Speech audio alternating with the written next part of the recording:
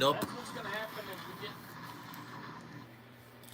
Alrighty, people, we are live. So, I am back to return. So, good afternoon. Make it back to stream. It is Thursday. As you guys about to tell, the Phillies are playing again, and they are back from the All Star break. They are facing against the Mets, and now this is officially the second half of the season. And I am happy to return to go live again.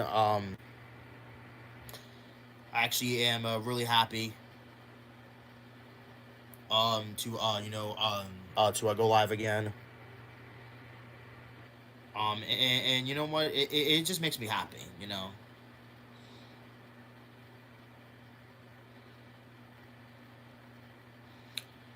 Yeah, like it just makes me happy to return to go live. Because like after having 2 days off of streaming. Oh, excuse me. But yeah, but I have like a lot of things I need to watch. Including NASCAR because I actually am currently watching it right now. It's actually near the end of the race. But they were in but this was from Sunday. But even though it's Thursday, um, I actually have to watch like a lot of things because like I said, like NASCAR. But I'm watching it right now. Then I have to watch the All Star game. Then I also have to watch uh, uh the uh, uh, the rest of the match between Argentina and England. But even though Argentina won, I actually watched like about like like some of it on till I went to work. So you know so I really couldn't able to I wasn't really able to finish it. But even though it's recorded, I need to watch it because I think it was like halftime.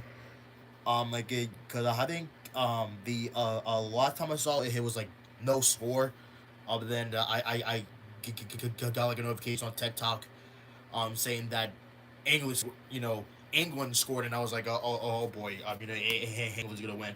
And then all of a sudden, Argentina, actually scored, but I really didn't get a notification from that, which that made me feel a little bit unnerved, but in the end, it still stopped them. Yeah, guys, I'm safe in being home because according to my parents, they said there was an accident like in front of my job, so I'm glad to be safe. So yeah, you know, if I was working today, that would have sucked. So very obvious.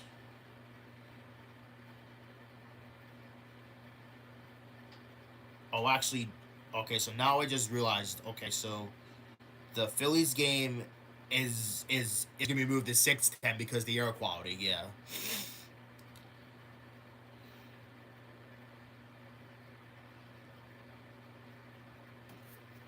right. Like I feel like them playing at 6:10 is not. Yeah, but you know the air quality is bad, and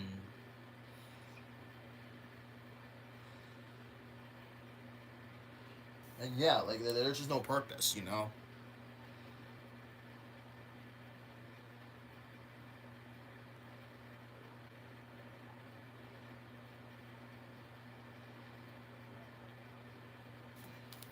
was. You got me, Jugga. You figured out. Drive the car. Okay, I'm done. Huh? Is up front, get a little hot, slick, bubble walls running fourth. Let's listen into the radio on the 23. What? Let's just let me take lead. At the end of the day, that was stupid. Yep, sure was. You got me, Jugga. You figured out. Drive the car. Okay, I'm done. Not sure what he's talking about, but I appreciate the animation. He's disappointed that I guess they made a decision by committee, or he was given information on what lane to choose for this particular. Huh? I ain't talking to nobody.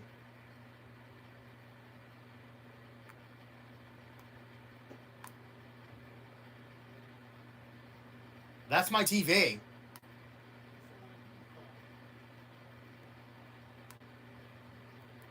start. It didn't work out well. He was disappointed in that decision.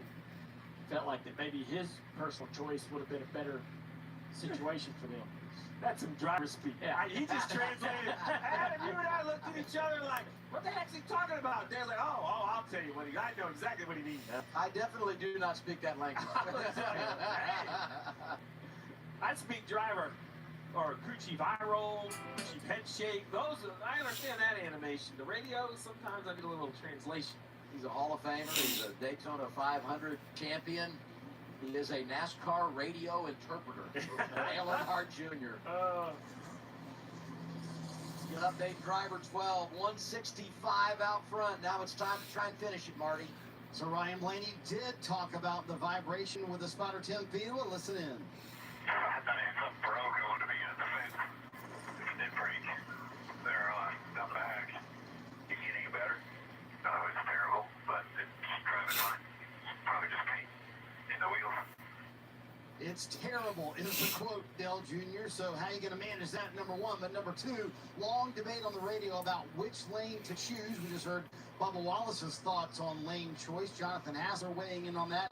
Tim Fiedler as well. Blaney said, Jr., my inclination is to go with the top, but the last two restarts have been won from the bottom. It's Blaney's choice. What would you choose? Yeah, I think the bottom is the one that I like the best. I have seen that happen over and over again where it looks like the outside gets the launch, but as we go down into turn 3, the inside side drafts and then wraps the shorter route on the bottom and can clear by the time they get to turn 2. So I kind of like that bottom groove, and he believes that some of the paint or something, some of the paint on the wall has gotten in between the wheel and the tire when he went up there and brushed the wall, and that may have the wheel out of balance, and that's the vibration he feels. I just want to set the stage of what Blaney was saying there, because I think Nico, what are you doing? Take for granted what these guys do. Nico. I wanted to be close to the wall in case whatever it was broke. So he doesn't slow down. He doesn't. Nico, blink. what are He you doesn't doing? come to pit road. He literally just moves his car closer to the wall in case whatever breaks goes bad. It's gonna, I guess, Short hit. route. Yeah, it's a short route. Richard Petty used to run against the wall back in the 70s, and it was because he said, if anything bad happens, I didn't have a long way to go before I hit the wall. And now he's doing one of my stuff again. Here. Hocevar, who pushed him last time my from the stuff. inside lane, goes outside. He'll take the front row. So it's going to be Bell behind Blaney this time around. Nico. Greatest week in history is almost here. Oh my Shark God, Week starts he's Sunday, like sitting on my July stuff. 26th on Discovery. We all know Blaney has had some massive hits in this next-gen car, so he knows. Go to how your that page. can Like, work you out. have your He own did have stuff. Sort of a failure of any kind being at the bottom of the racetrack. What's going on, Danielle? Let's take a listen to Carson Hocevar. Here's his mindset, Adam, with 15 to go on the radio. Keep ripping there with him. See if we can get away from him. Carson Hocevar is having fun referencing that Talladega Nights famous quote. He said, winners choose the front row, Luke. We're staying out. Luke said, I want you to be deliberate with your blocks. Be very calculated here, Carson. Be smart. Hocevar, loose is a goose. And Luke Lambert, I mean, no business. Here we go. He drives what he feels. This is not a measured approach. We go green with 14 to go. Blaney in charge next to Hocevar. Again, another good launch on the outside line, but we're a little more organized on the inside here. Pretty even, though, as we push through turns 1 and 2.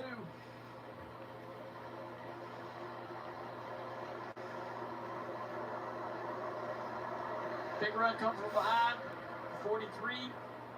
Chase Elliott back there making it happen to 9. He's one of those on some pressure tires. Blaney and Hocevar stay side by side. That outside line's going to be organized. That's going to get Hocevar clear into the lead. Bubba, nice shove with the 77. Hocevar's seen a lot tonight, but he's on point with 13 to go. Let's go in the wall just a little bit.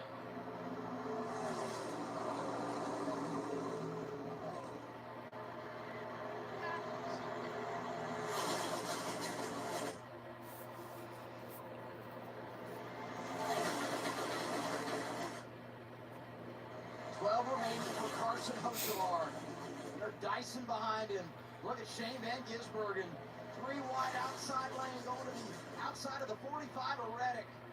Austin Dillon right there in the mix. And here comes Blaney down low in the 12. Yikes.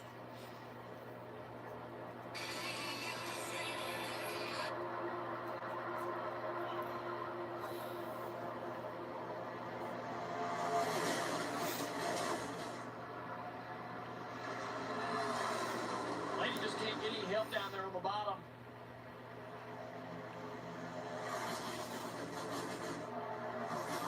Wide behind him, nobody's clear to be able to come up there and give that 12-car push. Hamlin and Reddick doing a pretty nice job moving up a little bit each and every lap. Reddick all the way to the 3rd row on the bottom. He's got a clear belt. Oh, you up the racetrack. He's going to go to the outside of the 12 here, help his teammate, Bubba Wallace. 10 laps remain at Atlanta.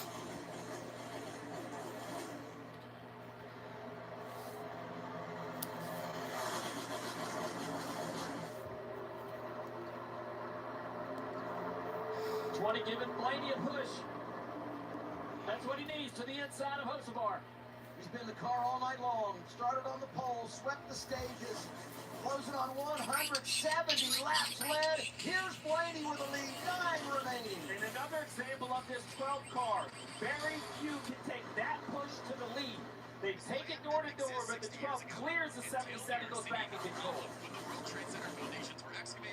Hocevar to the outside. Still trying to get there, can't quite do it. Bubba Wallace to the inside of the 77. Chase Elliott continues to rally. Those pressure tires helping the 9 on the bottom with success. The 20 will go to the bottom, and then the 9 follows right around the yellow line. There it is. The 23 blocks. Bell second with 8 to go. He's been a runner-up 4 times this year, including last weekend at Chicagoland.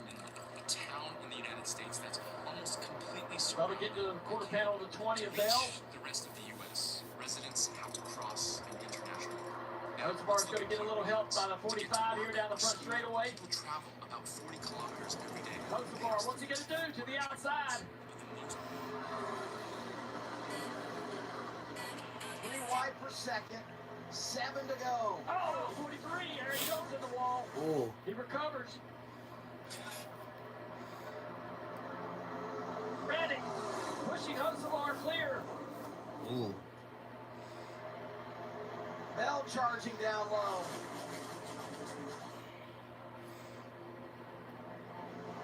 Six laps to go, 3 wide for the lead. Here comes Hocevar, 77 trying to get the top spot.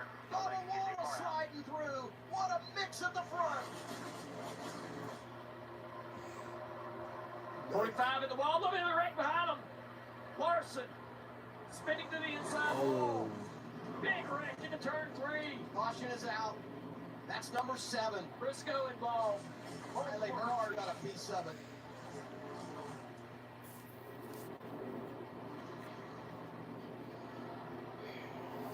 Yuck.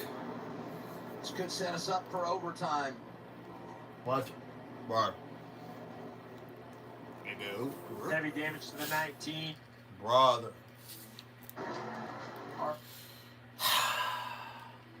The car is a little. Overtime again.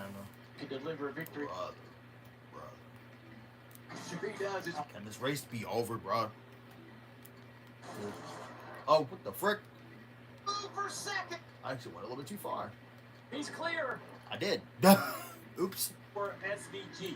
There we go. Here we go. The other thing, maybe Even though I got spoiled. red flag of over. These fans. Here we go. Hocevar Blaney front row. Here we go. Almost the perfect launch, but here comes the 12 car to the inside. They're going to wrap the bottom. Blaney should be clear. He's clear. They've come undone, though. There's no connection between the 23 and 12. Big run coming down on the outside line here. Big run. Hocevar is going to stay to the outside. Blaney can't get the block. Reddick pushing Hocevar to the race lead.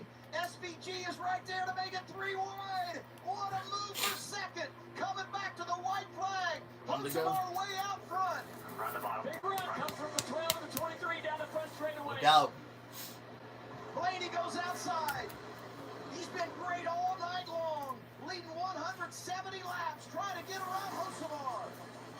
A word. What does Bubba do? We got a wreck on the back straightaway. Three wide. 3 wide below the line. That's going to be a penalty, I'm afraid. 3 wide for the lead. Through turns 3 and 4. Oh my God. Bush and Blaney. Yo, Hocevar. Back to the checker flag. It's going to be Ryan Blaney who wins it in Atlanta. Oh my, what a dominating win. Oh my goodness, wow. Hell of a job. That's great. That's Best car all day. that's crazy. Oh, Really cool, man. That's crazy. To finish the deal. Tonight's the night, and he hit him. That's crazy.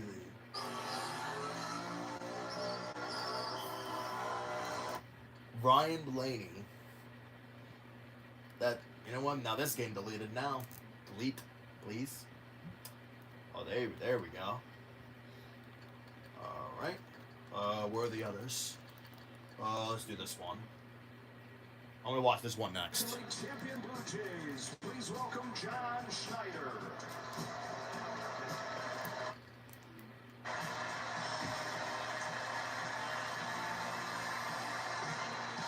Batting second from the Houston Astros, the designated hitter, Yordan Alvarez. I don't want to hear that.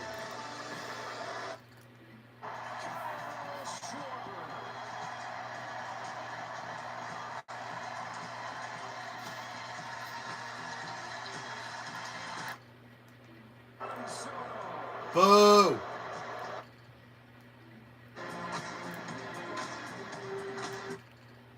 Let's skip it. I don't even care anymore. Bulls that don't quit. We're weak. Come on.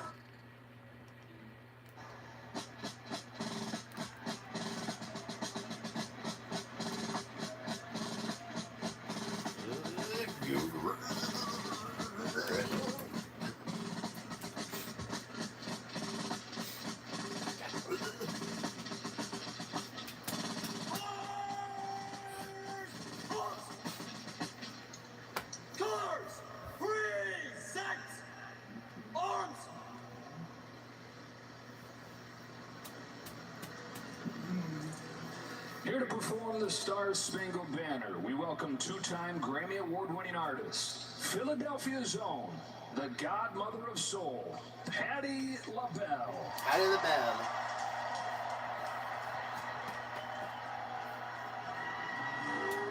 Ooh, the Star Spangled Banner. Okay.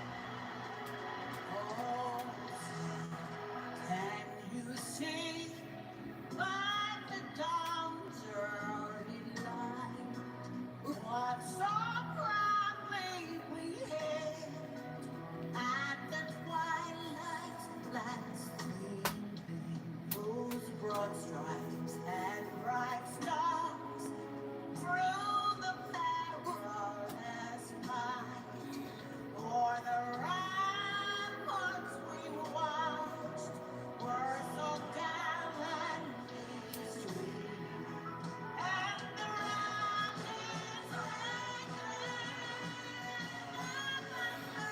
Look at that beautiful view.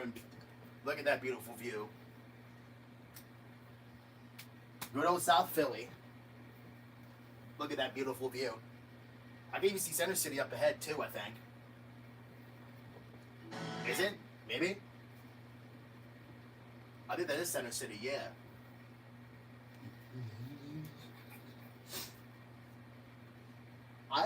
You know what? I actually love that view. Look at that view.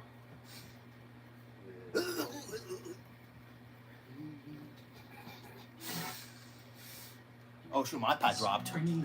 Oops, sorry about that, my pad. Well, actually, you know what? I'm gonna put it over here since Here? yeah. This great sports city, and it's been 30 years. He's gonna retire at the end. And, you know, our Mike's here. Is this a Verlander? The MLB All-Star Game.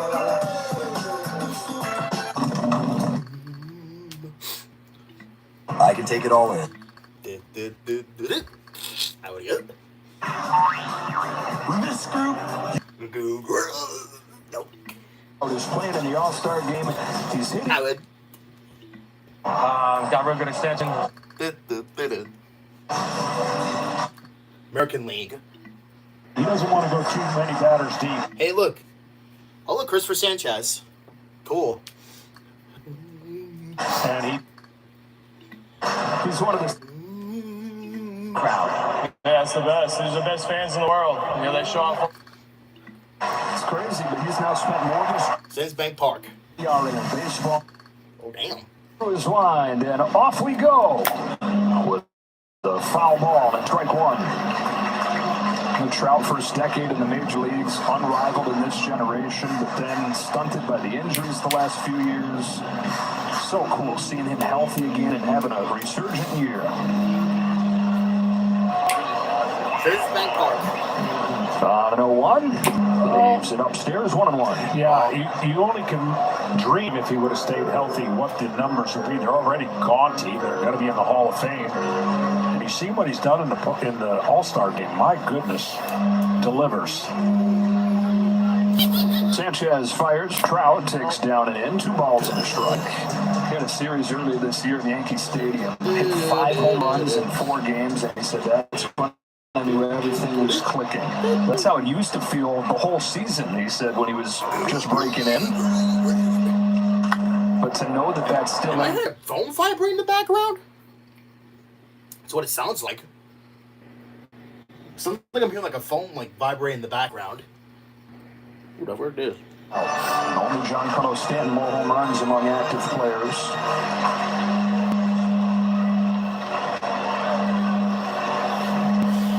Leading this one off. And fouling it off.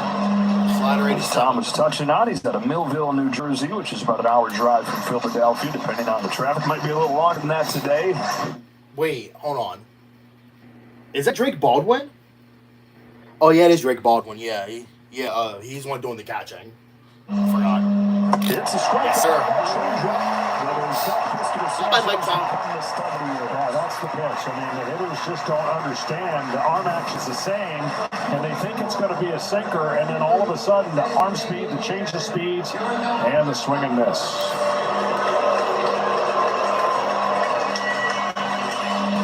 This guy right here, I think, is the best hitter in baseball. And no. Nobody cares about Yordan Alvarez. I don't care about him either. I don't.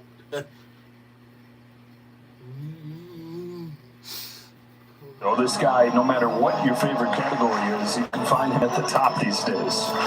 Got a chance to win a triple crown. He's first in home runs, first in runs batted in, just behind Yandy Diaz for the batting average lead. Have not had a triple crown winner in 14 years. Back to Miguel Cabrera.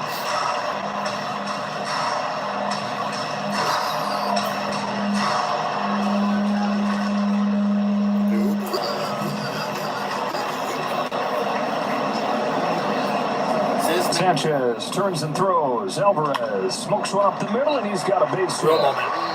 First base runner of the game is Yordan Alvarez.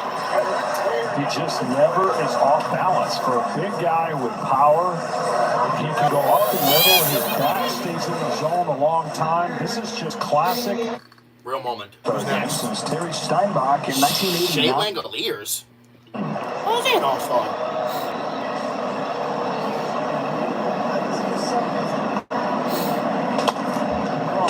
He absolutely owns the change-up. Something away.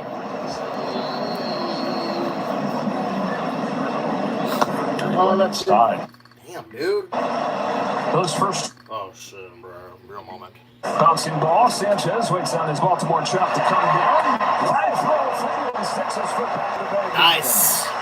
Nice, Freddie Freeman. Freeman helping out Christopher Sanchez to get him out number 2. Nice, Freddie Freeman. Stuffer. It's part of his game. Bobby Witt. Why didn't say Joe? It's an 0-2. Witt's able to lay off that change.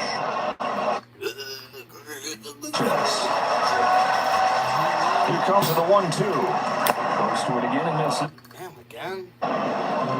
loaded. You don't want to chase? Bases here in the first. Oh, Jesus, bro. Real moment. Ew.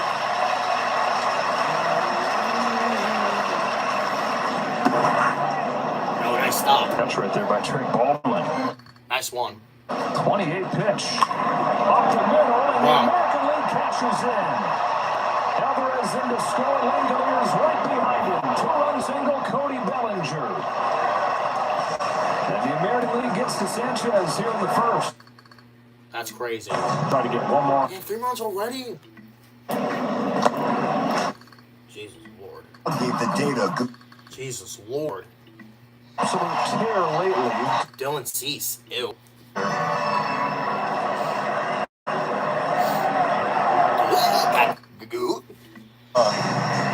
That's a curveball right here. Oh, wow. I love that view. This was. We go change up. A tough lefty at the plate right here. To stay in his zone longer, and Schwarber had to decide. And once he decided, it was under the barrel. Another tough lefty at the plate right here. Well, you know what? No. I don't want to waste time watching this either.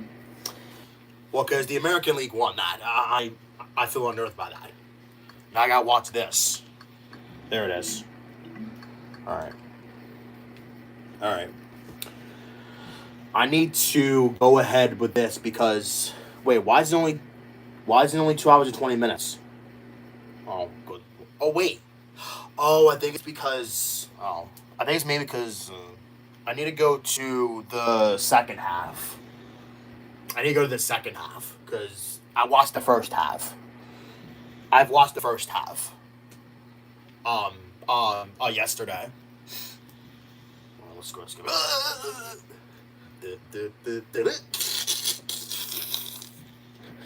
go. Nope.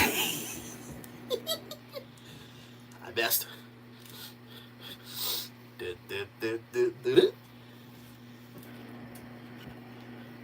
I would. Did you know? I messed. All right, here we go. Second half time. Second half. Let's begin. Let's begin, shall we? I would. No. I messed.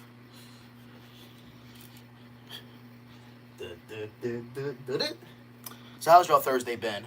All right, Thomas Tuchel's assistant said, we've got to keep going. We want to be on the front foot. We wanted to be the aggressor and show that there is no inferiority complex. And we're now just going to make this dominance turn into bigger chances. And hopefully later on, they will tire and our physicality will come into the game. And I guess that's one of the questions. This is an Argentina team that has so many players that have been around for such a long time. You had today 8 of the same starters from the last World Cup final. Would you think England would have the physical edge as this game gets deeper and deeper, or is the experience sort of the great equalizer? I think both teams have enough options on the bench to tilt that in their favor. That's why I'm saying the changes will be really important because of the fact that this game has been so intense. It's been grueling across the board, even without the shots and the goals that come with it. So does the game take a little bit of a breather? You're back again in this man marking. And I think that's where, if you have players that are good 1v1, if you can win your duel, beat your guy, that opens up the entire field. That's a good-looking ball, finding Simeone was onside. Alvarez picks it up in front of Spence. Alvarez near post save. Pickford first off of the game. Job not done. Messi trying to pick it up. Great work by Declan Rice, although it's again given away by Spence. And now Alvarez misses at the near post. Back-to-back chances for Argentina. And a little bit of a debate. Yeah, they're going to change the call to a corner. Interesting. I wasn't sure. Jordan Pickford's trying to say he was already over the line before he touched it. And we'll get a look at this. But here was just a long, direct ball. And Simeone wins the first one. Then they play a two-man game. Alvarez gets his man on the floor. See, I'm not sure. We didn't get a look at that. It was already past Jordan Pickford to be able to say one way or another. But as it stands, we're going to play on with the corner. First chance of the second half, potentially. Lionel Messi, in his first ever game against England, will not be taking this corner. Yeah. Oh, no, it's just Warner. That was what it was. It was Elfast saying, stop pushing and shoving. They're not going to stop. Messi will get it back. Messi will hook this in. It's a strong header won by John Stones. And James able to clear it out. Gordon trying to get on the run. Tackled away. That's probably going to be an offside flag on Messi. Maybe not. We play on. Messi's on the ball. Trying to get inside of Bellingham there. And those two get in a tangle. And ends up out for a goal kick. Everyone stopped. Messi kept playing. Battle of the tens there. Messi versus Bellingham. Would he have been offside? No. He would have been on. And then Jude Bellingham, even though he's got his hand up thinking maybe it's offside, look at the defending here, backing up, staying low, gets his body in front, anticipating that little cut from Messi. Great defending. Great job by Corey Parker, the assistant referee, to be sharp on that one.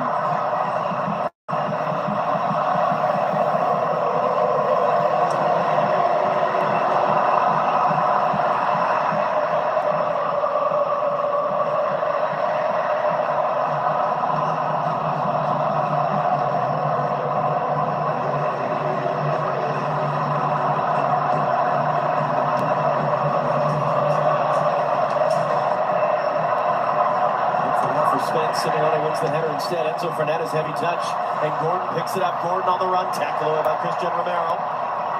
Anderson first to recover it for England, comes wide to Spence. Molina defending.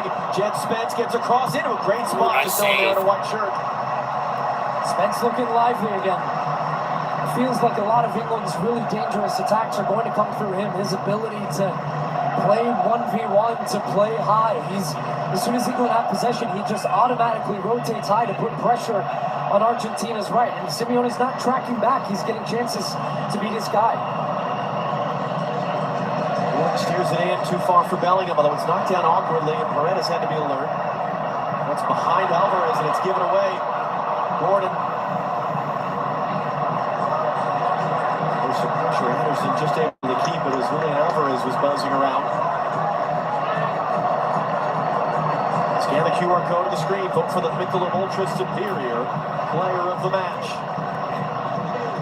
Morgan Rogers.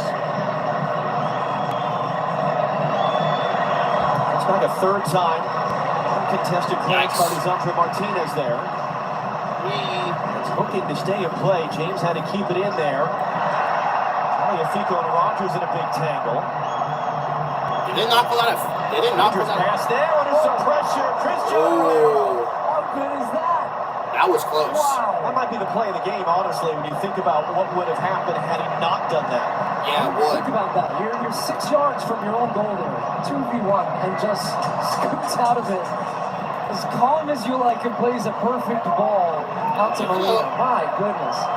Bellingham's going to pick that one up, and Romero just wraps him up. He is, and now that is both center backs for Argentina sitting on yellow cards with 40 minutes, maybe 70 minutes, including extra time to play. Yeah, felt like you had to make crazy. the play. Good balance from Bellingham. Just a yellow from who? Like how it's not clearly good from that picture. I don't know what to tell you. Look at this. Wow. See you, Gordon. See you, Bellingham. Right foot shifted to left. Even the Argentines can barely walk. This guy. Now Christian Romero for Argentina on yellow cards now. So Sandro Martinez and Christian Romero. Overflow play in England. Martinez for Manchester United, Romero for Tottenham Hotspur. For some good vision to find Gordon. Spence is inside of him. Gordon trying to drive it inside. Molina knocks it away, only as far as Anderson though. He's under some pressure and retreats it all the way back to Jordan Pickford.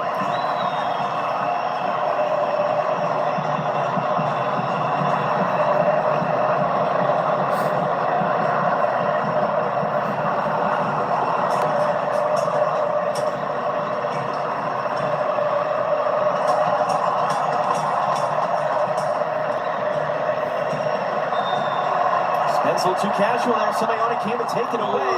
The play is stopped. There's a man down behind the play. Spence is saying he got caught by Simeone.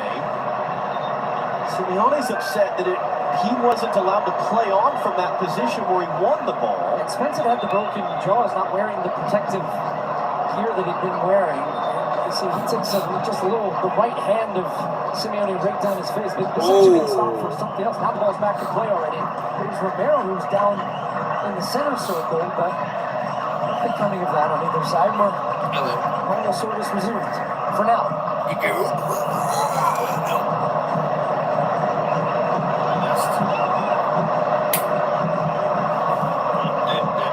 Alvarez able to turn there in that little pocket of space.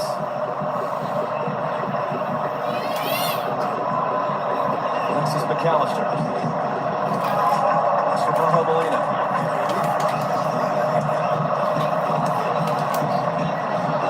Messi fronted by Bellingham, gets it away quick. Enzo Fernandez. For Simeone. In short, Molina cuts back to cross. It was misplayed in there.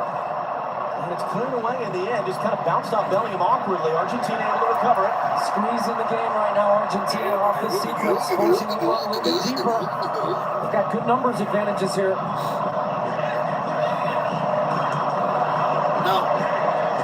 Paredes lets it go, and that was kind of an in-between shot and cross. Tagliafico was in the area, but it comes all the way out. Gianni Infantino, the president of FIFA, looking on. There's 2 games out of the 104 to go when we are done today. The third place playoff in Miami Saturday. The final of the World Cup in New Jersey Sunday. Really? Moving to New Jersey again. Okay.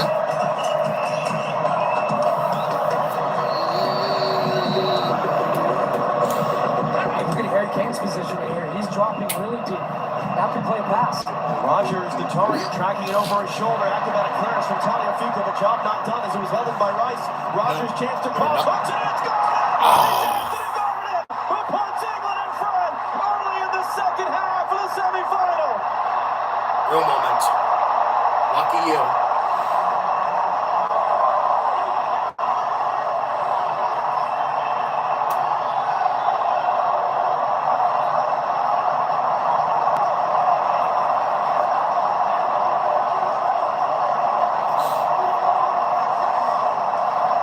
Falcons logo. Oh, it's the part of Kane's game that doesn't get enough credit. Look how deep he drops. Well, that creates the space in behind to run, because all of a sudden now, Argentina squeezing up a little bit. Morgan Rogers onside. How about the job from Declan Rice picking up that second ball? And then Anthony Gordon anticipates, comes around the weak side of Molina. But what a finish that is for his first World Cup goal. Winger to winger, started by Kane. 6 goals in the tournament for Harry Kane, but that pass right there opens up the Argentine defense. Kane the playmaker, Gordon the finisher, and England lead against Argentina. I want to get your hopes up, England. First career World Cup goal for Anthony Gordon off a first career World Cup assist for Morgan Rogers. That was one of the fascinating position battles for England coming into this tournament. Anthony Gordon and Marcus Rashford on the left wing. Gordon came off the bench to provide 2 assists to Harry Kane against DR Congo in the come from behind win in this building. Yeah. I want to get too cocky, England. Because watch Argentina makes a comeback. Watch. Watch as Argentina makes a comeback. Because I am supporting Argentina, though, guys. Yes, I am. Because, again, if, Lionel Messi wins the World Cup again, that means that he will retire happy.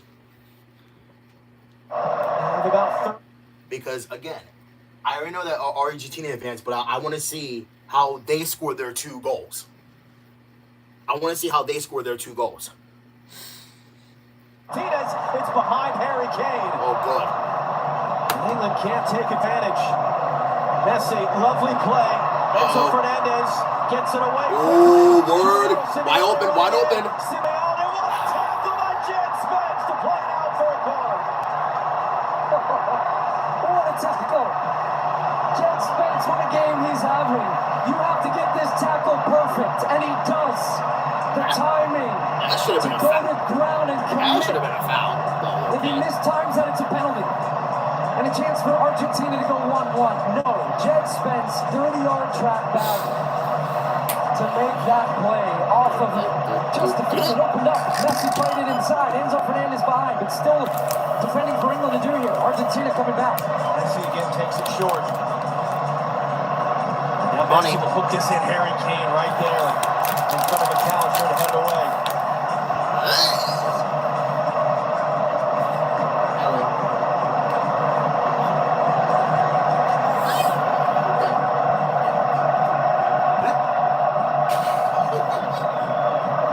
Messi, goal scorer Gordon. Ouch. Sandro Martinez.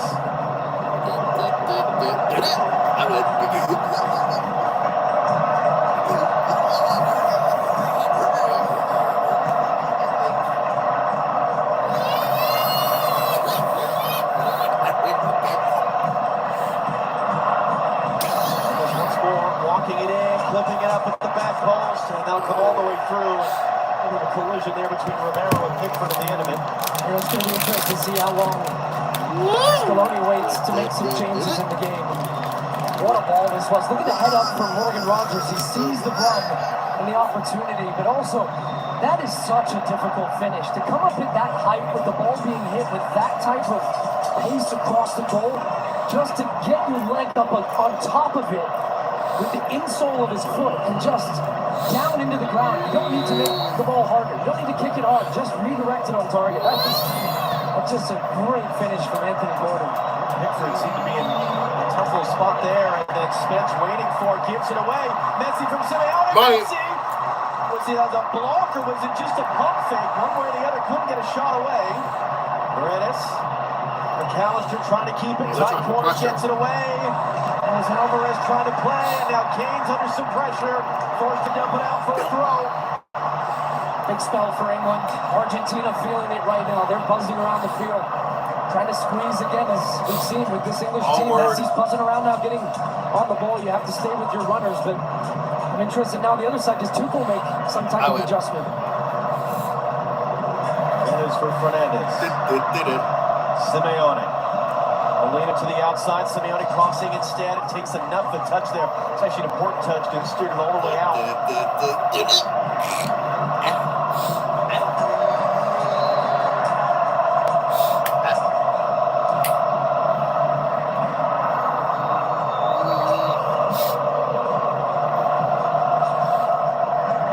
Lead the pressure.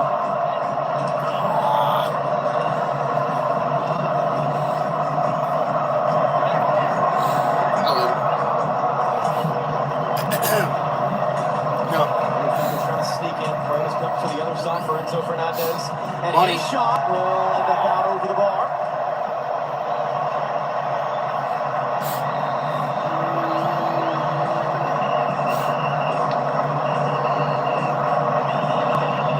He sees a gap, tries to take it, just catches on the underside of the ball, doesn't test the goal of Jordan Pickford. When you see teams start to just impact a little bit deeper, another look at that potential offside on as Anthony Gordon makes the run. He's very clearly onside.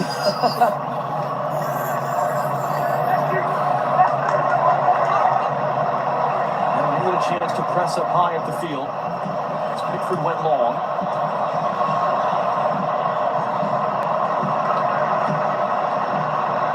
Sunday on Fox, it is the World Cup final, Spain against either England or Argentina.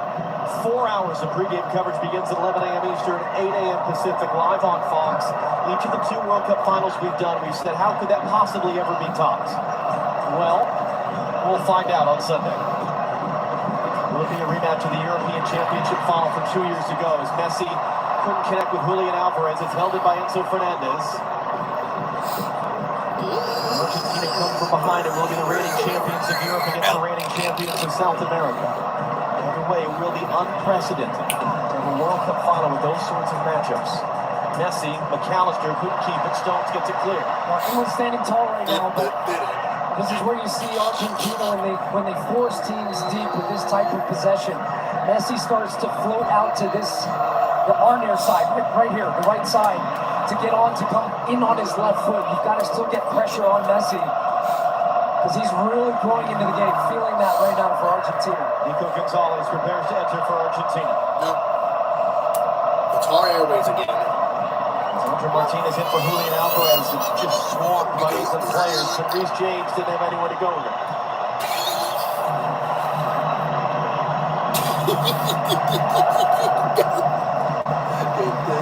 This is a team that has been there before, this Argentine team. They've been down, and they always find a way. That'll be in the back of the mind of the English as they look sharp, doesn't even know that one's turned over. There's a tackle by Anderson, one quickly back by Paredes. Spence gets it clear. It was meant to go wide for Simeone. Big hitter, one by James. Kane down off the chest. Into the space for Rogers to chase. And there's Sandro Martinez across in time. And the way it is starting to shape up, which is a little bit of this game if you're England, that you have to play where inevitably you will be deeper in moments, but you still have to have an ability to get up the field.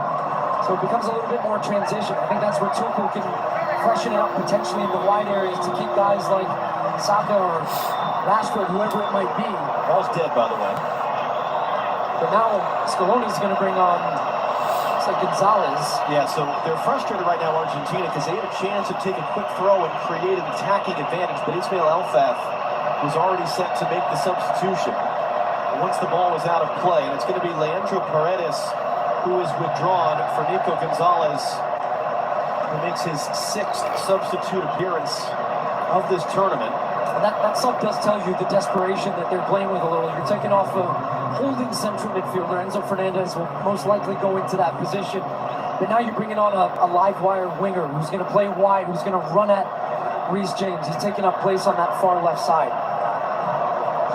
Still need different solutions if you're Argentina to try to break down a lower defensive block like England is playing with right now.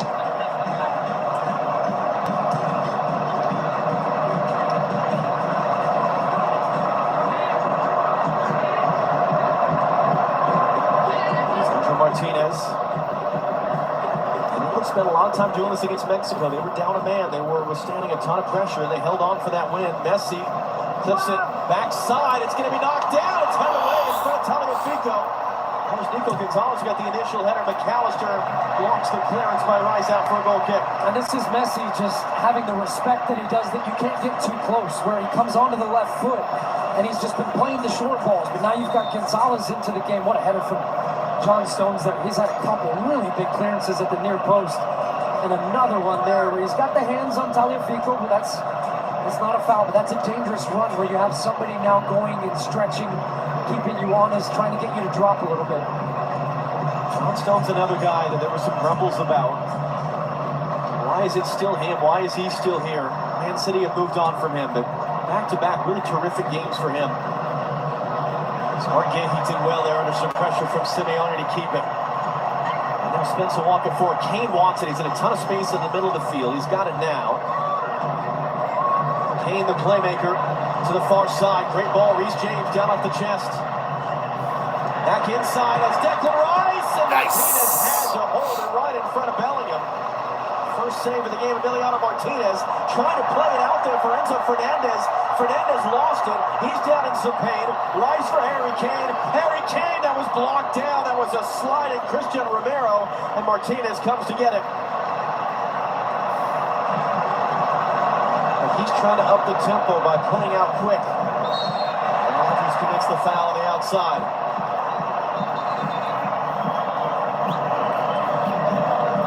Impressed again, though, with Harry Kane and his performance in a game where, look, I think I said it 32nd minute, he had 4 touches on the ball. But just taking the game as here comes Messi. Around Gordon, around Anderson. Great ball, far side. Nico Gonzalez trying to cut it back. Declan Rice saw that all the way. Clears it behind for a corner.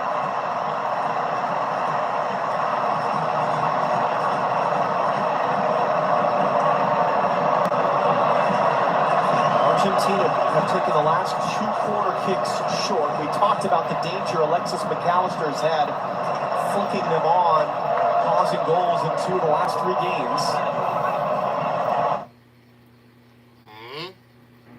It's his last World Cup. It won't be his last game one way or the other because of the 3rd place playoff, but he hopes that this one goes to the final. They swing this one, big looping ball in. England players collide, but they get it clear. Able to reset. Into Fernandez. cross, Giuliano Simeone. Tagliafico trying to give him the space by blocking off Spence. Simeone now, it's another corner. Comes off Anderson. Messi's going to come all the way across to take it from the opposite side of the field. Came off the knee of Anderson. Right in front of the huge pocket of Argentine fans, just off to the right there behind the goal. That section would explode if they were to find an equalizer. Messi drives this one in. Pickford, did he get something on it? Again, a big collision of bodies. And once again, last man back to hold it in. Resets for Lionel Messi. Messi will hook this cross. Money. Spence's foul, controlling the rebound. Jordan Pickford, does he get the credit he deserves or not?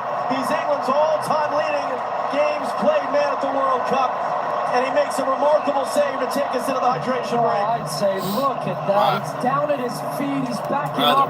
He was high to try to maybe get the cross, and then his positional awareness, but then still getting his feet set to make that save. What a save, Jordan Pickford. Brother. To have the ball, to relieve some of that pressure. We're going to see Konza come in, so now you're subbing the attacker for defensive player. Still a lot of time left, though. This is...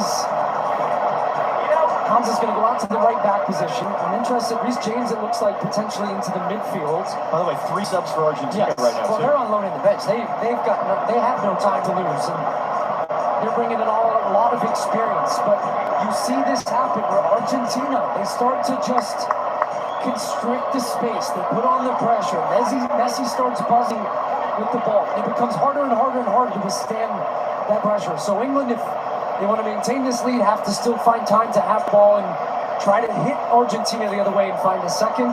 Because Messi, the signs have been there for Argentina that he's really saying, look, I'm not going down without a fight here.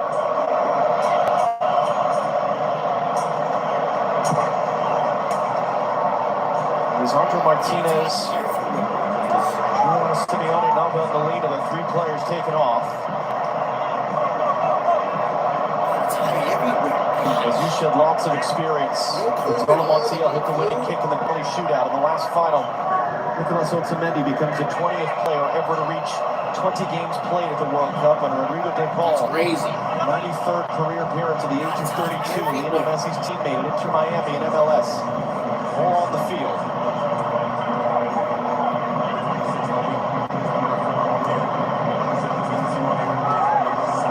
So how do these players settle into this game? How do they find their rhythm? What happens in the final 20 minutes, including stoppage time?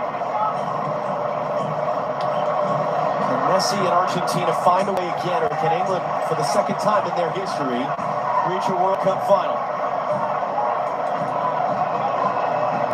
So it actually looks like England, we'll see when they're in a more defensive shape, but it looks like they're more so playing with 3 center backs now. And Reece James is playing as a right wing back, Jed Spence is a left wing back. Julian Alvarez now. Nico Gonzalez trying to make the run off of him. So that isn't the case. To Paul's first touch. Here's Messi. Montiel, his first touch, clipping it up. That took a deflection. It's cleared away. That was Reece James.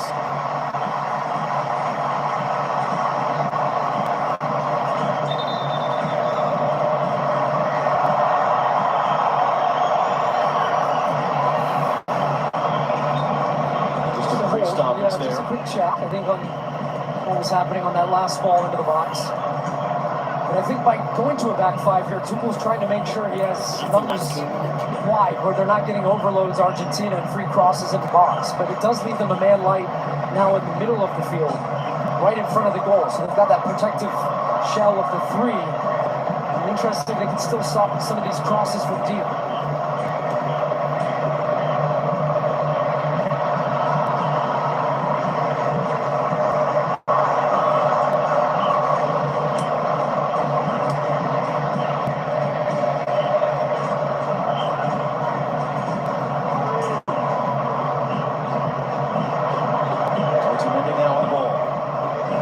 Fernandez. To Paul into it. Money. Hit the post. That was McCann.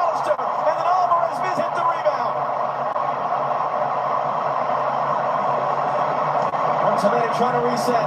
But these are the spaces I'm talking about. When you have the three narrow midfield. Now it comes from Montiel. Montiel crossing right in. McAllister challenging in the air. Popped in the air instead. Bellingham gets it away. Kane all by himself. Can't do much with it. You can't stop those deep crosses. It's a great ball from the bowler. Once again, he's in the same spot. Quarter hour to play for stoppage time in Atlanta. DePaul again hooks this one in. Oh, it's McAllister once more. It was right at Pickford, and he milks an extra few seconds after making his third save of the game. Well, McAllister, the timing of his runs are so good. He's so good in the air for his height. Just 5'9", but he can still get into those spots really well as that long ball looks like it's going to run out. But I'm wondering, I'm watching Thomas Tuchel. He's trying to change something tactically right now. He's having a lot of conversations.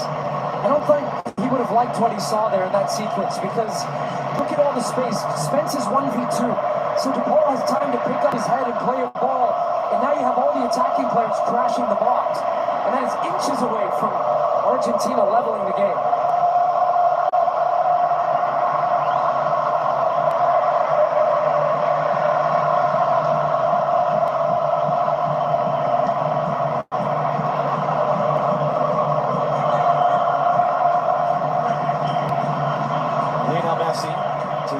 Montiel.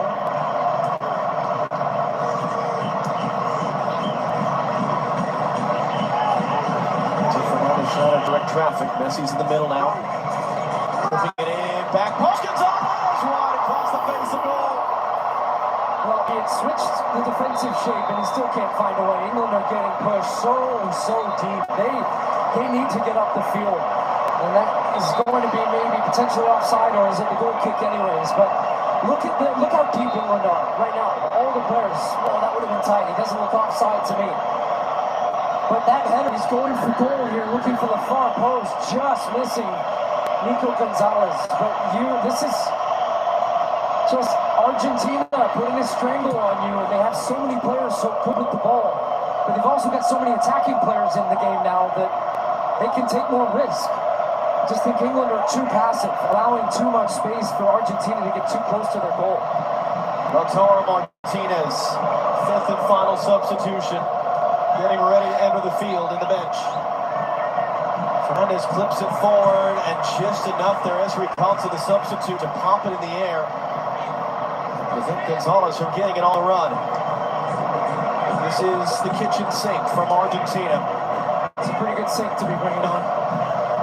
Their hopes of becoming the first back-to-back men's World Cup winner since 1962. Getting slimmer and slimmer as Messi's taken off the ball by Morgan Rogers. He has the game-winning assist as it stands. Kane running in support. Bellingham running in support. Rogers took it himself, and it's blocked by Otamendi. Anderson now. Don't really do much with it. DePaul popped up in the air. Montiel. Nutmeg Rogers with a pass.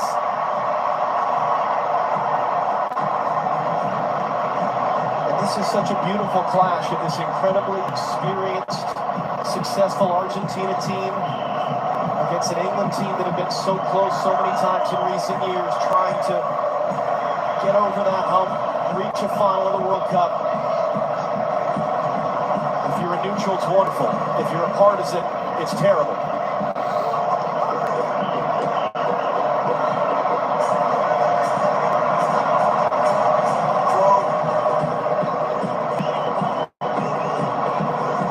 Once again, the orchestrator. His 206th appearance for Argentina, 33rd at a World Cup, and he was bumped off it there by Harry Kane. First meeting between those two in about 8 years. That forces Argentina all the way back.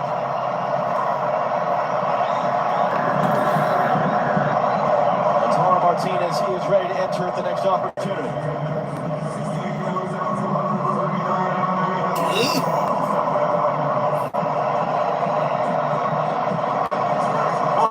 Clips it across for Montiel, who lays it down for DePaul. Want to get that ball to settle.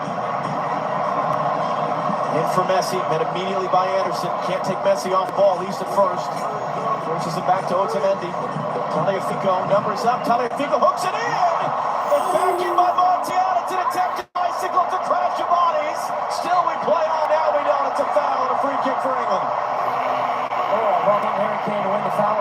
also defending in the box. And now Lautaro Martinez is going to come in for Tagliafico.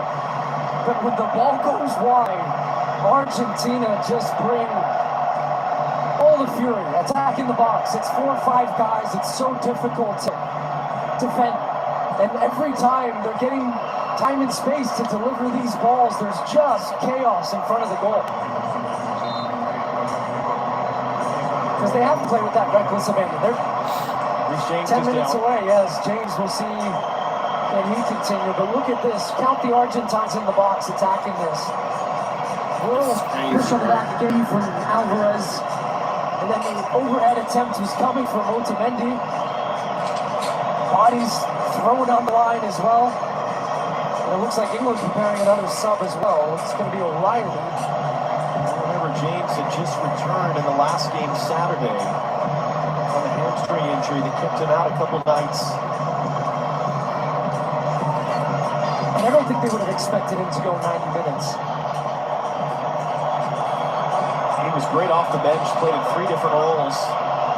And that's the big man, Dan Burn. They got Nico O'Reilly up for 1. But Byrne, who was wonderful in the final few minutes against Norway, winning anything he could in the air.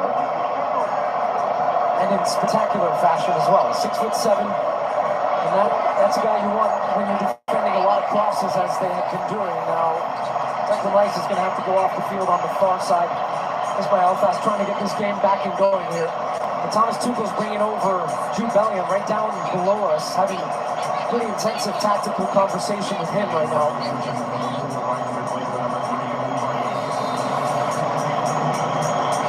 5-4-1, O'Reilly's saying. So they're away from that 5-3-2. They want to keep the width defensively. They're doing that to stop a lot of those dangerous crosses that are coming in. It means Harry Kane's just floating up there by himself, trying to do what he can. And really for England now, you're thinking, can we hold on? Got 7 minutes away plus stoppage, and you're in the World Cup final. Or the defending champs show you why they are the defending champs. And Messi, is this his last game in a World Cup? Desperate all-out defense against desperate all-out attack for the next 10 minutes or so here in Atlanta.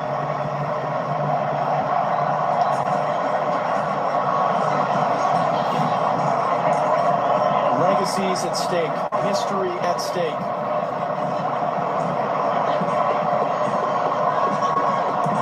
Enzo Fernandez. Rodrigo De Paul. De Paul closed down by O'Reilly. Who's going to chase down this loose ball? No, Lionel Messi. Might be 39, might be at the end against a 21-year-old O'Reilly who's at the beginning. And Messi still chasing it down to keep it for Argentina. He's just hanging out now, far bottom of your screen, just waiting for the play to develop, waiting for his chance to move in, like now. Here he is. Messi all the way through.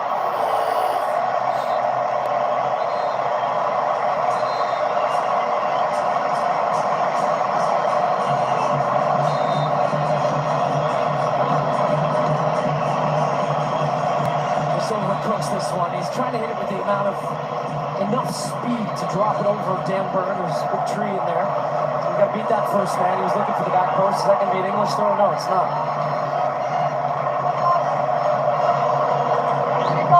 6 minutes plus stoppage time remaining. And most everyone, certainly on Argentina's bench, is standing. That one was really well hit by Otamendi, and Nico Gonzalez did well to bring it down. Shot from a long ways out, takes a touch from Pickford. That was Enzo Fernandez. That's Pickford's 4th save. Is that a couple from deep? He can hit him. Hits this one really well. Cuts across it so the ball's moving, and might have been crossbar, but also enough a situation if you're Pickford where you take a chance. Taken short. Back for Messi. Messi on Spence, trying to find space for that left foot into the middle. Enzo Fernandez! Money! Argentina, they always find a way, and they've tied the game! Yes, sir. Yes, sir.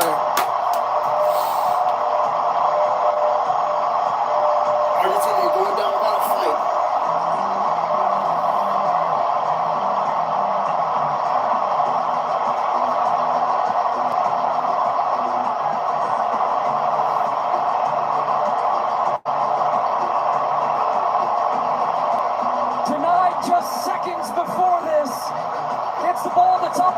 Is Messi onside?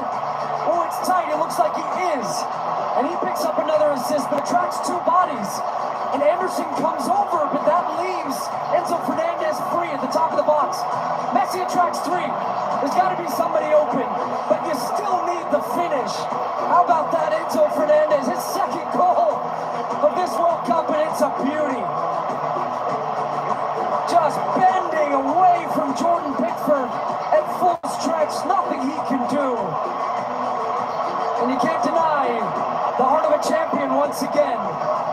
Argentina level it late. English fans dejected. And now what's the response from England? He plays in England. He plays for Chelsea.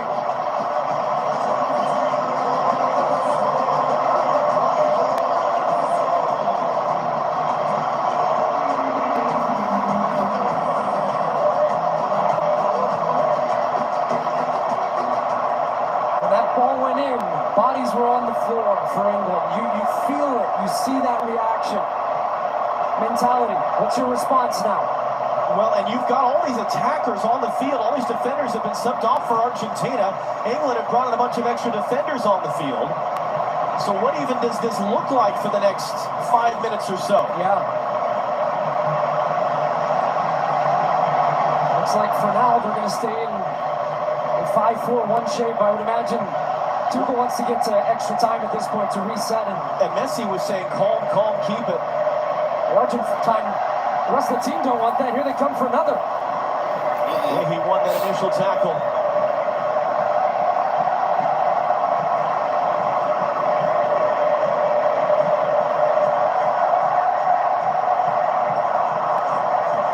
Montiel came over when the ball was in play. He was talking to Lionel Scaloni. You would imagine there's going to be a ton of stoppage time here outside the 3 minutes for the hydration break. Extra time as it stands in the World Cup semifinal. Lionel Messi on Nico O'Reilly. Messi hooks the cross in. Hesitation from Pickford. Clearing headed by Stones. Not all the way out. Stones is down in the box. I don't know what happened to Stones though. He does not look great. It's been in fact ending the play as he should. As he absolutely should.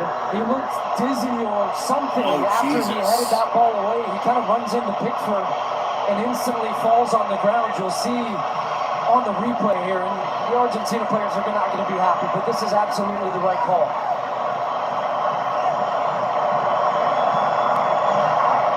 And yeah, Pickford on that ball that was Messi's right foot was bending away from Pickford, but it was Stones once again at the back post. It's being evaluated right now.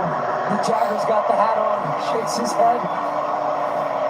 Just the swings of emotions. But yeah, watch John Stones here. And it's almost like, oh, they didn't finish out the replay, but it was right after that. He just felt something a little off. Man, this atmosphere.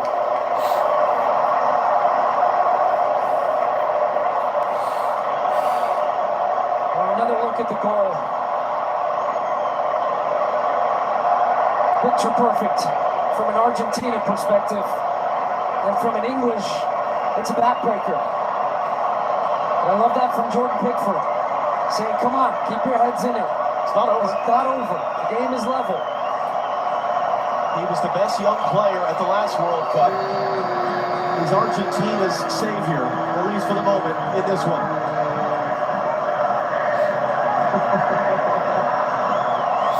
How much time do they got? Well, I'm sure they added 7 extra minutes. Here's the news for England. You knew it wasn't going to be easy. There's a reason this team are where they are. And they've had a good performance for the majority of this game. So let's sit. You know, it's, if you get to extra time, if that's how it ends, let's all sit. to play for. So it looks like 7 extra minutes, 90 minutes. So, no, 9. Damn. All right, so never mind the whole not much stopping time, Governor. 9 minutes to play in Atlanta, 30 minutes more as it stands. And John Stones honestly, I don't even know what they're saying. Wants to re-enter as soon as possible. Alright, so now what? Since it is a head injury, he doesn't have to wait a full minute. Okay, so here we go. Jogging, well, sprinting as best as he can back into play now.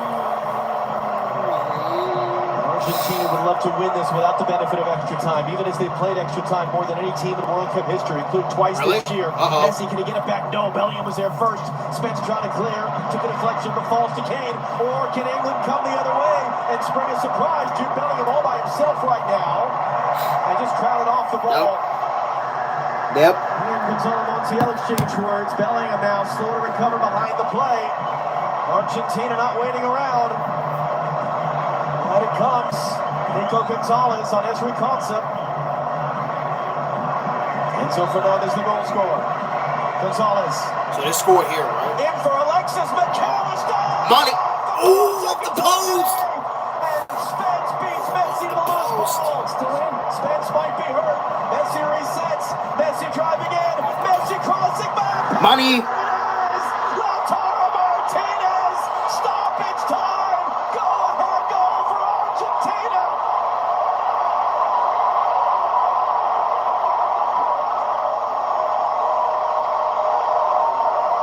Let's go.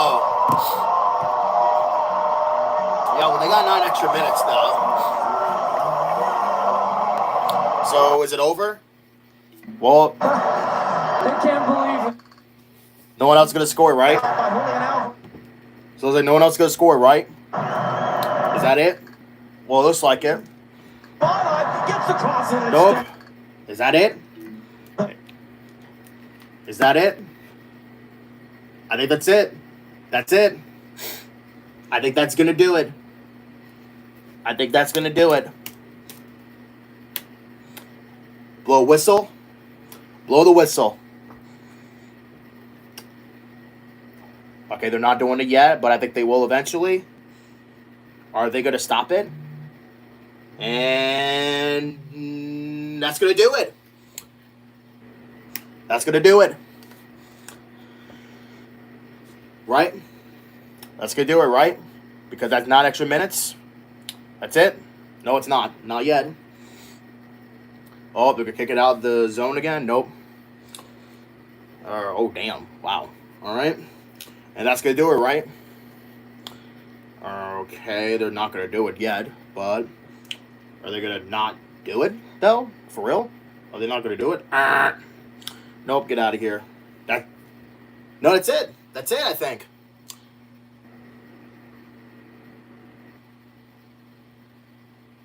That's it, right? Come on. That's like, bro, come on, man. Really, that should be it, bro. Bro, like, they should look low-key end this, bro. Well, I'm keeping this muted because they need to blow the whistle. Come on, man. Come on, like, blow that final whistle. The game, it's over, bro. Let's see. And that's it, right? That's it. And Argentina has advanced to the World Cup final for the second straight. Well, not second straight year, but the second straight World Cup in a row. Congrats, Argentina. America final 2. That's it, right? Let's do it. Let's game.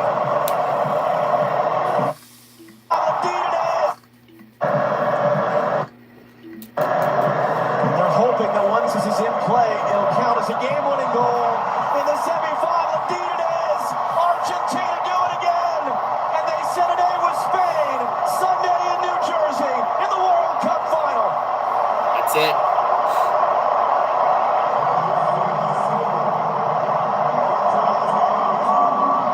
That's game.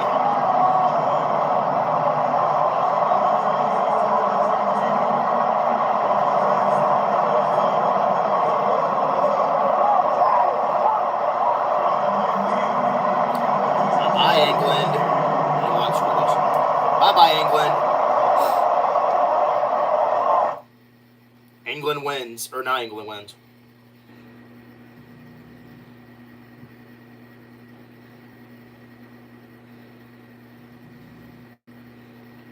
Argentina wins. Uh-oh. And that's it. Argentina wins. Bye, England. That's it. And let's delete this. Now, is that all on my recordings? Yes, it is. Yes, it is. Let's delete all of them because there's no purpose. There's no purpose of having them. Nope.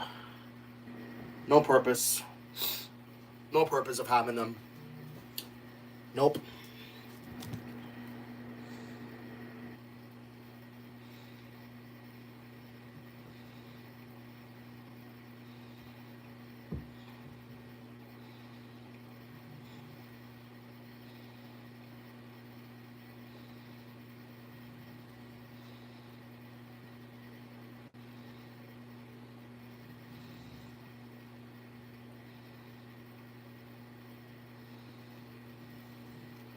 Oh, why did I do that? And Argentina has advanced to the World Cup final. Yes, they did. Yes, they did. Congrats to them.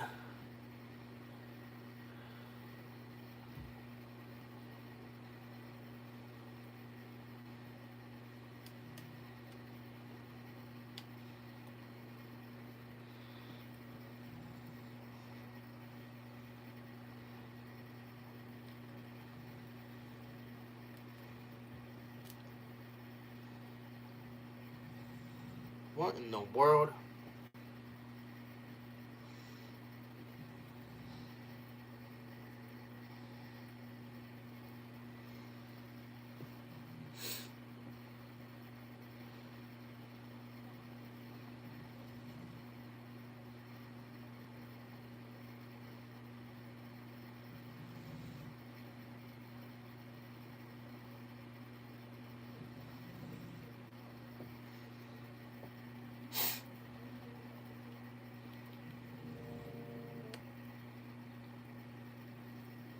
Huh?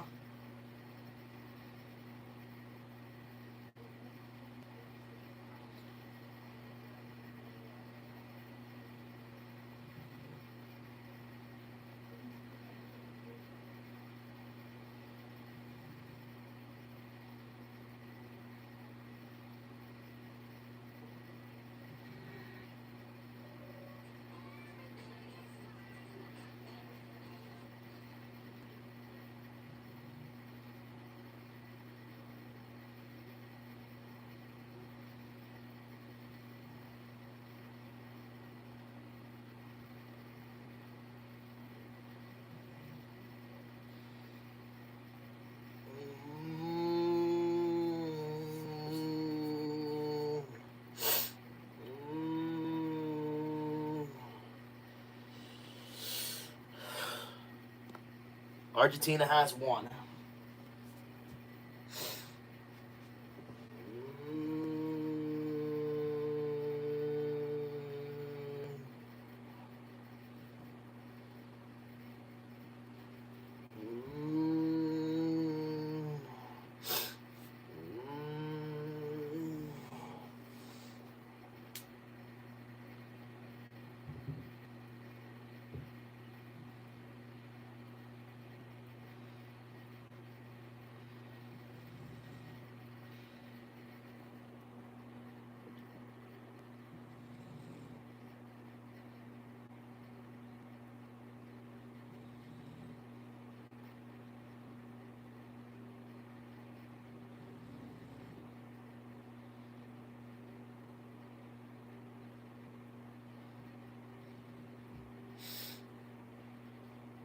Yes, sir.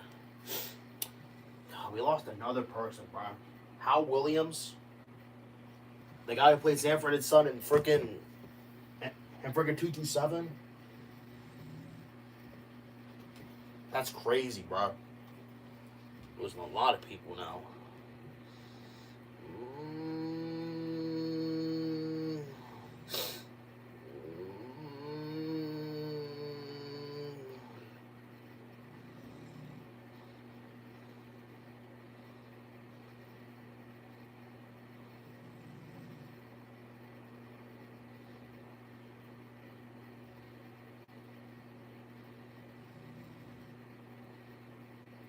So glad.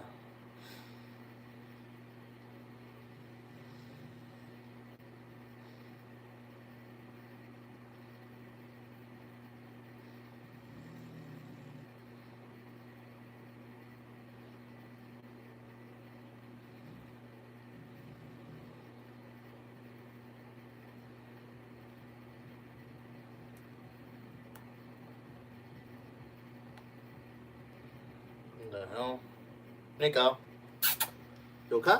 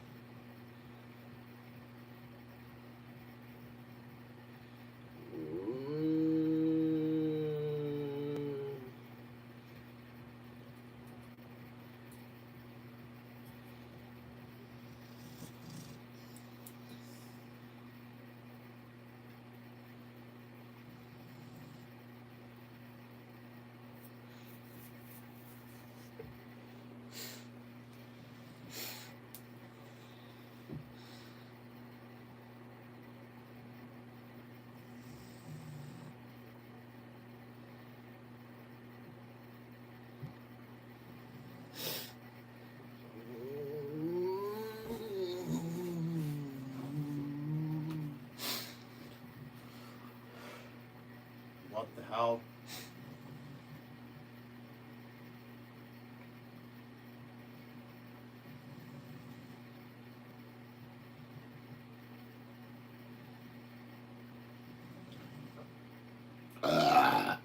Excuse me.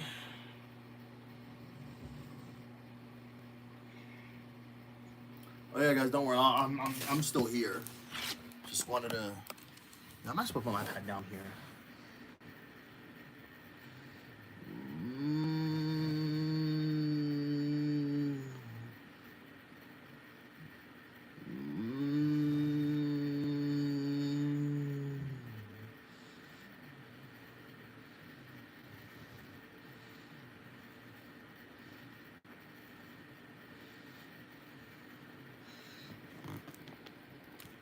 I think I already asked.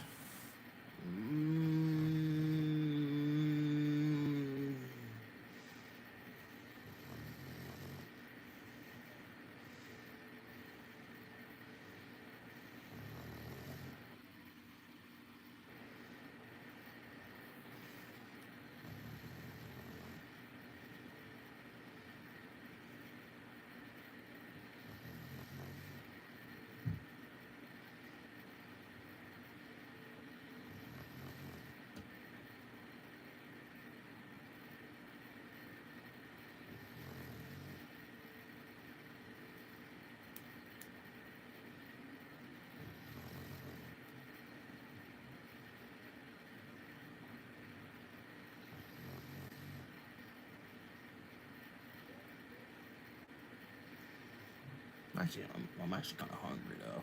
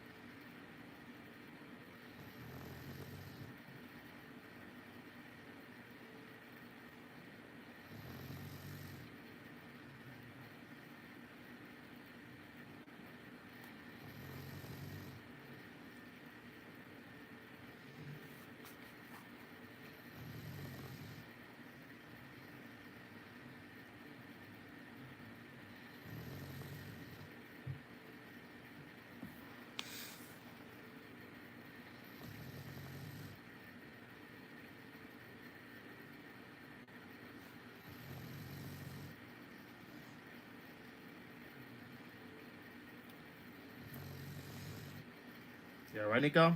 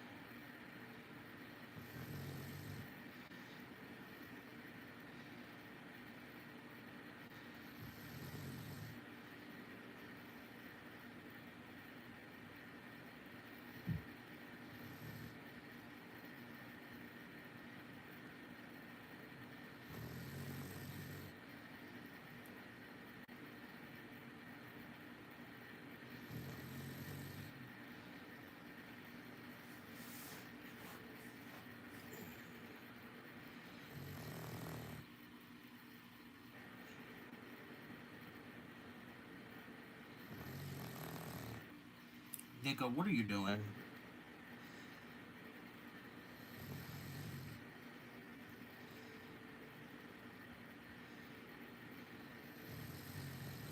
Are you okay?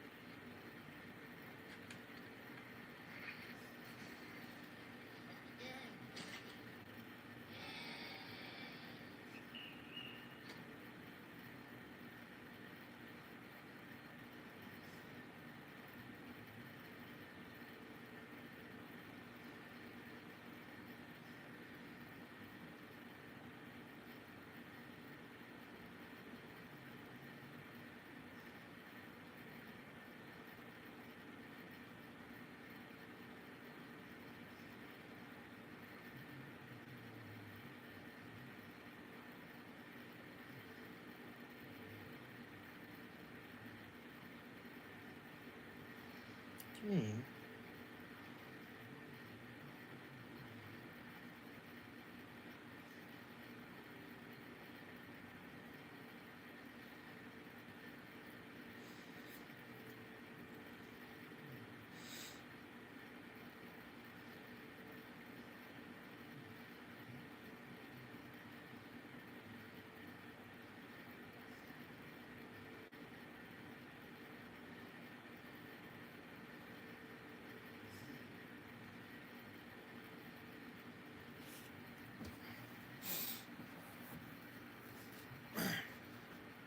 My phone's charging a little bit slow here. Or I think it's probably because the limit. That could be a possibility. Figured again. Yep, figured.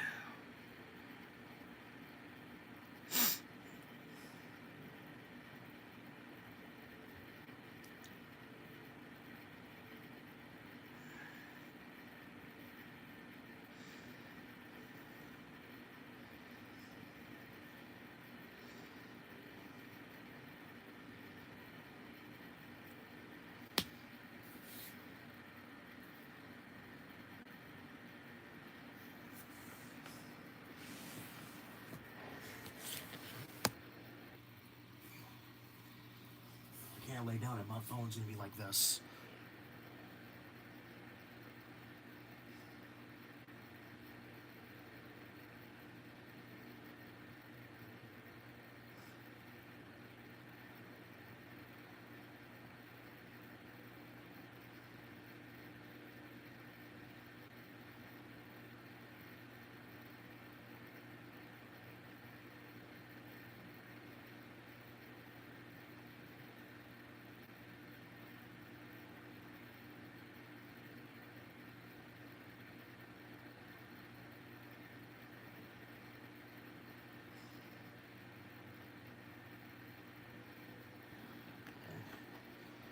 Damn it.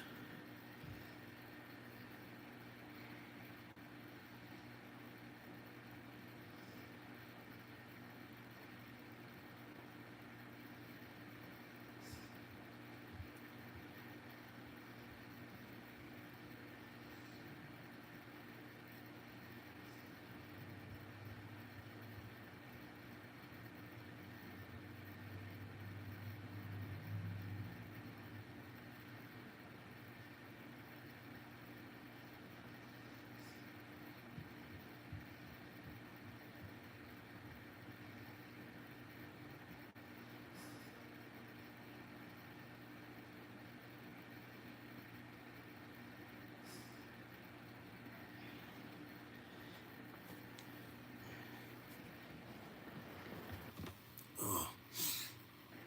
And I can't even. Ugh.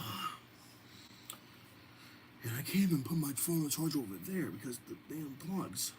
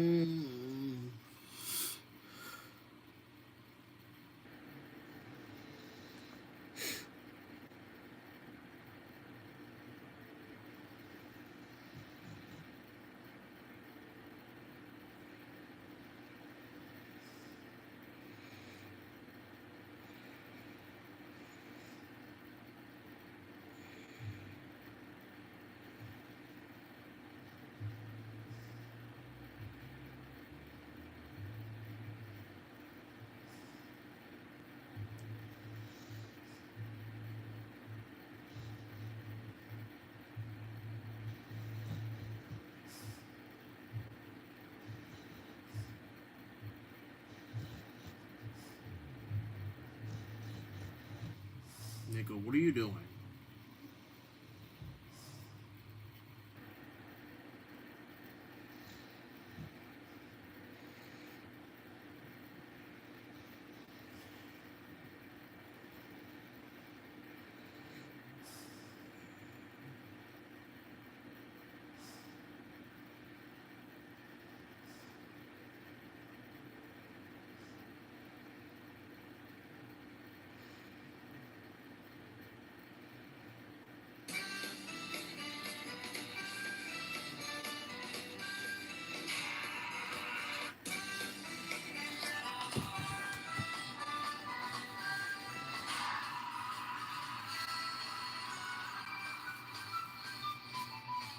Hi, Nico. You okay?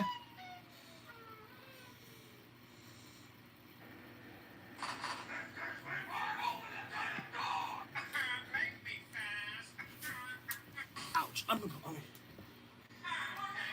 not.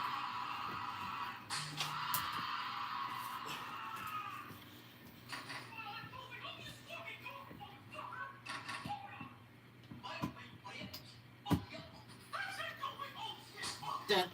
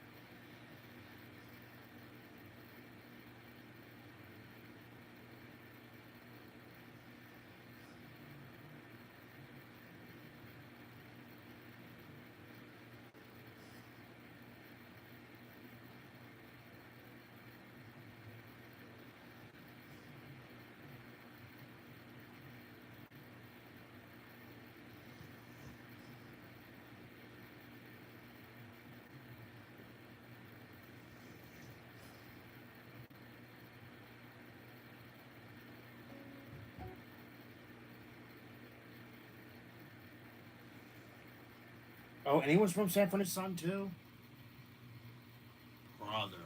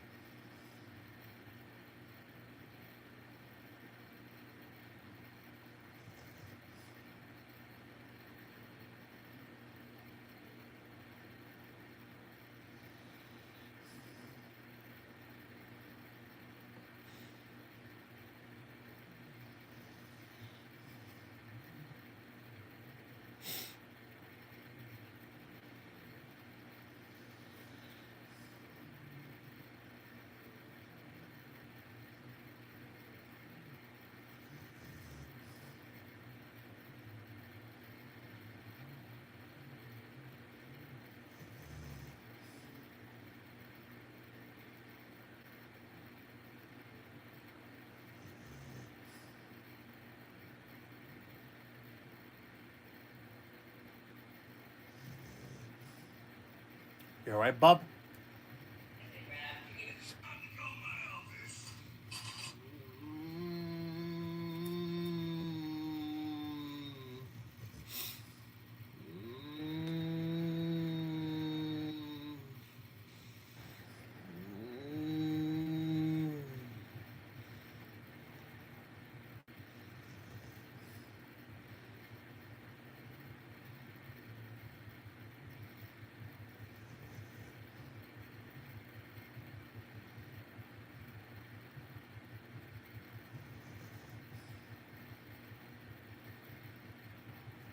What if every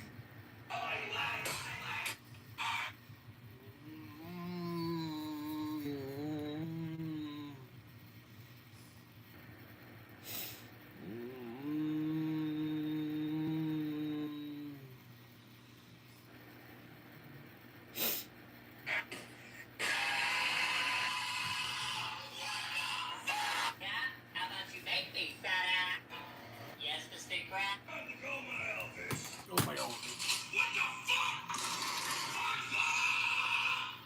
Yes, Mr. Krabs.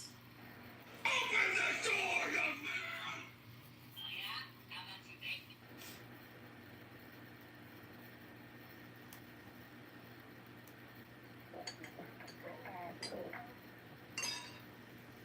I do that. You people these.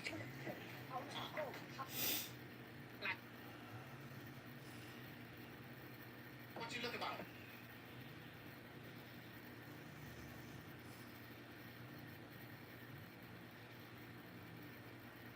Is anybody?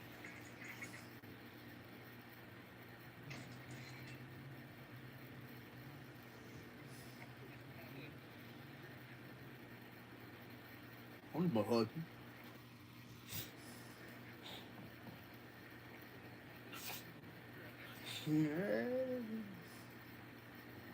Oh, oh my God.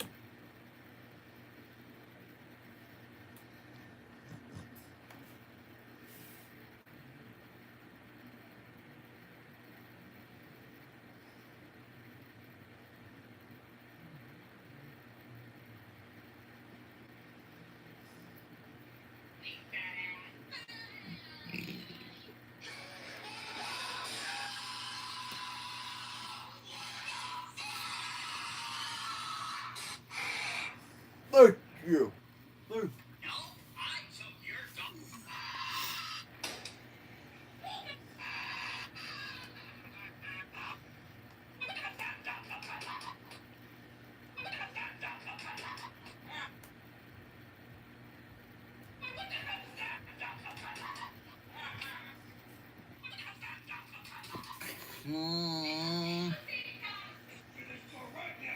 Let's get the secret.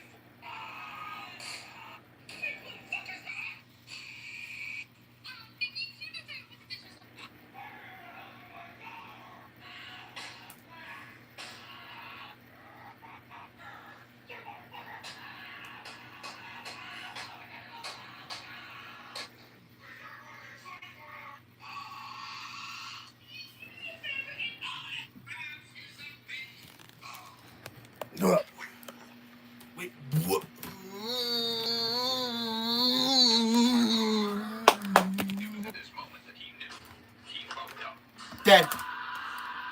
It was at this moment that he knew he effed up. Death.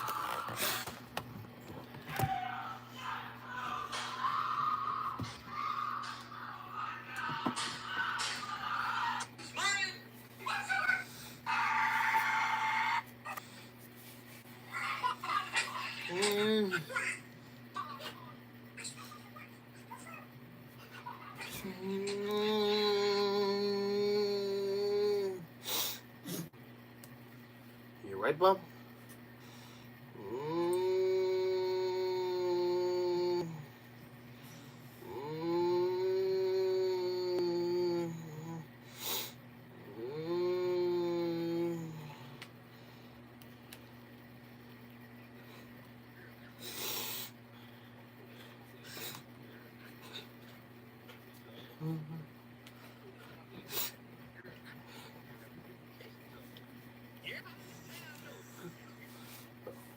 Oh, my hood.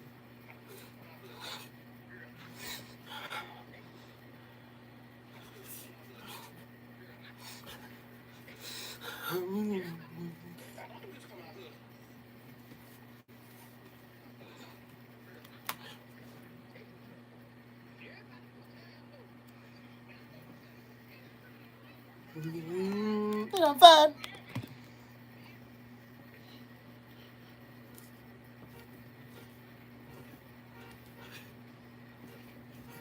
Yeah.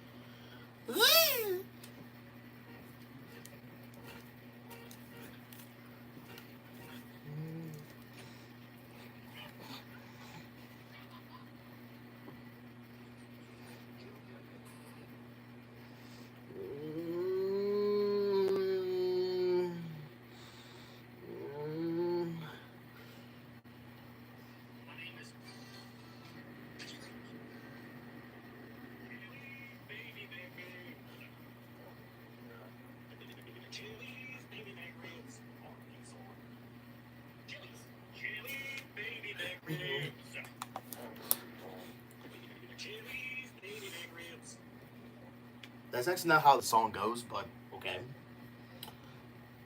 That's actually not how the song goes, but okay. Okay.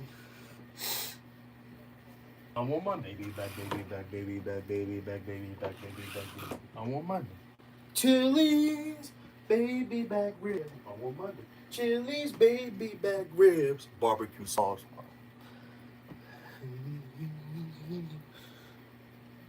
It's crazy because that was,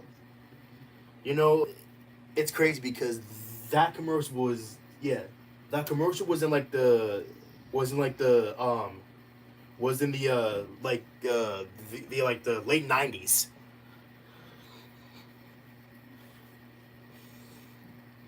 Kind of funny.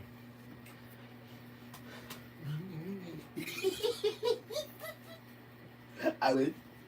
No. I would. No. No.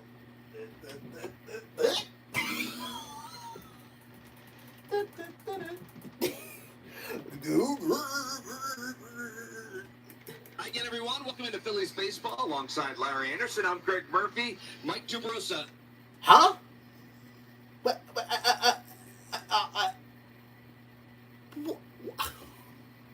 Why is it Greg Murphy? Brother. First half, a very different story. They enter 16 games back and in dead last in the National League East. Now, the Phils, they won their final 2 games before the break. They set 11 games over 500. They're going to send veteran right-hander Aaron Nola to the mound tonight.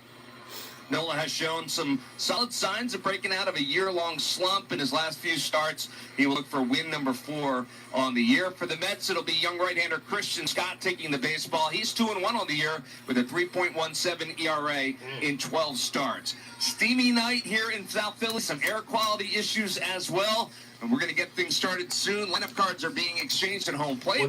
We'll have those lineups in the first pitch for you. Coming up on the other side, it's the Phillies and the Mets on the Phillies Radio Network. What game is it though? Wait, no, because if we're 54 and 43, so I presume this is 98. I actually presume it's 98. Ugh. I guess they're not playing 7-10. I actually should have switched the time because I actually knew they were gonna switch it up. Yeah, but like, what's the deal? Like, what's the point of us playing? What's the point? What's the point of us playing? It's gonna be like a huge issue for the game. What's the point? I mean, but it is Larry Anderson. But where the freaking Scott Fransky? I mean, well, it's been a while since I've last heard from Greg Murphy anyway. I think the last time I've heard him, doing the call in the game, in the radio was like, I think it was like,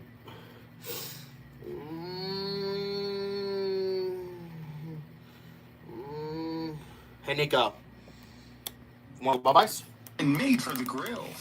It's the easy way to bring something I think new to I've the not been table. outside for a while. Just great taste every time. From first flip to last bite, Hatfield makes grilling simple. Find recipes in a store near you at simplyhatfield.com. Hatfield, good call.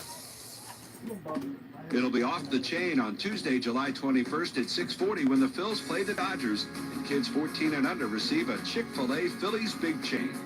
Secure your seats today at phillies.com. Stay tuned for the start of the game coming up next. And brought to you by Lissio's Bakery, proud partner of the Philadelphia Phillies. Lissio's Bakery. It all starts with the bread. And Phillies baseball, well, that starts now. The life of a Phillies fan. State Farm agent Denise Urban today, 609-748-7888. Prices vary by state. Options selected by customer. Availability and eligibility may vary. A hotel might offer a bar, a resort, a spa. But if you want it all, it takes more than the boardwalk. It takes a village. It takes a Borgata. Visit theborgata.com to learn more. Must be 21 plus. Gambling problem? Call 1-800-GAMBLER. What does it mean to be extraordinary? At Cooper University Healthcare, it means putting the most advanced tools in the hands of the region's finest doctors, nurses, and specialists. Teaching what we learn to the next generation and taking on the most complex cases while delivering complete primary care. It means bringing Cooper's compassionate care to more locations closer to where you live. Care that goes beyond the ordinary. Cooper University Healthcare. Extraordinary happens here. 100.7 WZXL, South Jersey's home of the Phillies. Well, back here at Citizens Bank Park as the Phils and Mets getting set to play the first of this three-game series. Another odd kind of series, play Thursday night, off on Friday, and then they'll finish it up on Saturday and Sunday as we wait the crowd to get here. Obviously, a late arriving crowd here this afternoon, this evening, because of the hour moved up because of the air quality issues, which we'll talk about in just a little bit. But both teams getting set to take the field in just a minute. In the meantime, let's get you the Xfinity starting lineups. Xfinity, get reliable Wi-Fi at one price for 5 years. Xfinity, imagine that. For the Mets, it'll be A.J. Ewing leading it off and playing center field. Juan Soto, the left fielder, will bat second.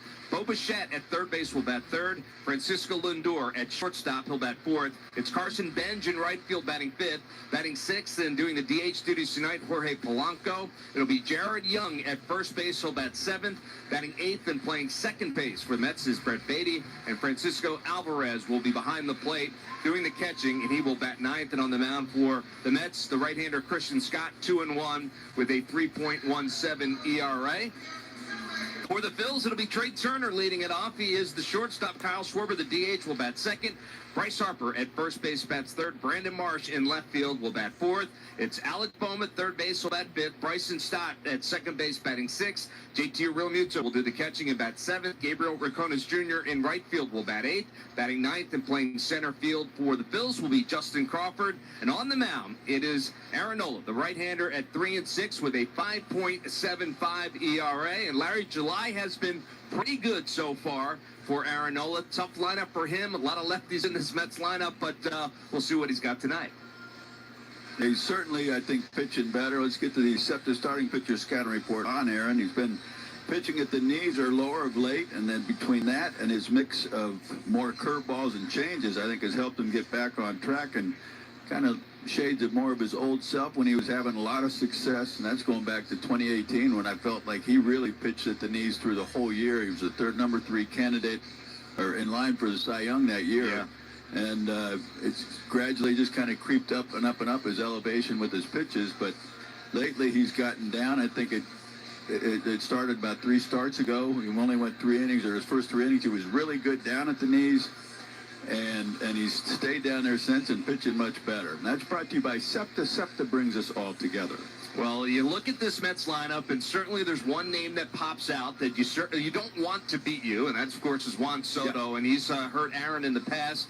You would think that he'll be relatively careful, but at that point, it's the guys around him. You got to take care of business around him so that he can't hurt you in a situation where you need to pitch to him. Yep. Well, it'll be A.J. Ewing going to lead it off, and he will step in from the left side, left-handed hitter, batting .276, 7 home runs, 24 runs batted in so far this year. And Aaron Nola getting a little rosin on the hand on the back of the mound before getting started. The Phillies in their powder blue uniforms on this Thursday night. Mets in their road grays. And we are just about ready to go as Aaron is up on the mound and he'll look in to get his sign from JT Realmuto. And first pitch on the way to Ewing, and it's at the knees, a little bit low for a ball. It's 1-0. Close one there, just at the bottom of the knees. Not so sure it was low, but maybe it was. Nola looks in, he's ready to go. And the next pitch to Ewing is on the outside corner for a strike. Now, one of the bad things he got, but just kind of bad luck getting Sonia behind the plate, who's I don't think is real good ball strike umpire, but you do have the challenge, so see how that works out. Well, Dan Iasonia behind the plate, Adam Beck over there at first. It's Felix Neon at second, Austin Jones over at third. And the 1-1 pitch, swing and a miss, goes out a little bit further and gets Ewing to chase. So it's 1 ball and 2 strikes now to A.J. Ewing with Juan Soto waiting on deck. As I was saying, according to the box, the pitch that he called the ball was better than the pitch he called the strike. Well, then he even things out. Yeah. 1 ball and 2 strikes. The pitch, swing and a miss, and he got him. So a first strikeout for Aaron Nola right out of the chute. Good way to start. Definitely got to like that. Let's get to the keys of the game. I think it's Nola continuing his recent trend of pitching at the knees and getting off to a good start offensively post All-Star game. And that's brought to you by James Hardy. Hardy Siding is America's #1 brand of siding. And you heard the introduction to Juan Soto and the boos that follow, as always. You heard a little bit of that on Tuesday night here, as he was the lone representative for the New York Mets in the All-Star game. First pitch to Soto is a little bit low for a ball. It's 1-0. Soto having a solid season. Batting .290. He's got 21 home runs, 51 runs batted in. He's got a terrific eye, and as we said, you just don't want this guy to hurt you. 1-0 pitch, and it's a breaking ball. It's in there for a strike. A good one. A little hazy tonight, or today, all day, all day, and probably all night. Yeah. You know, the air quality issues, the wildfires that are up there in Canada causing some havoc once again down here across the northeast corridor. Next pitch to Soto. Check swing, and is called a strike. And Iasonia now, Soto wants to challenge it, and they're going to say he went around on the swing, so no challenge needed. As Austin Jones rings up, I thought he swung. I did too, and Iasonia was going to go out and challenge it or check it, but like, wait a minute, I said a swing. Yeah, the pitch was low. Yeah, but the swing was real, so it doesn't much matter. 1 ball and 2 strikes. Now to Juan Soto. Yeah, so it was 96 degrees at first pitch here today, 94 degrees at first pitch. And but the hazy skies from the smoke, as the air quality, we're told, is about 157 right now. The 1-2 pitch is down low. And 2-2. I thought it was supposed to get better as the evening went along, which I guess they didn't want the players playing it better. Well, from what I also thought it was supposed to get better as the night went on, but then I was told that it's supposed to be at its worst at 10 o'clock tonight. Next pitch is a little bit low as well. So 3 balls and 2 strikes to Juan Soto.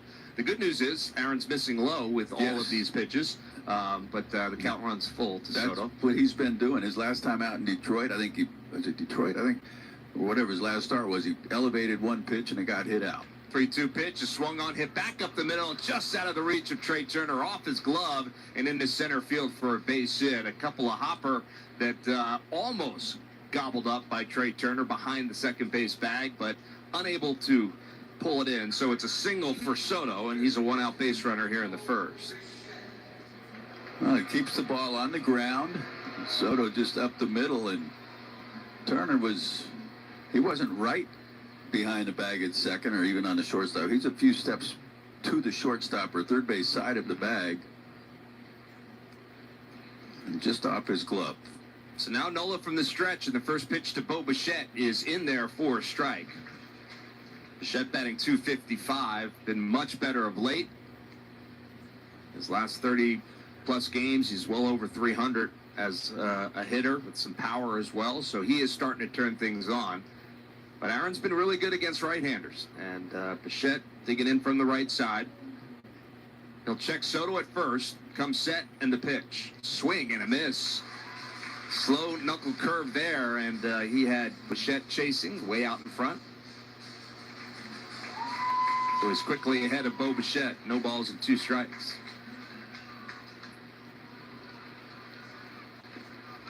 Soto a short lead off first. Nola checks, kicks the pitch, and that is punched down the right field line, falling foul, just foul, as that was going to be trouble. It was off the end of the bat, a little nubber, and about 1.5 foot foul. We don't need to see any more of that slop. We've seen enough of that. It seems like a lot of the Phillies pitchers had problems with just soft contact off the bat for base hits in that first half. A lot of them. Yeah, Bichette's backside went out, but he kept the bat in there. He was able to keep the bat in the zone, just kind of guided out there to right field. So luckily it lands foul. No harm, no foul. No balls and 2 strikes now to Bo Bichette.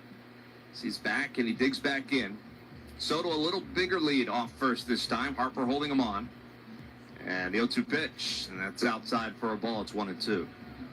But I have to correct you, Murphy. You said no harm, no foul. Yeah, but it wasn't. It was foul. No harm, foul. No harm, foul. There we go. 1 ball and 2 strikes to Bichette. Nola bends at the waist, gets his sign from JT Realmuto. Black glove at the chest. He kicks the pitch, and now it is a ground ball squibber to Harper, who will fire to second for 1. Back to first in time for the double play. 3-6-3 goes the double play, and slowly developing, but they're able to get Bichette over there at first. And Aaron Nola gets out of the inning, no damage done. We'll head to the bottom of the first inning. It's the Mets nothing, and the Phillies coming to bat. This summer, the honey pepper pimento chicken sandwich and pineapple dragon fruit and Sprite are back at Chick-fil-A. Girl, it's back. We've been waiting. I love that honey pepper pimento sandwich. And that pineapple dragon fruit and Sprite is everything. It's got that razzle-dazzle that makes you stop and say, okay, wait a minute. I love the creaminess of the pimento cheese. It's savory, it's bold, it's flavorful. Our faves are back. I saw, girl. Which fan favorite will you choose? Real customers paid for their testimonials. In your community or in your home, Nemours Children's nationally recognized pediatric specialists are here to help your child achieve their best health. Throughout Southeast Pennsylvania, we're working hand in hand with families to make every child's world a place where they can thrive. Now open in Malvern. Find your child's neighborhood specialist at nemours.org/PA. Nemours Children's Health, well beyond medicine. You can feel the excitement of Phillies baseball at Citizens Bank Park. The energy on the field, the passion in the stands, and the heartbeat of a city that moves with each pitch. At Citizens, we're more than just the official bank of the Phillies. We're fans, too, cheering every hit, celebrating every win. And when big moments arise, we're made to lead the rally. Citizens, the official bank of the Phillies. Your local Chevy dealers are making a big difference in the lives of youth baseball players in their communities through the Chevy Youth Baseball Program. The Phillies salute A&T Chevrolet in Sellersville for their support of the Penridge Little League.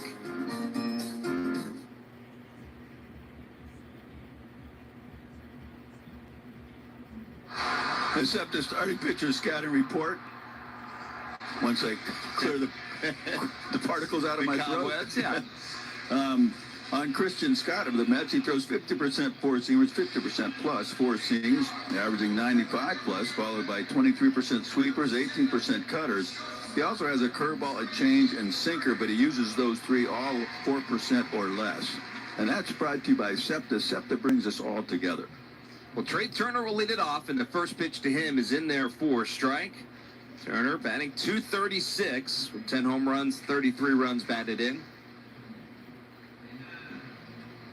Christian Scott, the right-hander, kicks. The next pitch of Turner swung on and lopped it into shallow center field, but there is A.J. Ewing to make the catch, and one out, not hit hard. Oh. Well, on the mound, matchup not elsewhere. There's only one matchup. It's Aaron Nola of the Phillies. He's going against the Mets' Christian Scott, but you probably already knew that. I heard about this game. I heard it's going to be a really good one. Brought to you by Meineke, brakes, tires, batteries, and complete auto care by trusted local experts. Kyle Schwarber, the batter now, and he takes that first pitch in there for a strike.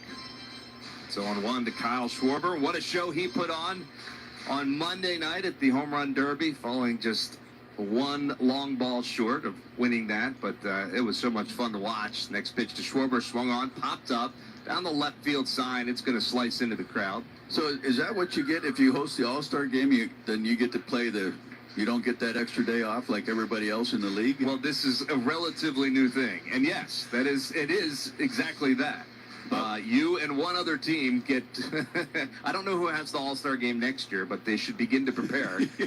The 0-2 pitch swung on center field, fly ball. Ewing a couple steps to his right, and he'll pull that in to make the catch.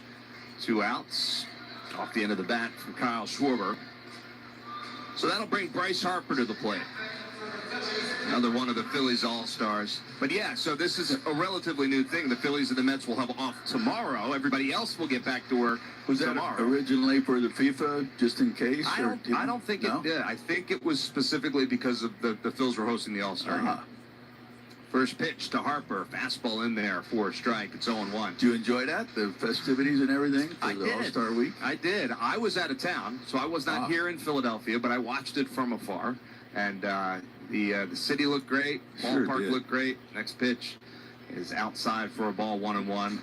Kudos to the Phillies for what they did. They just put on a tremendous program for 4 or 5 days. It was just excellent. Indeed, it really was. The organization looked great, and tip of the cap to 1-1 pitch, swing and a miss to Harper. It's 1-2. A tip of the cap to everybody who we work with, our colleagues here who spent hours and hours and hundreds of hours getting ready for what was just a terrific week. I know everyone's pretty wiped, and now you have a 9-game homestand to deal with, but the 1-2 pitch, and now it is fouled off at the plate. Count stays 1-2. But everybody, I think, is kind of still working off at a little bit of an adrenaline high of the excitement of what they were able to accomplish. And you just, from the top right on down, everybody did such a wonderful job. So way to go. 1-2 pitch, swing and a miss, and he gets Harper there. So the first strikeout for Christian Scott, and 1-2-3 go the Phillies here in the first. We'll head to the top of the second. Still no score. lifeline attitude. Your heart's rhythm is what keeps you moving through life. Where you go for care matters. Deborah Heart and Lung Center is one of the leading heart hospitals in the country. The result, measurably better outcomes. Because when it's your heart, don't take chances. DemandDeborah.org. Copiers Plus has been providing quality products and services to South Jersey businesses since 1986. Call 609-645-PLUS for copiers, printers, and multifunction devices. Think of Copiers Plus when you need to purchase or lease a multifunction device, or if you need them serviced. Ask about PageWide, the latest in low-cost inkjet technology. A tip of the cap Brother. to everybody who we work with, our colleague. Brother. You know what? I'll just watch them tomorrow. To hell with it. I'll watch my Chains of Blankets tomorrow. To hell with it.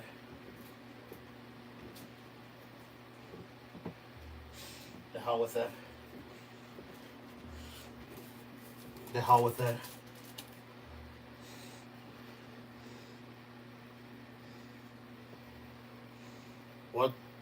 What the frick? Huh? They issue another Marine warning?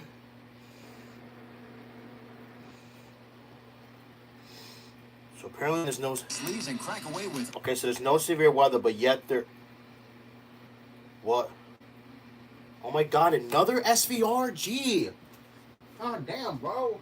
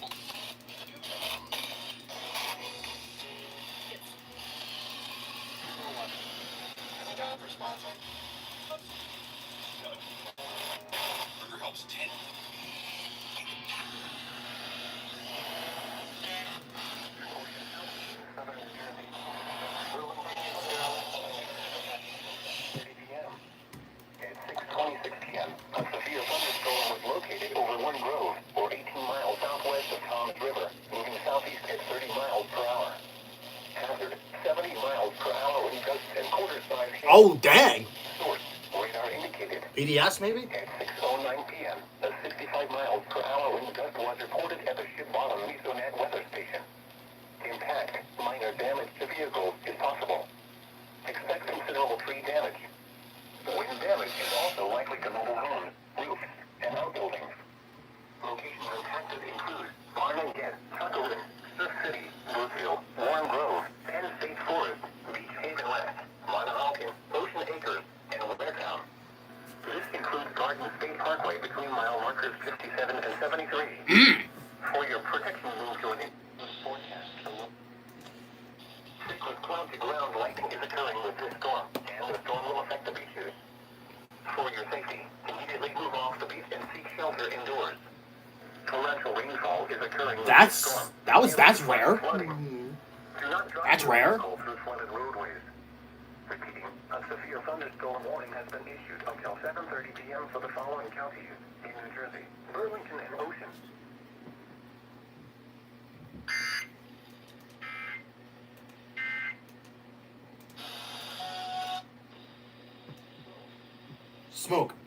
Smoke. I don't want to do severe weather again. No. Burlington and Ocean. And it'll be a base hit for Benj, who kind of beat the shift a little bit. Bone playing way off the bag, off the third base bag, and he kind of hit that inside out off the end of the bat into left field for the hit. So second hit of the night for the Mets. And I'll bring up Jorge Polanco. Yeah, so the game being televised by ESPN, so national television tonight. And Bryce Harper over there at first base is indeed mic'd up talking to the guys in the other booth right now. Huh? First pitch to Polanco, swung on, popped up on the infield. Trey Turner over at shortstop says he's got it. He camps underneath it, makes the catch. Another one pitch, one out for Aaron Nola in the second out of the inning. Gotta like that. First pitch changeup, and that's one of the things he's done. He's mixing the changeup, he's mixing his curveball. I mean, he's been through a lot of curveballs, but mixing in the changeup more, and I think it's been a big part of his success. No doubt. A lot of curveballs as usual, but I think maybe even more than he has in the past. And keeping his fastball down at the knees and below. Jared Young, the hitter now, and the first pitch to him, a little bit inside, high for a ball. It's 1-0 to Jared Young, batting .248 on the season. That's one, that two-seamer, sorry, he'll throw inside, and he'll elevate that sometimes. I don't have a problem with that. It's, because the hitters will give up on that. And checks the runner, throws over to first. Bench gets back easily. Oh, God. Make sure that it starts in off the plate, just comes back to the corner at best. You don't want to have it leaking over the inner half or middle of the plate. What?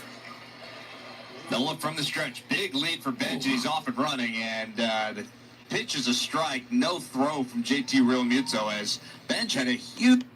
Excuse me? What's this? Mostly cloudy in the morning with scattered thunderstorms. Okay, that's a 50. This is a 70. Thunderstorms in the evening, then the clouds, whatever, blah, blah, blah. Bouncing off the bag and keeping it going. He's never stopped. He never stopped his feet. Nobody says anything.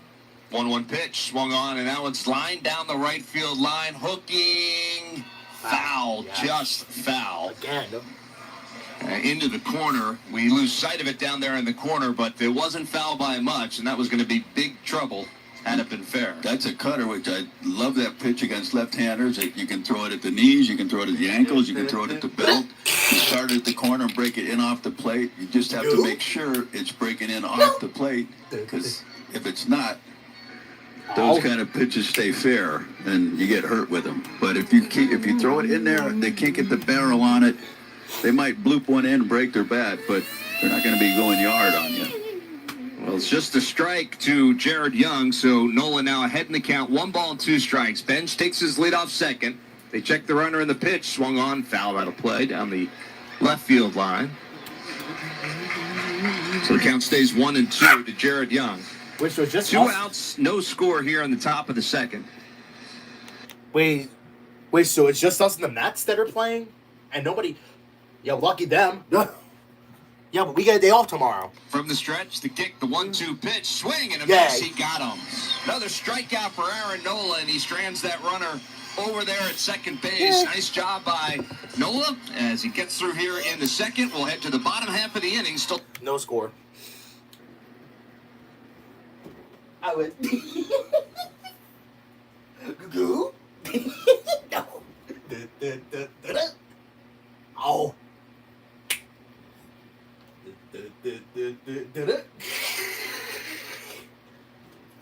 Go. No.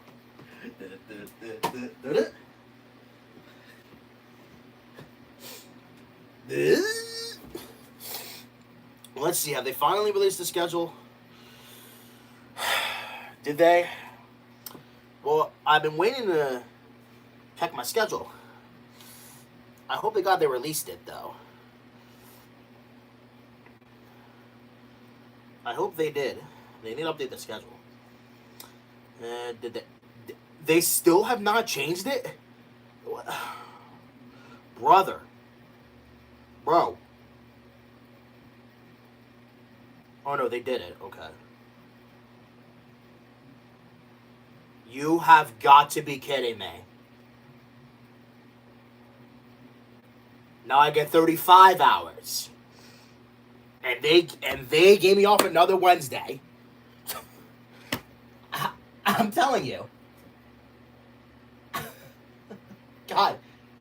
Can y'all just let me work on a Wednesday, please? I'm tired of having Wednesday off. Because it's nice and all, but come on. Oh, I guess then that's fair, because then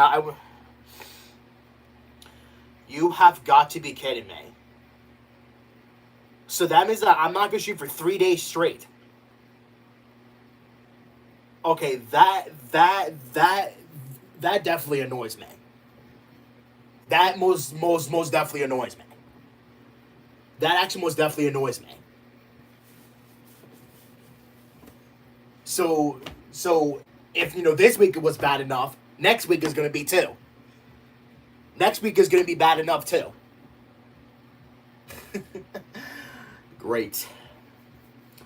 Cause on Monday, I work from 12:15 to 8:45. What, bro? Like, so that means that back-to-back days, I get long shifts. Back-to-back days. You guys are just unreal. Y'all are just unreal. Y'all are just unreal.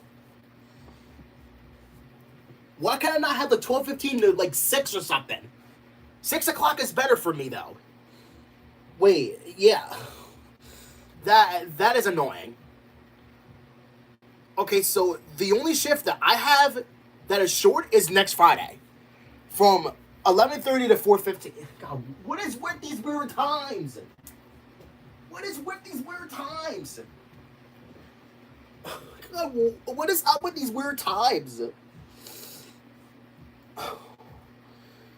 So that means I'm not going to shoot for 3 days straight again. Jesus Christ. Jesus. Guys, my job is like really starting to annoy me. I'm not going to shoot for 3 days straight. Again. I really hate my job. My job is giving me 3 days of not streaming at all. And it annoys me.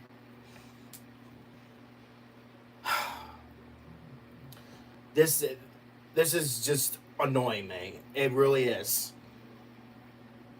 And on top of it, okay, so my job is really annoying me, guys. It really is. Three days in a row that 3 days in a row that I'm not going live. Which, that would be Saturday, Sunday, and Monday. Jesus. I really hate this. I really do. Like, what is with these long times? Okay, well, hold on a second. Let me just fix that. I actually would love to fix this. There we go. Or, unless maybe somebody would call out. Was it 12 to 6:15? Wednesday, well, and Thursday, well, technically in the requested.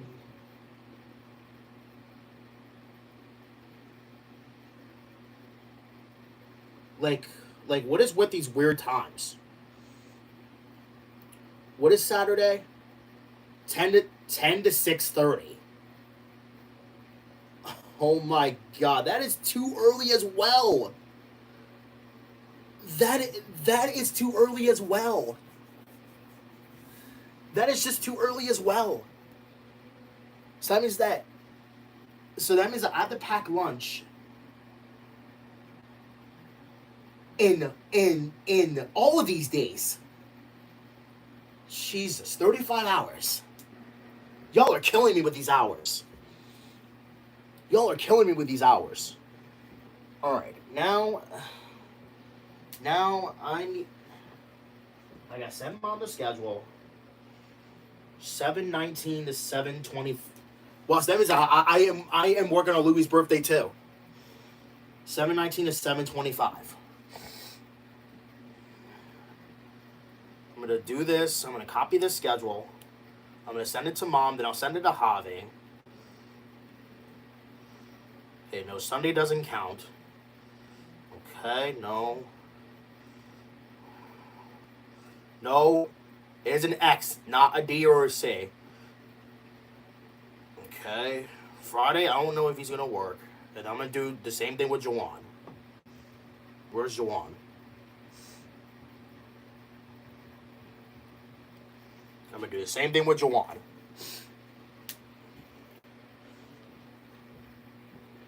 They are killing me with these long ass hours. Jesus. They are killing me with these long hours. I mean,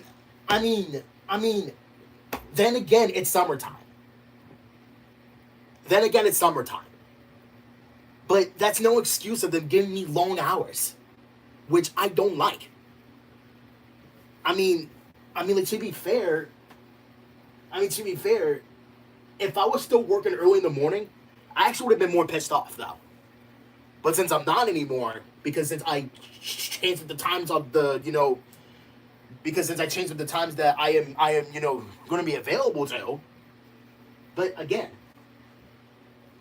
time is that I'm going to have 3 days that are long, which again, as I said, Sunday is one of them, and so is Monday, and now next Saturday. And again, the only short shift that I have is next Friday, which is 11:30 to 4. Like, what is with these weird times? Like, what is up with that? 11:30 to 4:15? Like, what kind of a time is that? Like, why can't it be like 11 to 4, or freaking 12 to 4, or like 11:30 to 4:30 even? It's like, to me, that's such a weird time to get done. Well, actually, no, I'm sorry. That is a weird time to start and get done.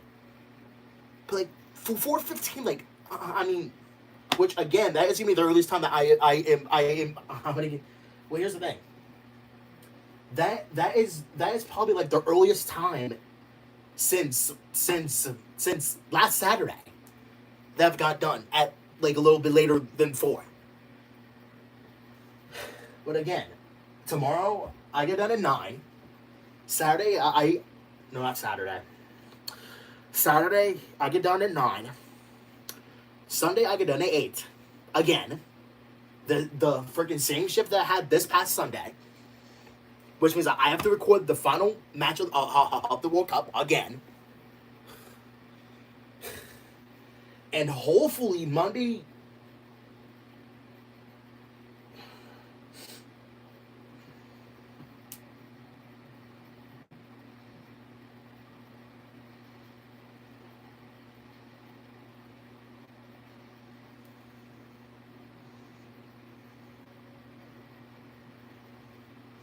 But again, House of Red. But again, my job is really starting to annoy me a little bit. Because like, what is up with these long time? Because like, what is? Because now, because like, that's like two hours more than. Because here's the thing, next week is like 2 hours more than this one. And it just annoys me a little bit. Now, if I didn't request off for Thursday, because here's the thing. If I did not request off for next Thursday, I would only have 1 day off. Which is unfair because like, having only 1 day off is not fair. I prefer like having like 3 days off. Or even 4 even. Because here's the thing, like, on like a rare occasion, I get 1 day off. And then, I get like 3 days off each. But not 4?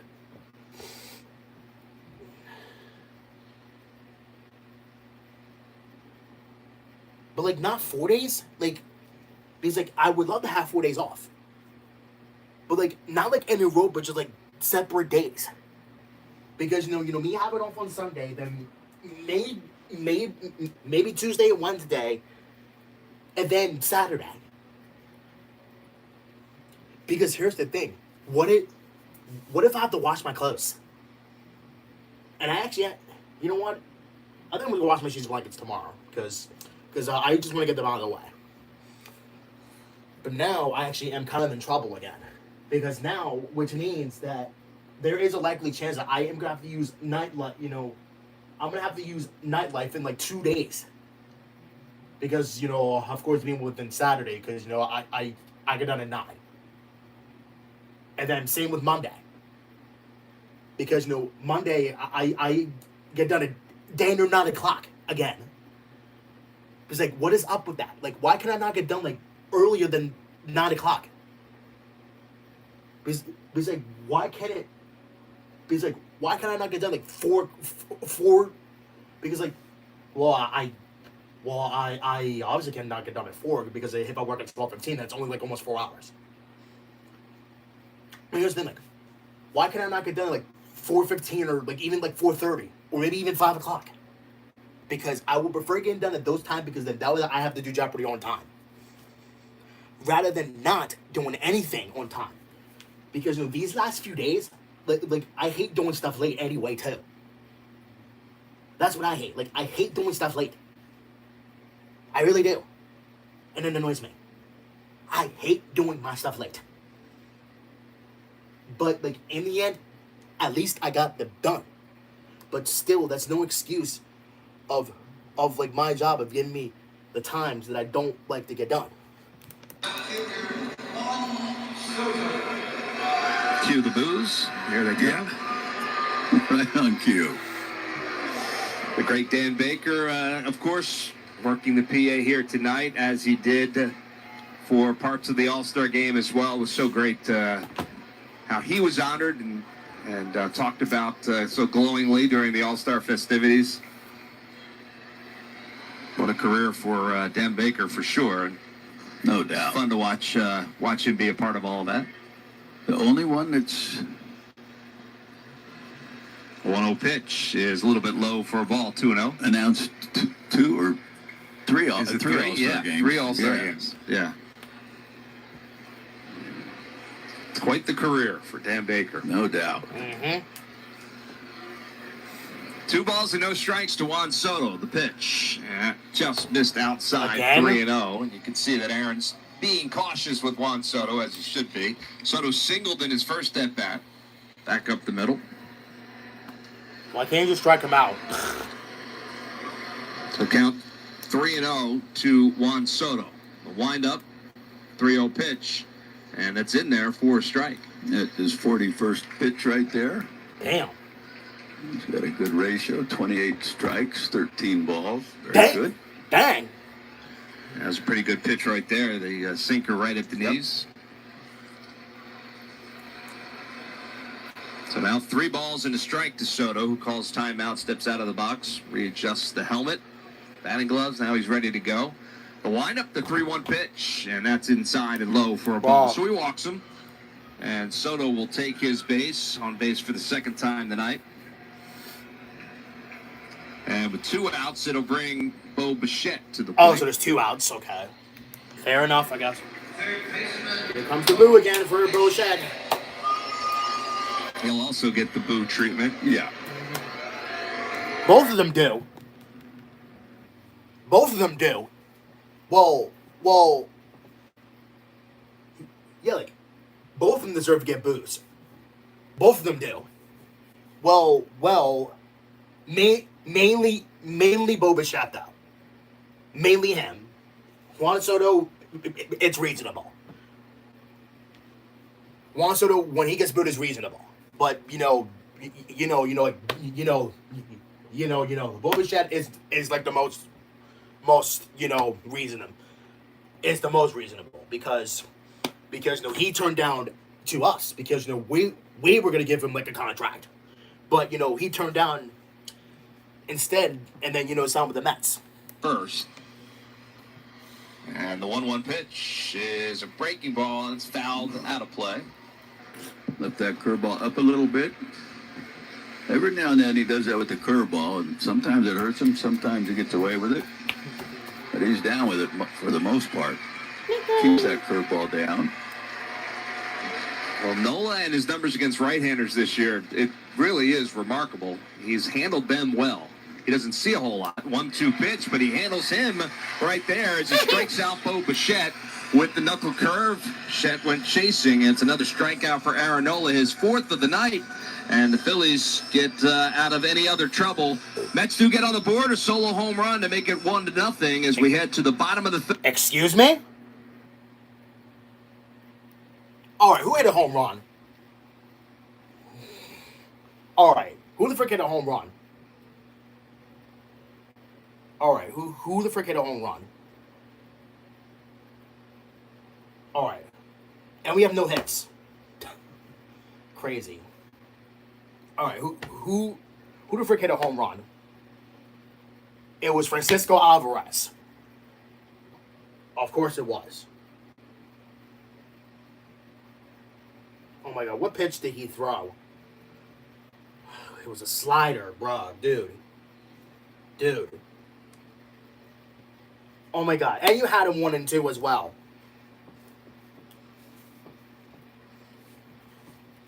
That means that we have to get hits again, bruh. That means we have to get hits. We cannot be no hit nor be like a shutout either.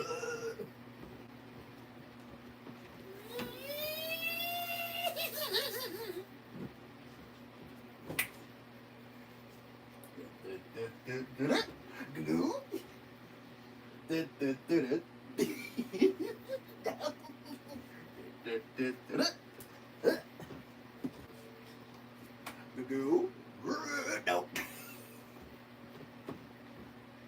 Oh.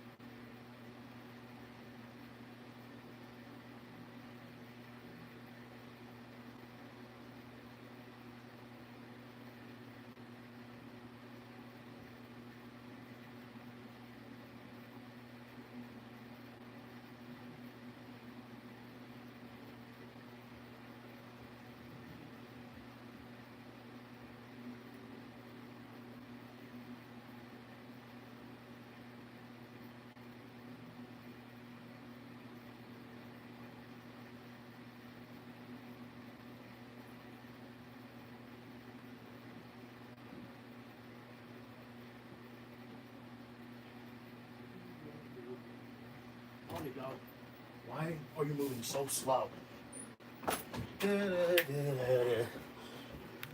Up, foul again, and into the seats. I'm back. Stays 0-2. Move. I think the longest he's gone, if I'm not mistaken, is about 5 2/3 innings, and he's only done that once or twice. So Yeah, 20 or 31 walks. And that was Nola, sorry. The 0-2 pitch, and it's check swing, and did he go? Oh, they're saying foul tip into the glove of Alvarez for a strikeout. Who called that, Alvarez or Iasonia? I think that was a combined effort. It looked to me like Alvarez kind of caught that up against maybe his chest protector. He kind of fell back when he caught that. Nico, what are you doing? Iasonia was just making sure he had it in his glove.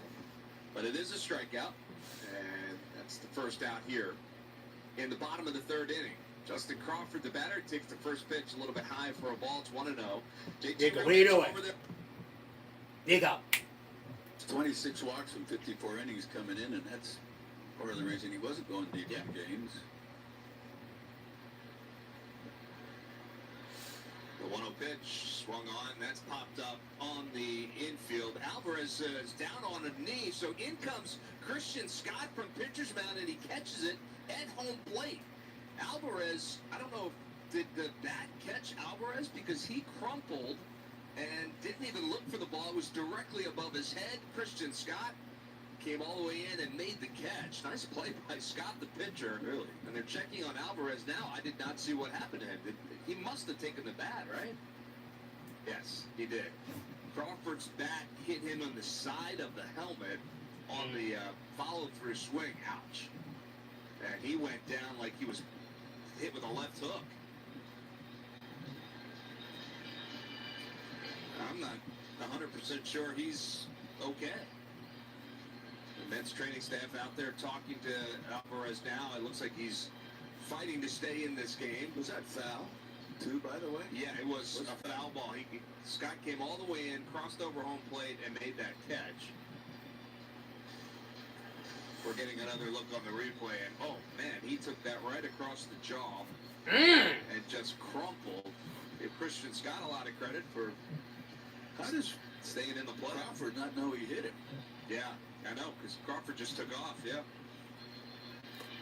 Well, nevertheless, 2 outs. And it'll bring the top of the order back to the plate. Trey Turner with the runner at first. Now with 2 outs, Spence with the 1-0 lead. And Turner, who flew out to center field in his first at-bat. Trying to keep things going here in the third for the Phillies.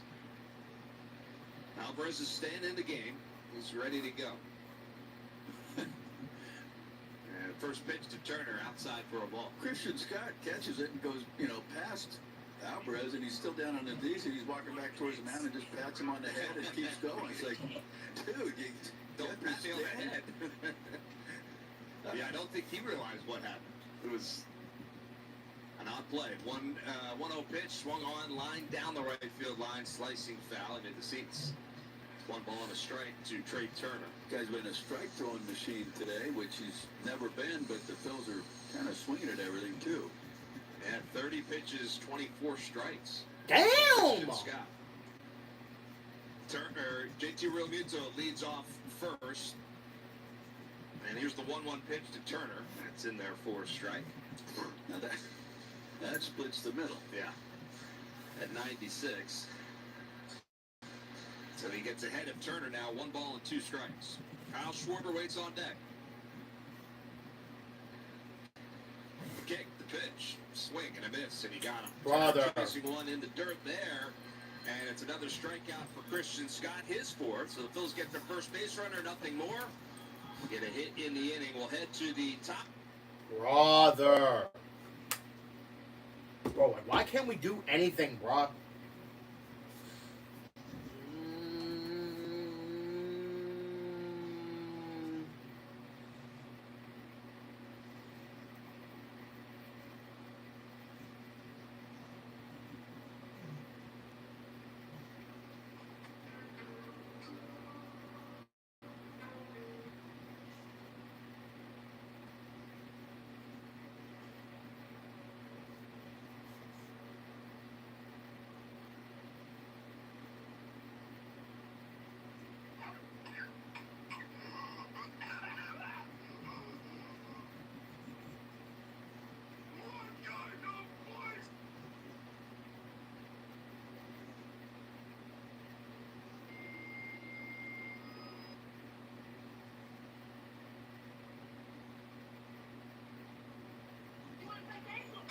This is a film and a moment that I will never forget for the rest of my life. This is a film. You have to head to Texas for the hottest game ever.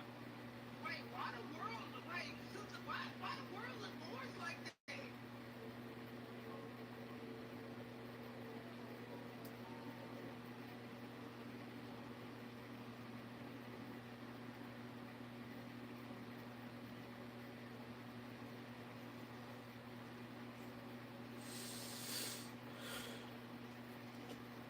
Stress, feeling dear.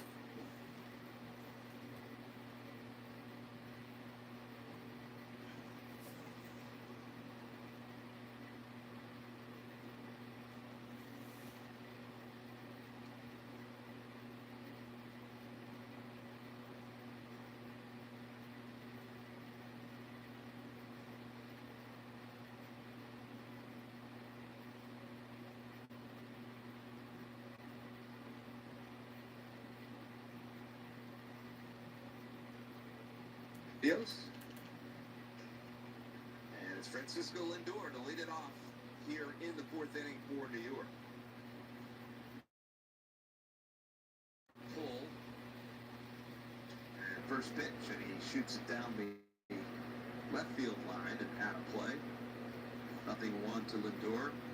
He flew out to right field in his first at bat.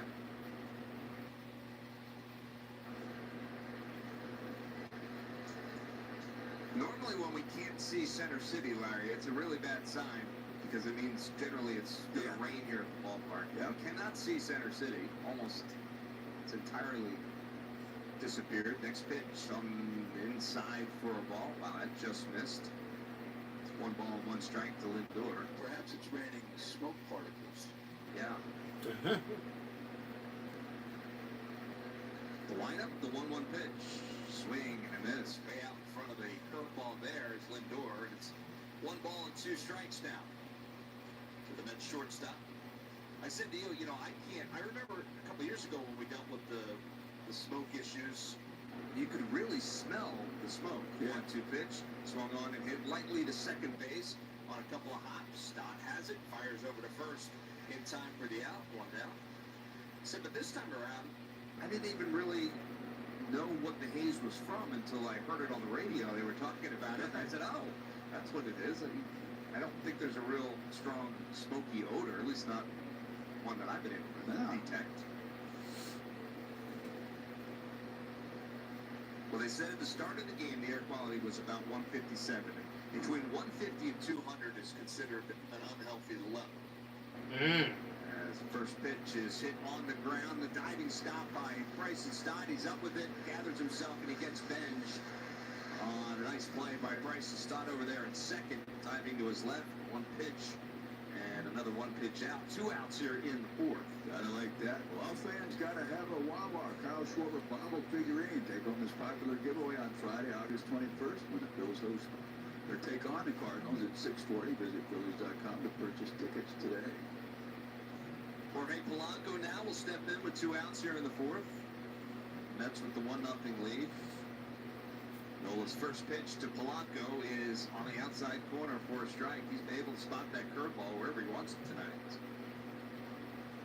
0-1 to Polanco. So anyway, unhealthy, 150 to 200. So it's at the lower end of the unhealthy scale, but they expect that number to creep up as the night goes on. Next pitch, swung on, hit off the end of the bat, softly up the middle, coming all the way across is Turner. He makes the play, throws over to first in time to get Jorge Polanco. Nice play by Trey Turner, had to run a long way to pick that one up, able to do so and get Polanco at first for the out. So 1, 2, 3, go. Okay.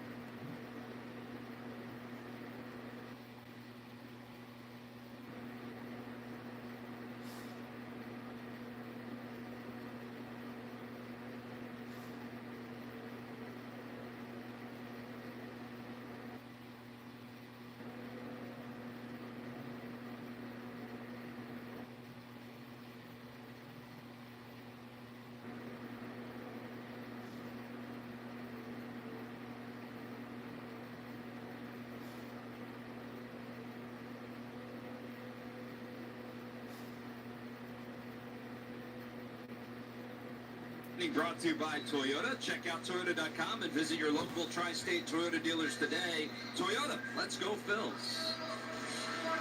And it'll be Kyle Schwarber to lead things off here in the 4th inning.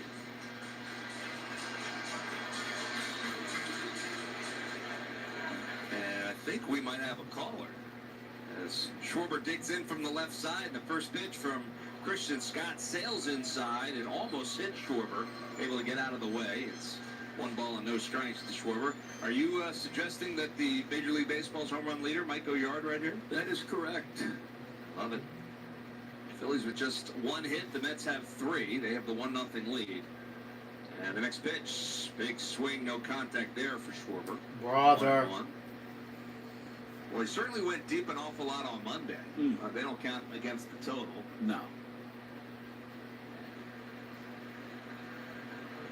1-1 pitch, and that's high and inside as well. 2-1 to Kyle Schwarber. He flew out to center field in his first at-bat. Using that cutter in on him.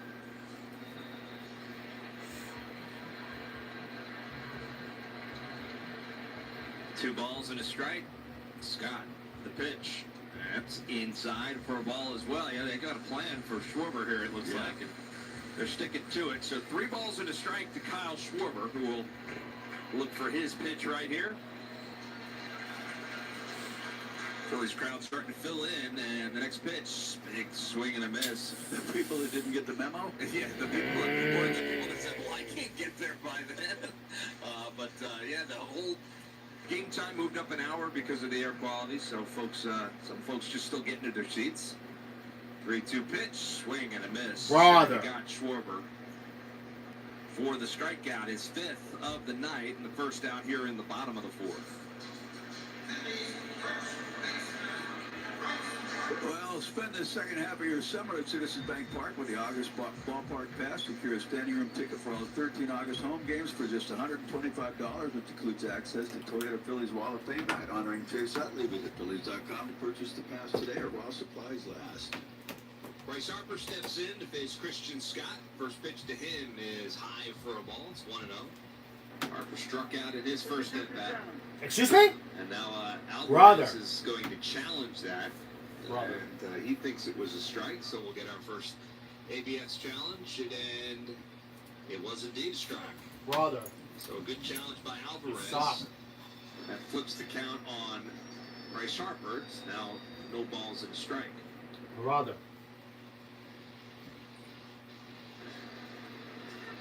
The windup, the 0-1 pitch, way outside. In fact, it goes all the way back to the backstop as Alvarez unable to catch that one. So it's 1 ball and 1 strike.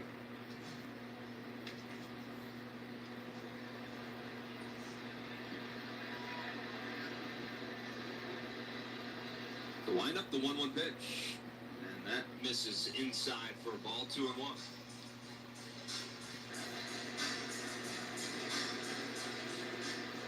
Harper batting .259 with his 20 home runs, 57 runs batted in this year. 2-1 pitch, swung on, hit hard on the ground, past the first base bag and past the diving Jared Young and into right field. Harper is going to round first and he will cruise into second with a stand-up double as the throw comes in late.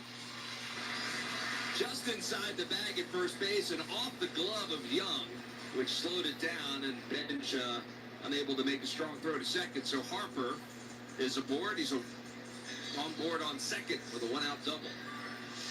All right, got a man in scoring position. See if the Phils can get him in, get this game tied up. Well, first to do it will be Brandon Marsh, who digs in and sees his batting average just even at 300 at the moment. And the first pitch to Brandon Marsh in there for a strike at the knees. Pretty good pitch there from Christian Scott.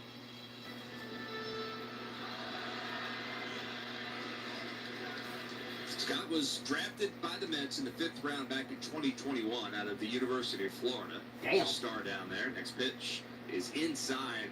Marsh has to jump out of the way.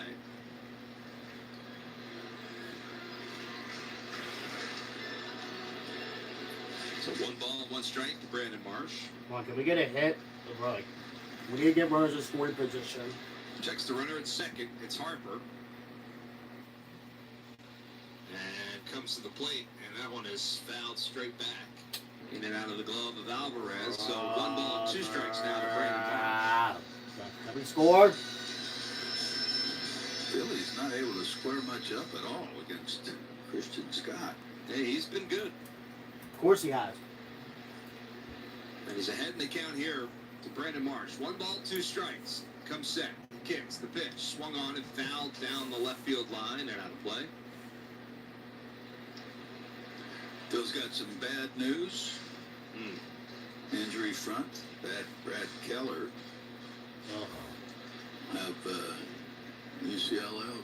UCL torn. Yeah. Not good news at all. Team announcing that 2 pitch is upstairs for a ball, 2-2. You heard Brad on the pregame show, if you were with us during the pregame show, talking about the injury and talking about how, before the break, he had gone on the injured list because he was having some tenderness in that elbow. He rehabbed, he came back, he pitched in a game, he thought he was fine. 2-2 pitch, and that one is lifted in the left center field. It's not real deep, and the left fielder Soto is underneath it. He'll make the catch for the out. Get it back into the infield. Harper stays at second. So 2 outs here. And it'll bring Alec Bohm to the plate, but let's pause 10 seconds for stations to identify themselves here on the Phillies Radio Network. WZXL Wildwood.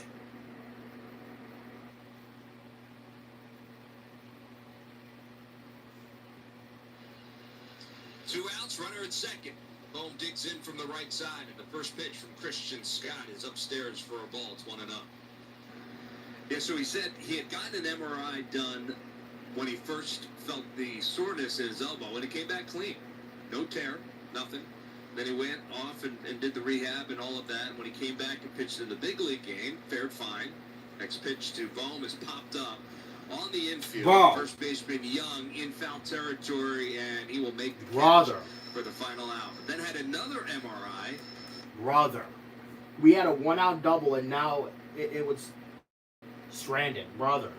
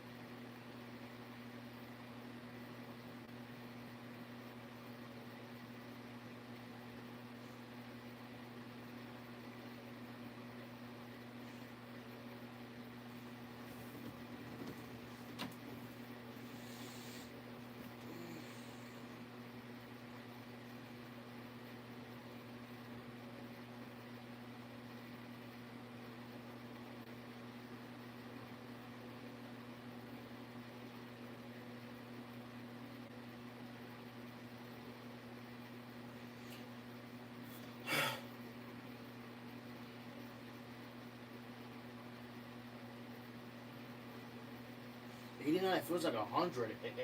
Excuse me, what?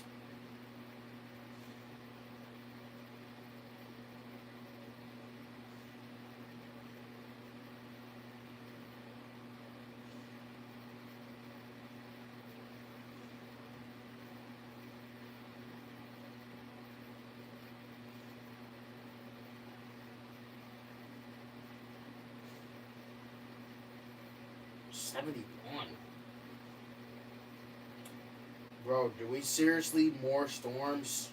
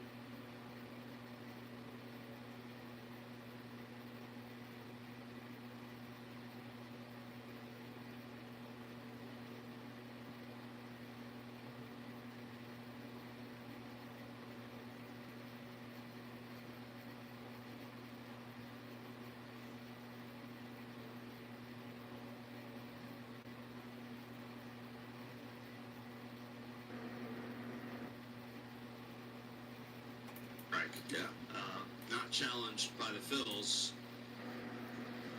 Again, I assume you just because they don't challenge it doesn't mean he got it right. Yep. So the count is 3-1 now to Alvarez. Nola checks the runner at second. He kicks and the pitch. And that's down low. He misses. Are you freaking serious? So now the bases are loaded. Nobody out, and the top of the order for the Mets. Are you serious? Caleb. Here he comes. Imagine coming out here, and he does indeed. Phillies pitching coach. Oh my God. Really with nobody out either? And went down 1-0. Like, we cannot be down more than a run. You know what? I'm just going to say that we lost.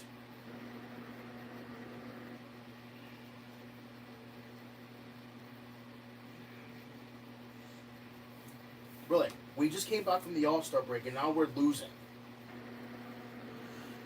This is ridiculous. And I have to do Jeopardy sick. I'll be right back. Now I gotta do something for Dad.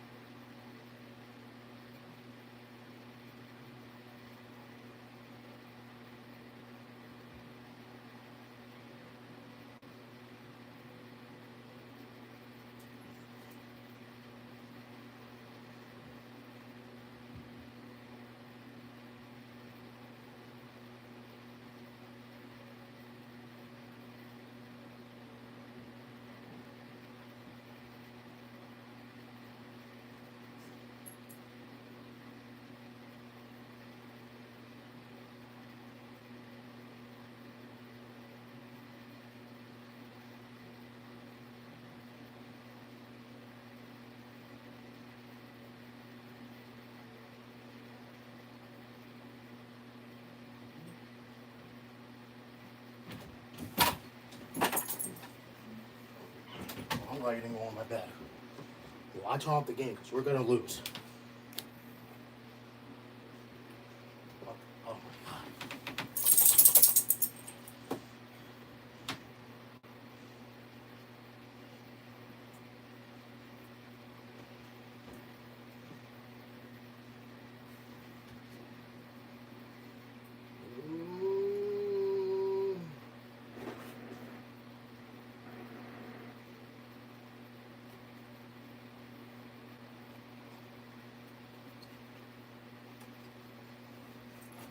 Nigga, what are you doing?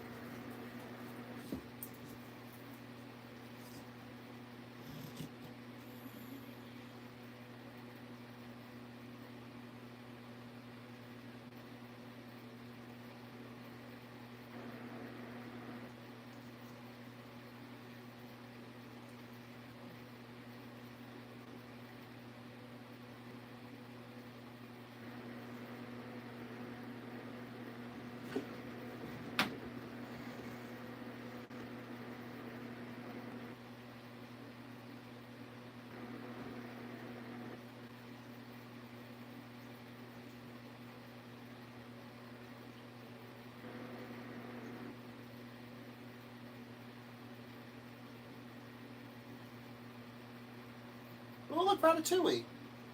Sweet. I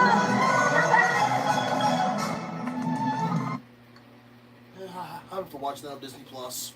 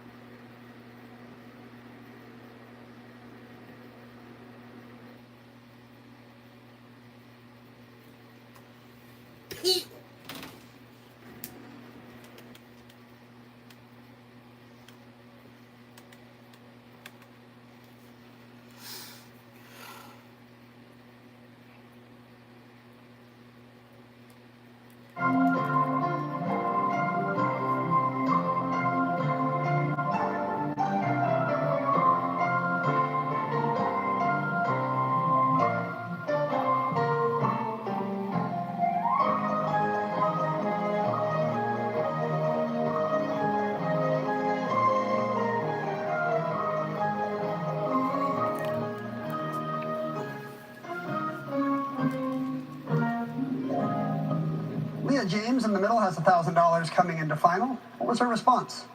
She wrote down India, and that is correct. India. For factors both cultural and religious, also historic. What did you wager, Leah?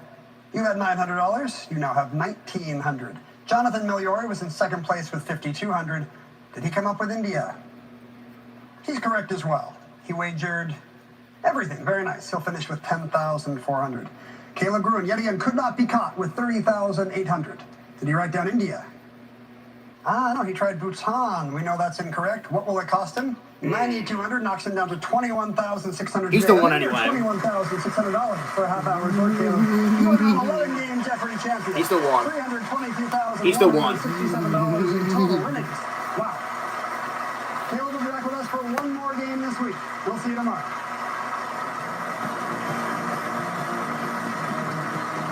Wait, what do you mean one more game? I thought it was next week.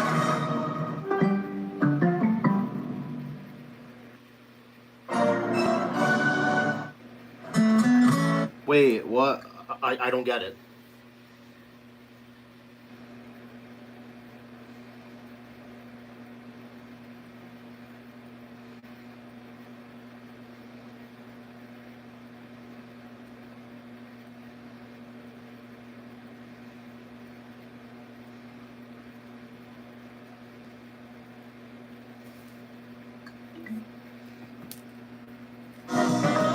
Oh, word?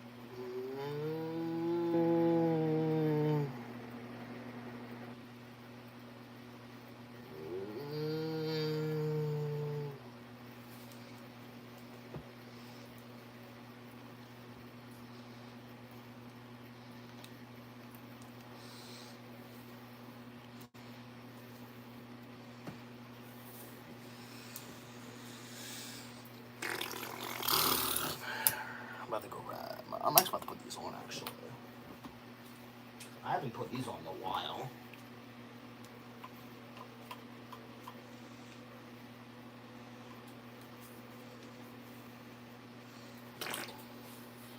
I missed.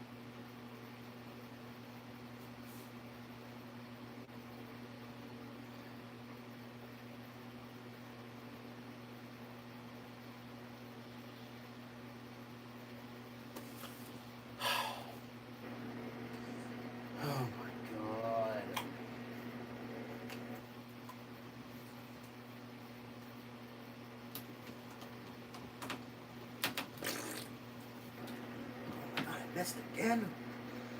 Brother.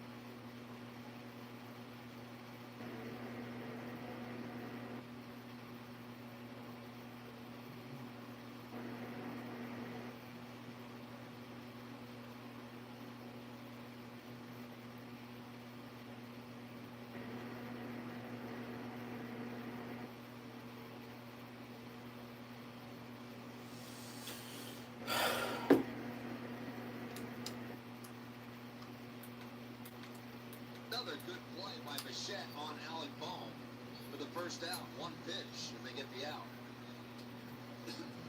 Well, that's to me, it's Bohm and Stott are really a big keys to this offense to get it going. And the guys at the top have generally been pretty consistent for most of the year, but they've been swinging at that better, but need to keep it up. Well, Bryson Stott, the batter now, he has struck out twice here today. Takes that first pitch from Brazoban over for a strike. So 1-1. The smoke and the air quality has definitely deteriorated here in the ballpark. As the visibility has gotten worse, that pitch is a little bit low for a ball. 1-1. The haze inside the playing bowl is worse than it was when we started this game for sure. We cannot see Center City at all at this point. Next pitch is fouled out of play down the left field line. I gotta be honest, I'm starting to feel it a little bit.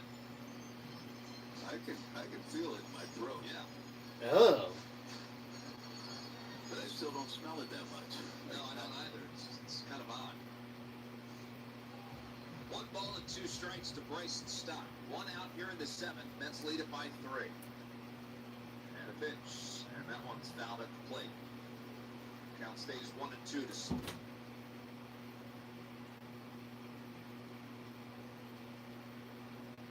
And an error. The Mets 3 runs on 6 hits and an error. Brazoban works. Huh?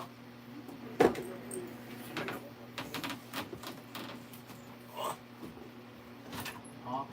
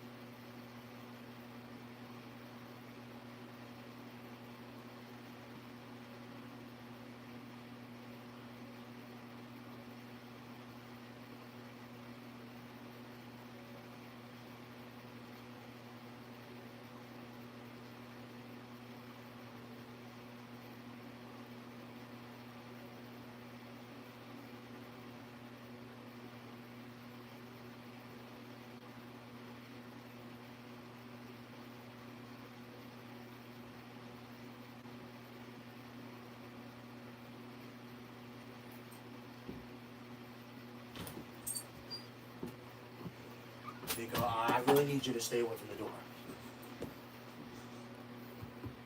Where's the remote to my fan?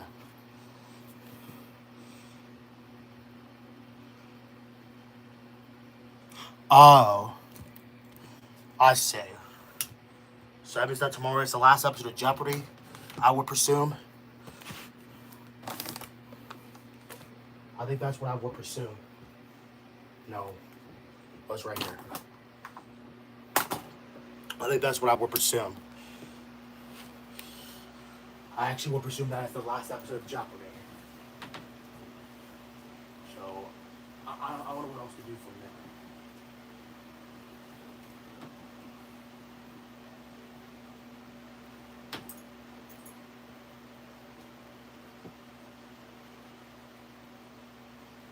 Nico, what are you doing to my blankets? Nico! Oh my god. Why are you sitting on that?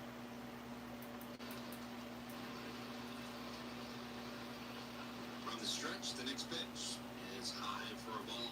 Ball two. 2 balls and no strikes to Francisco Lindor.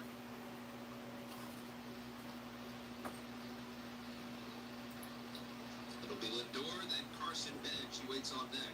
Did we at least get her wrong? Next pitch is in there for a strike. 2-1 now to Lindor. All 3 pitches have been at the belt or higher, and he's got to get that ball out of his glove sooner. 2-1 pitch, swung on, popped up on the infield. Going out for it is Turner. Coming in is Marsh. Turner's going to call for it, and he'll make the catch. About 15 feet into the grass. You look up at the lights, the haze around the lights. I don't know how you guys can see the ball when it goes up. Yeah, it's bad. And, Jeremy Wilt, the Phillies head groundskeeper, has been out a couple of times talking with the umpires, presumably about that situation and which way it's trending. Obviously, it's trending worse. But, here in the 8th inning at this point, they're going to try and finish this game. Carson Bench, the batter, 1 for 3 on the night. Left-handed hitter facing Seth Johnson. He swings at the first pitch. Couple of hops right to Bryson Stott, who gets it over to Harper in time for the out. 2 outs. Here you go. Nice job by Johnson there. Can you please not sell my blankets? Blanco to the plate. Yeah, it's reminiscent. We're getting close to, folks remember the Fog game from a week and a half ago in Chicago, where you couldn't see hardly anything. I mean, we're trending in that direction. It's not quite that bad yet. First pitch to Blanco. Now low for a ball. It's 1-0. It's not long before, when it's really cold in the winter and you go outside, you can see your breath. About that point right now. 1-0 pitch, swung on, line drive left field. Marsh gets turned around a little bit, but reaches up and able to spin and make the catch for the out. Turned the wrong shoulder at first, readjusted, and right in front of the track, able to make the out for the final out. So nice job by Seth Johnson, who sets down the Mets 1-2-3 here in the 8th. Bills are running out of time. We'll head to the bottom of the 8th. They still trail by 3.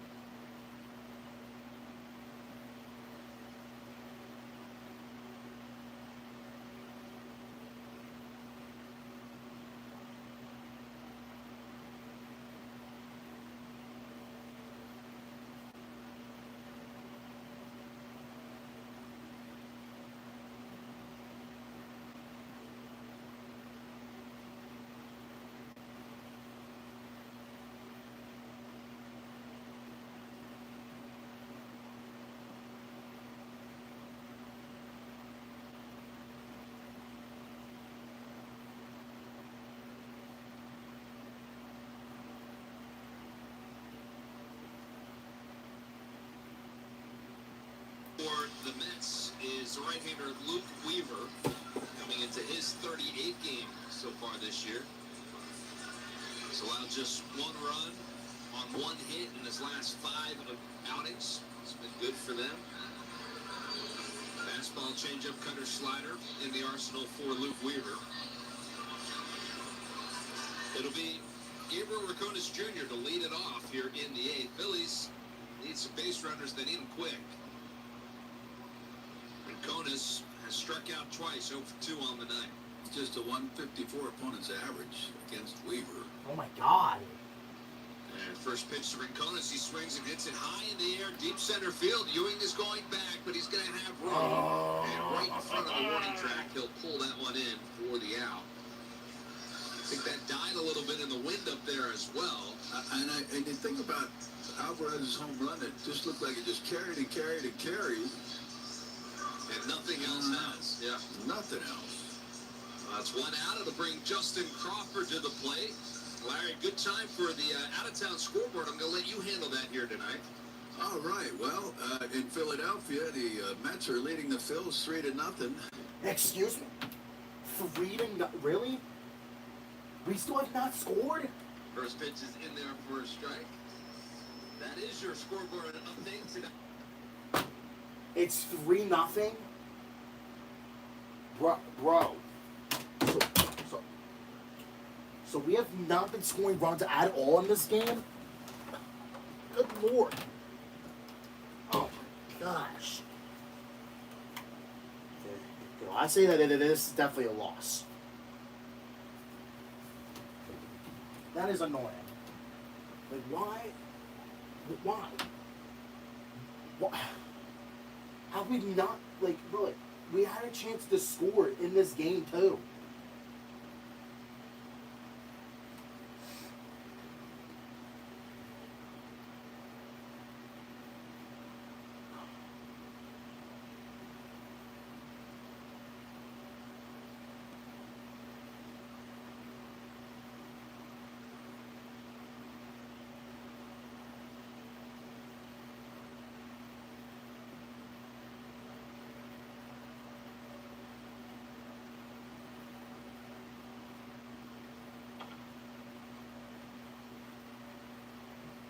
Oh my gosh, we almost got a frickin' run.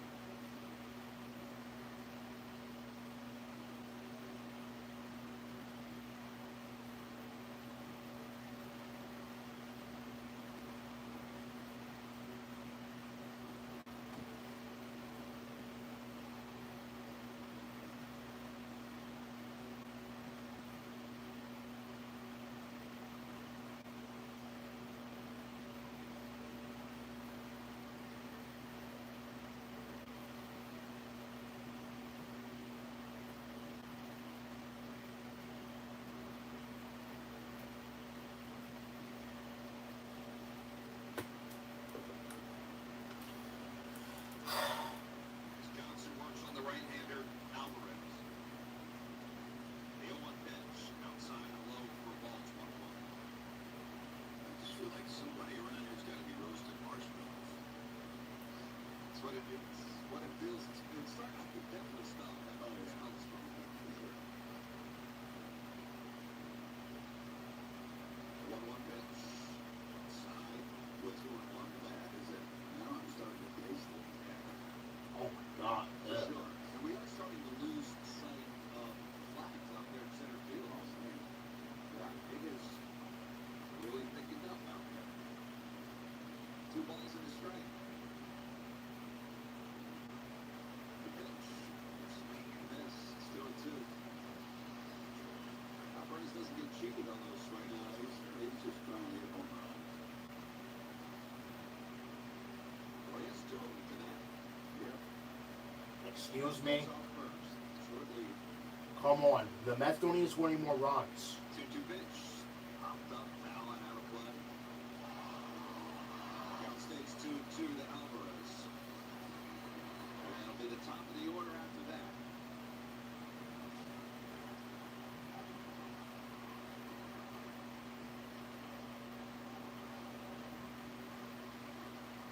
Two pitch. Swing and a miss. Yes. Out in front of the slider there was Alvarez, and they retired him for the first time tonight. Second out here in the 9th inning. Right. And it'll bring A.J. Ewing to the plate. He is 0 for 4 tonight. A couple of strikeouts. Lined into a double play in the 5th with the base loaded. A big play early in this game. Also rounded out the first. 2 outs, and first pitch to Ewing is down low for a ball. 1-0. Coming up in the 9th inning for the Phillies, part of the order: Bryce Harper, Brandon Marsh, and Alec Bohm. Only down 2. The 1-0 pitch is in there for a strike at the knees. So we finally got a run on the board. On that four-seamer, Seth Johnson. Finally, we got the run on the board. Checks the runner at first. Short lead for Young. Harper holding him there at first. Bohm in on the grass at third. Pitch. That's in there for a strike as well. I don't know what Ewing was looking for there. It was center cut. And now Johnson ahead. 1 ball and 2 strikes. Bohm will back up at third now. And play way off the bag. Infield playing, Ewing to pull, outfield straight away. Johnson set, checks the runner. Big lead over there now, and the 1-2 pitch, and it is shot over the third base bag and up the left field line, and it's going to get past Marsh and go all the way to the corner. That's going to allow the runner to score. Brother. Being waved around, the throw is not in time. Brother. And it's an RBI double for A.J. Ewing. 2 inches inside the third base bag, and it just missed that half wall down there in third. I'm not sure, no matter what Marsh would have done, had it hit the wall, Brother. it was probably going to score the runner anyway because it was going to shoot out, and Marsh was not going to be able to track it down. That's just bad luck right there. Now we're down 3 runs again. All the way into the corner, Marsh got to it quickly, but he had to kind of hedge to see if it was going to hit that wall. You know, one thing to me is just you can't let it get down in that corner. Yeah. Well, he's on second now. The next batter is Tyrone Taylor. That wasn't Juan Soto. Taylor steps in. Ewing will lead off second. It's 2 outs. It's 4-1 now, Mets. And a pitch. Swing and a miss. And now it's 4-1. And now we're down to 3 runs again. You have 1 job. At least we're not getting shut out. But the fact that we came back from the All-Star break, and now we're gonna lose to the Mets again. Like, come on, this is stupid. Because you're like the first game back, like.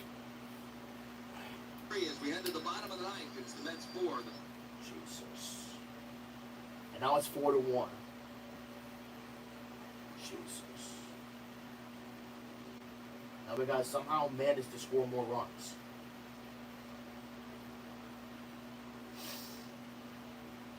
This is annoying. I don't even want to listen, to the bottom of the ninth. Because all we're gonna do is just not score and then just lose 4-1.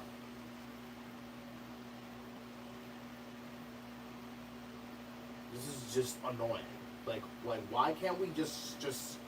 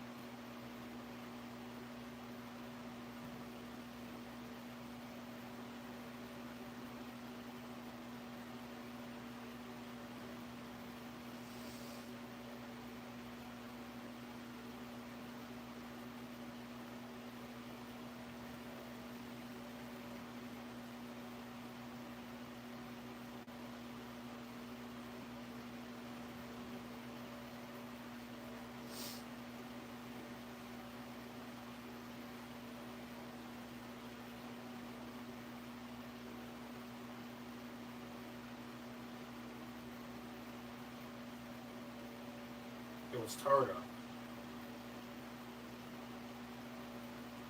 It was Turner. But still.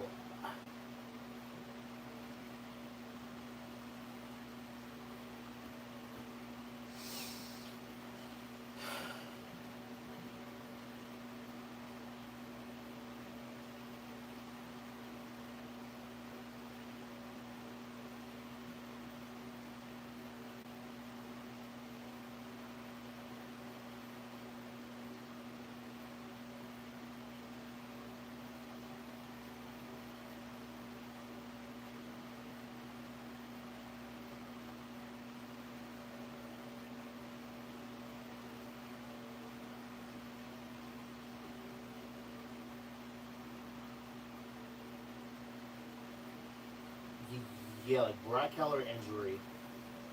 First team to return, 100 whatever the frick degrees outside. Yeah, yeah, like this is terrible. Like, I don't know, but like this is annoying. Yeah, like we're not even gonna score. Williams gets the 0-1 pitch. Is way outside. Oh, of course, it's Devin Williams. Tomorrow, or excuse me, on Saturday, it'll be Jesus Luzardo on the mound for the Bills. Sean Manaea, the left-hander, Mark Betts. 4:05 game time on Saturday. 1-1 pitch is inside for a ball. It's 2-1. Brandon Evans in 98. Just it wasn't that long ago. A couple weeks ago, he was like 320 something like that.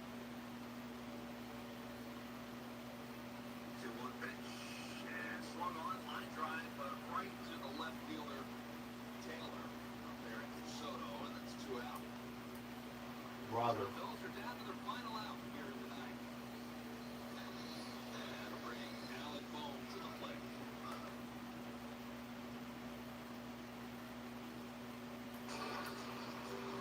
Bohm also 0 for 3 tonight. Phillies just 4 hits. That's it? 4? They're going to need to string a couple together here. Magic time. First pitch, Alec Bohm swinging a miss. This is where, you come down to this time of the year, trade deadline coming up, and keep saying, well, they need another bat, they need another arm, that's another starter. You do it. Pitch. Foul out of play. Now we're down to our final strike.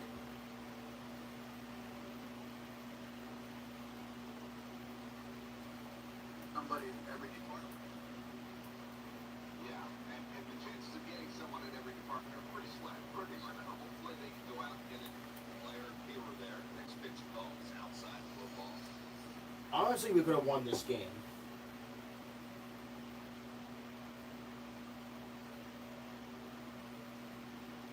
That's pathetic. Like, why are we losing to the Mets? Like, they're not, it's like, that's another thing. They're not good. Why are we losing to the last place Mets?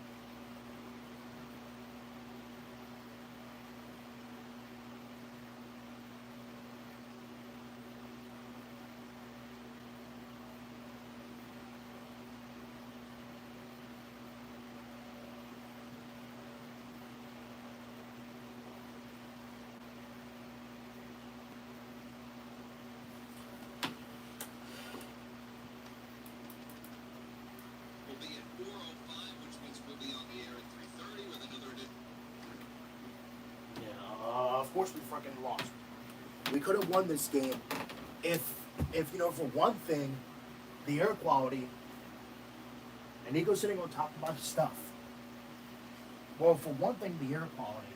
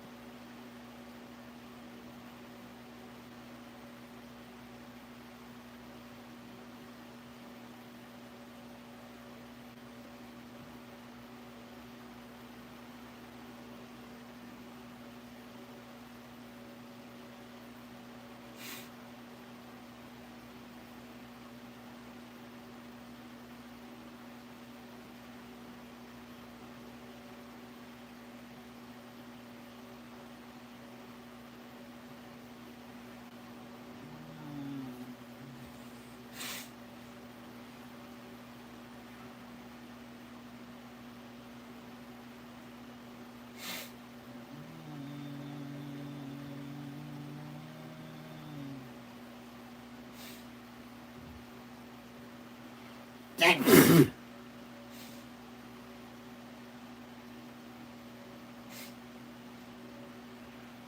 Dang.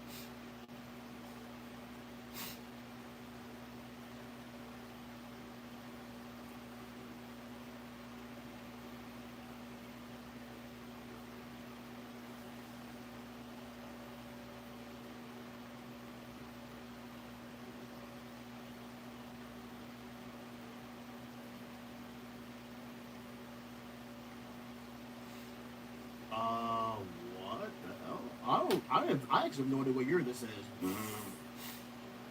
This must be like 2000 something.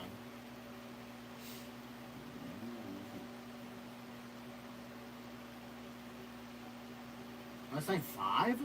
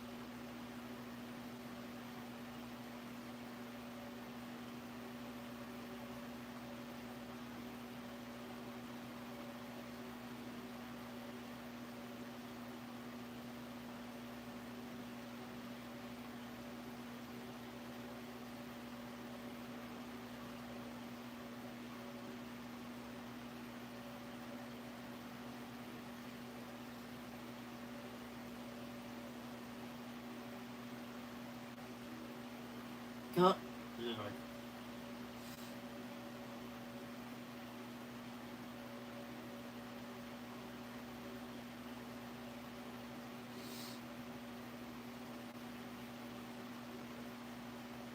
Where's me? There you go.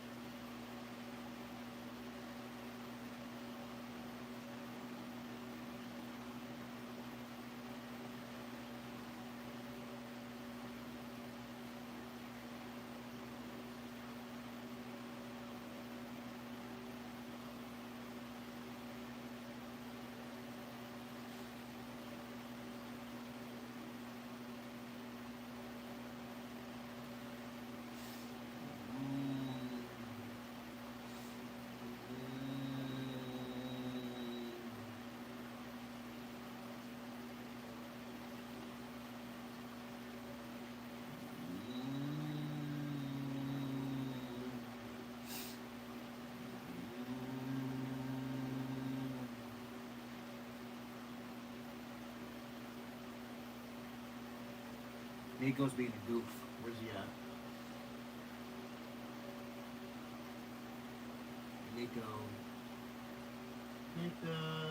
Where's he at?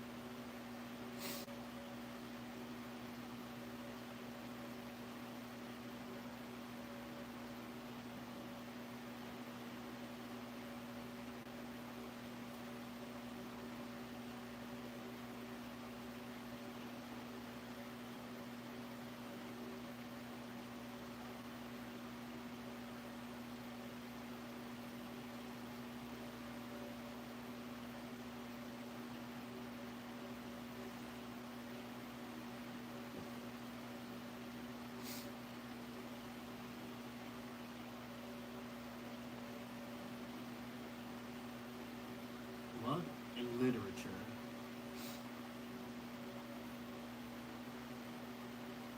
Look at.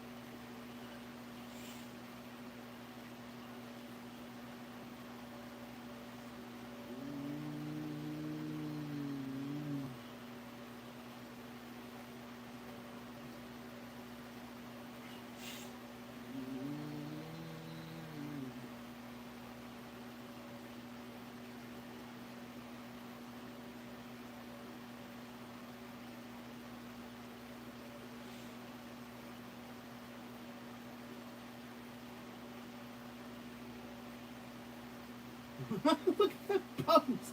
What is that?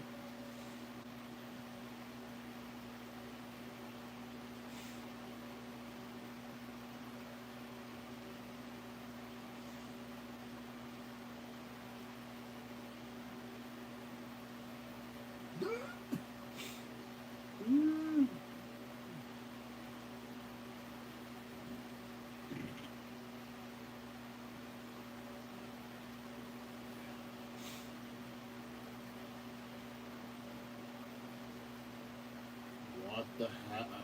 Brother. Fucking ads.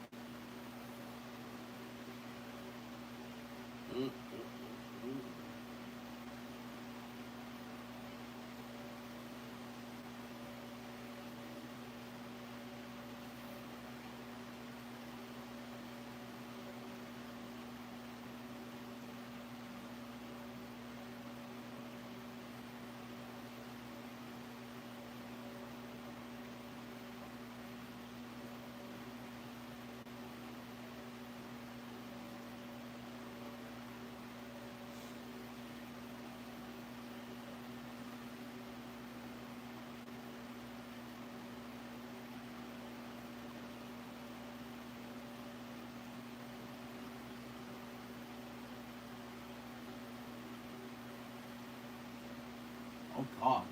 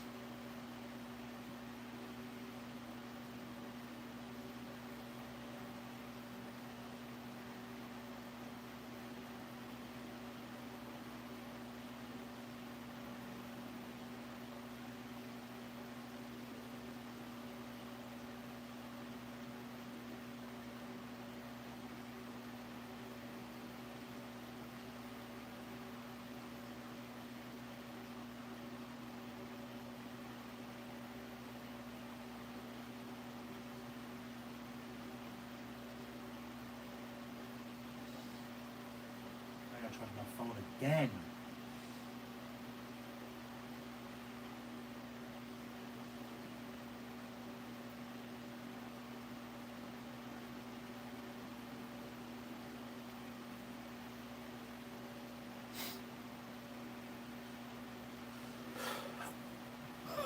Ouch.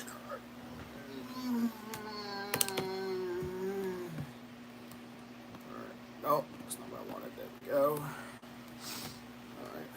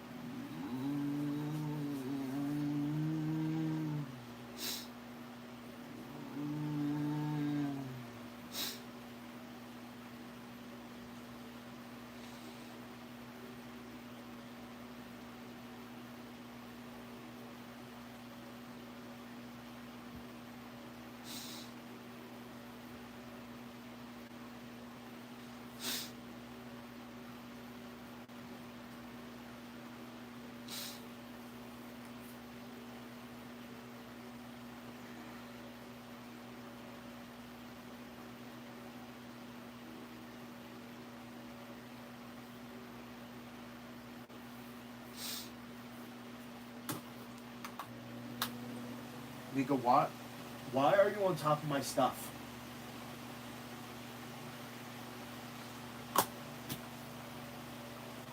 Come on. Come here.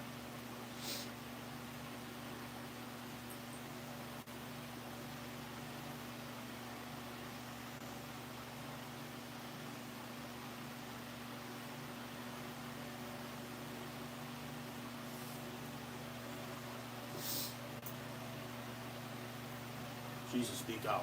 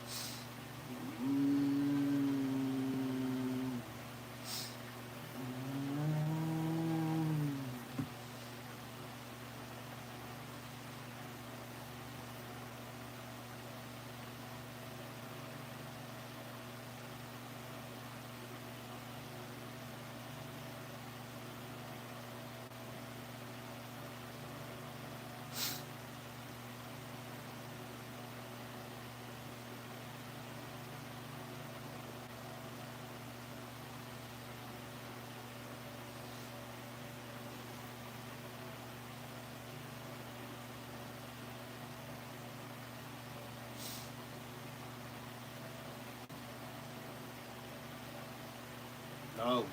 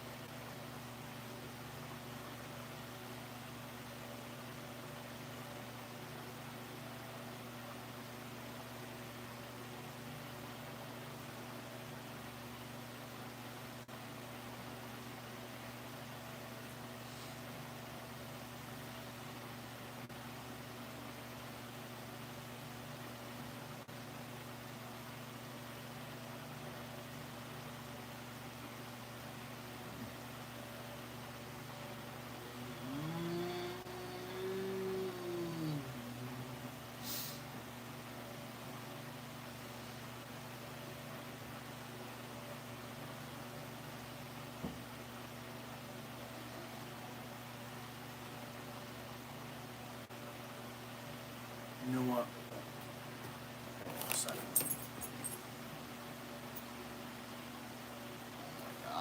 What am I doing?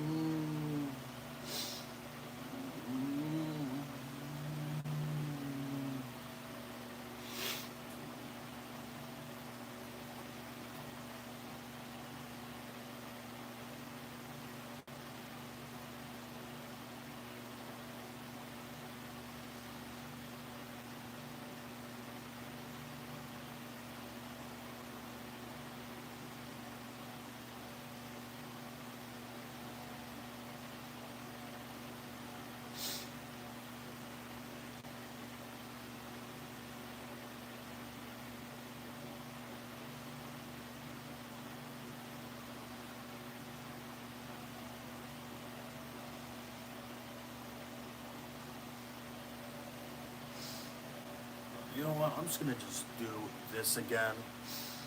Since apparently I'm not gonna do 2.5 minute on time again. But wait, 6 minutes left. Leaves.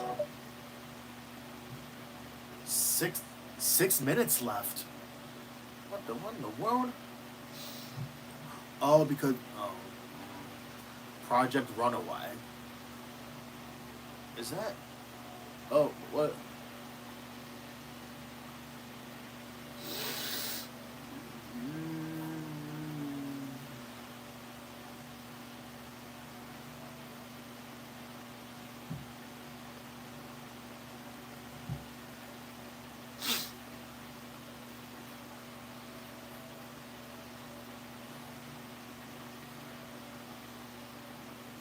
What the hell am I doing? I was gonna record it, bruh. It was 1:15. Shit. Men. No, it's not. What?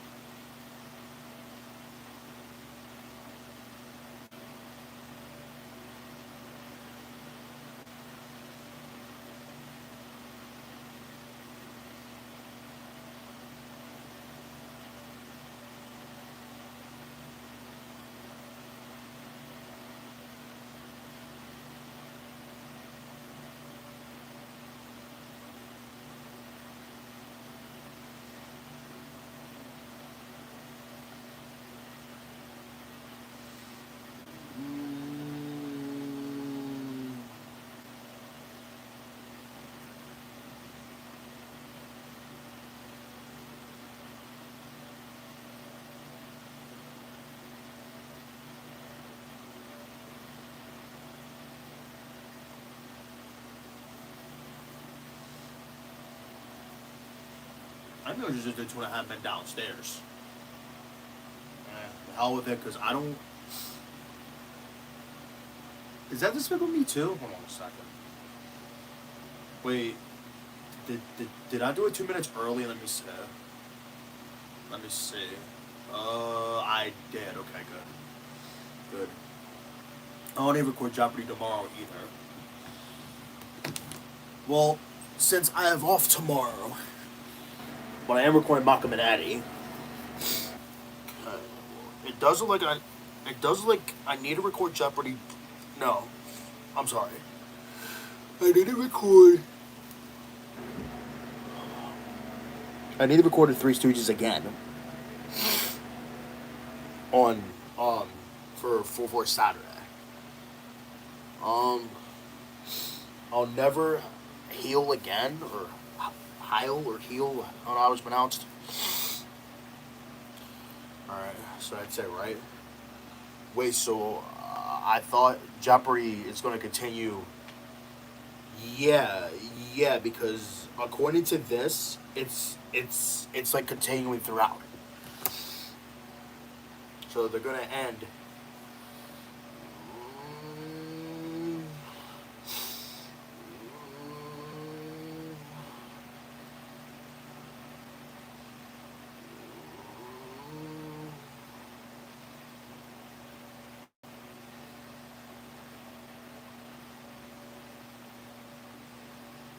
I'll just do a.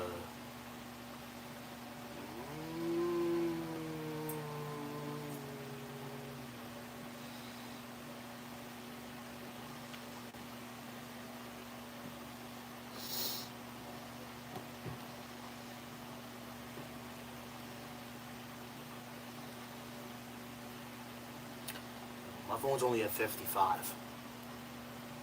I'm gonna let this keep charging up too.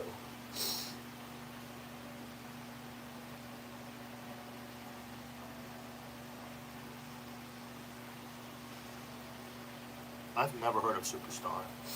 I never heard of that movie. And that was close.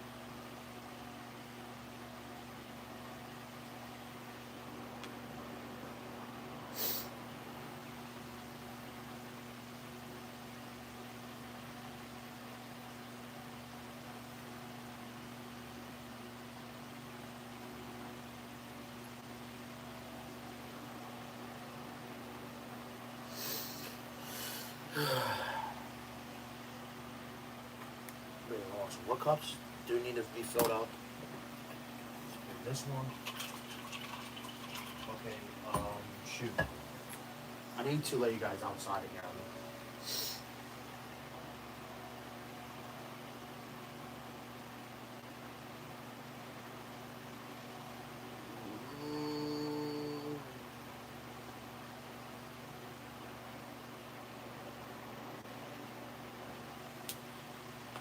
Ow, that hurt.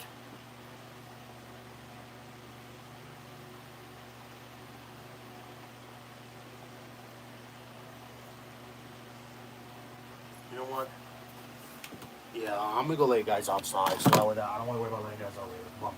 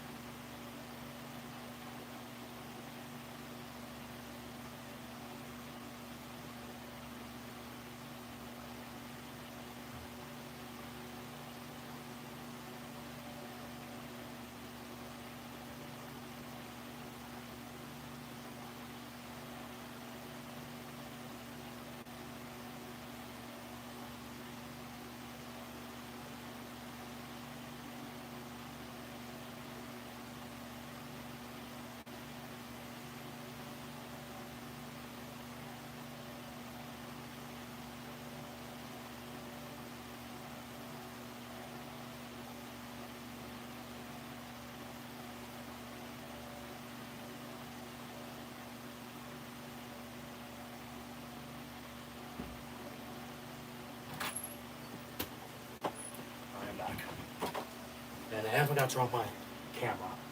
Yeah, well, it don't matter. It don't matter. Oh, wait, do I more?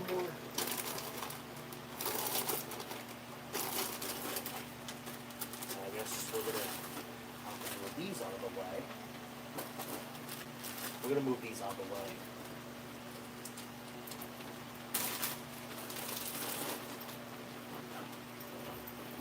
I need to go, because I need to be upstairs for a little bit. And then I need to go back down and let the dogs in.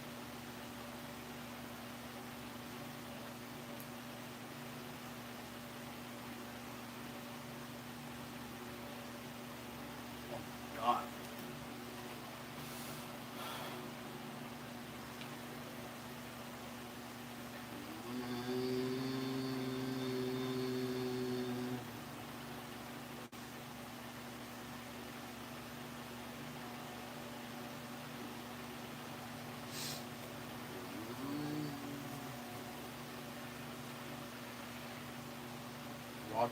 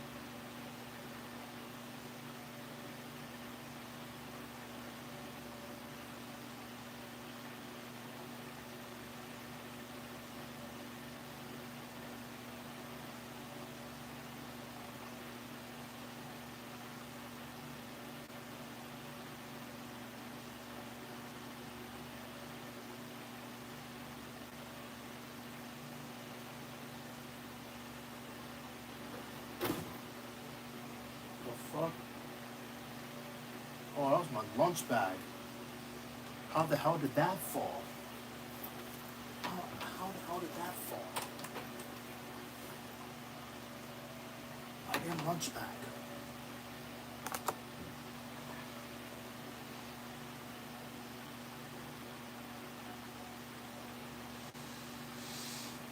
So I got to charge these again.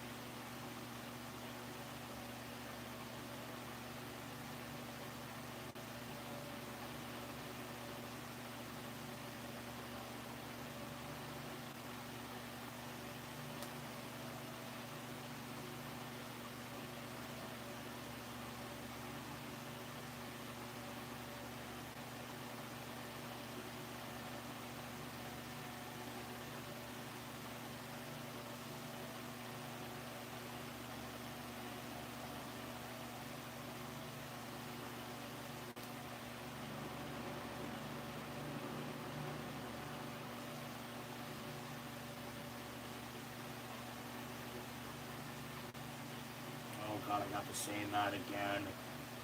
Brother.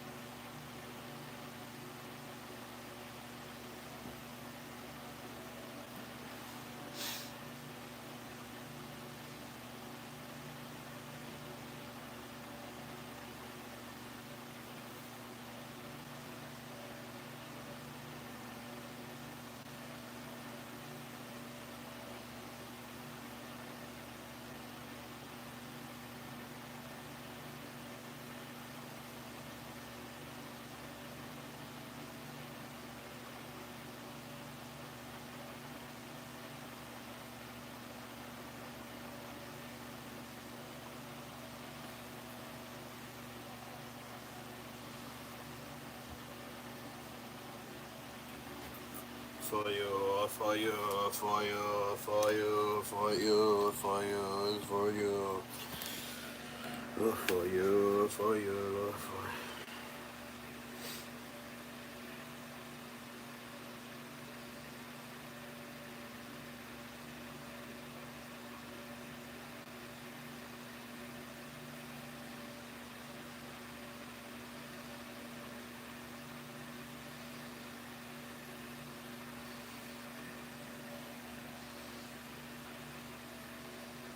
Whether we lose 8 out of 10.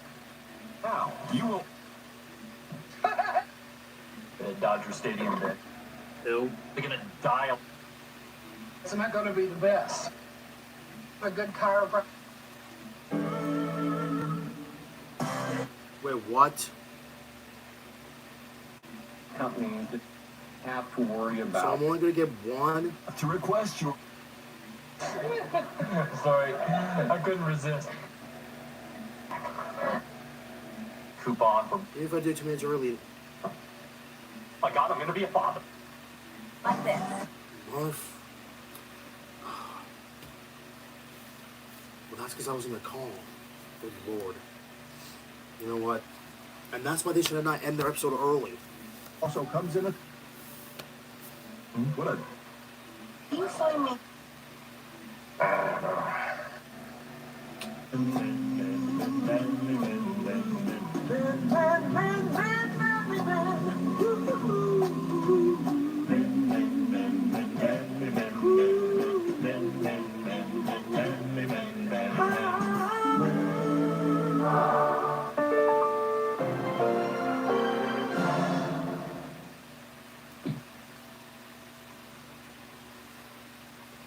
like I'm gonna have to get another one. I'll just do 2 episodes again, but now I have to do them backwards. No. Yes, like even with 2 minutes early, I guess that didn't help. I guess because something, I don't know.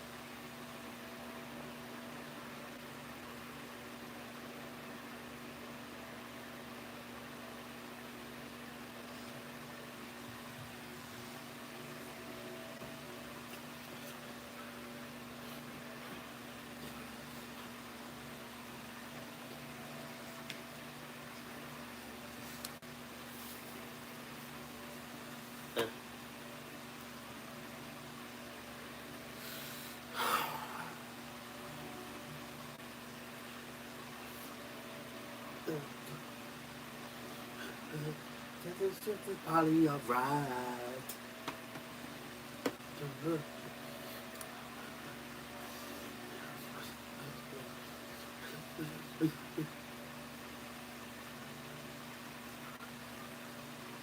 Yes, she will. It definitely will.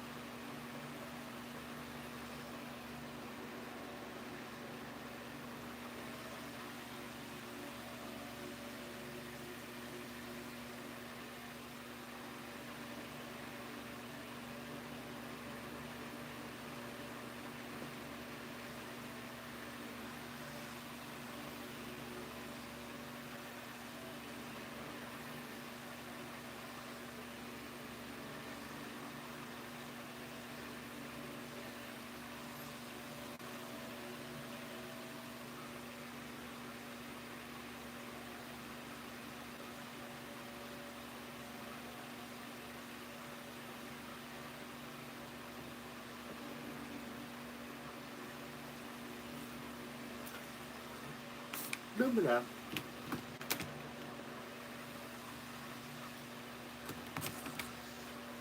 No, not like that. Nice.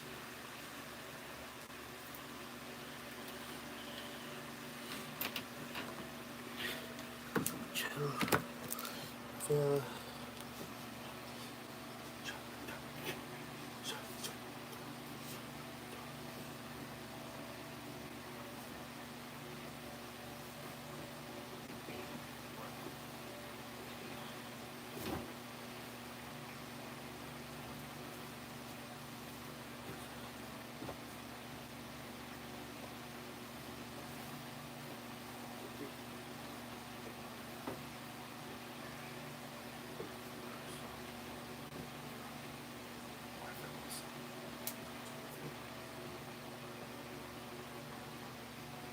We're gonna keep them in calm. That's what we're doing.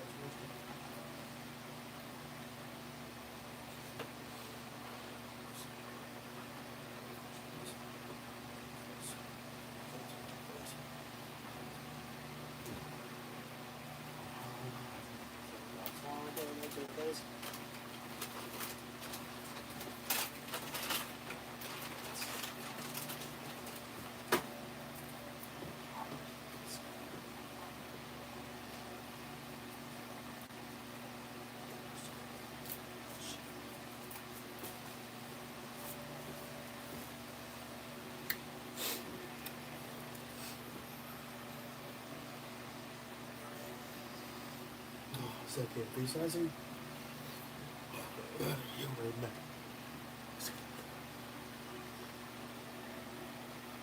Look at that shit.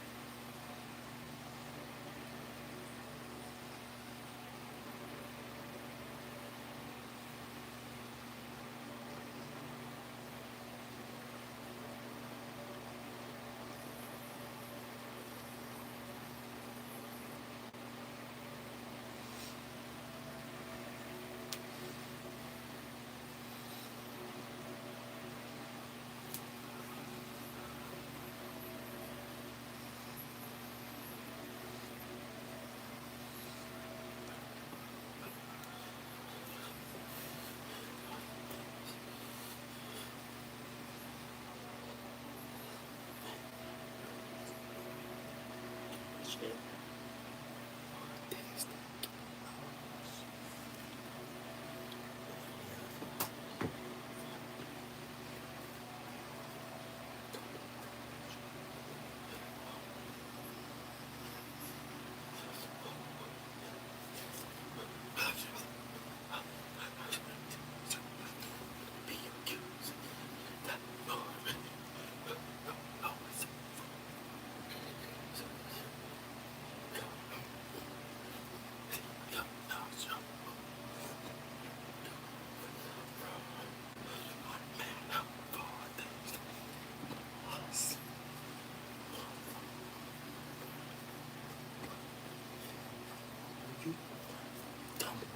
It's your wife and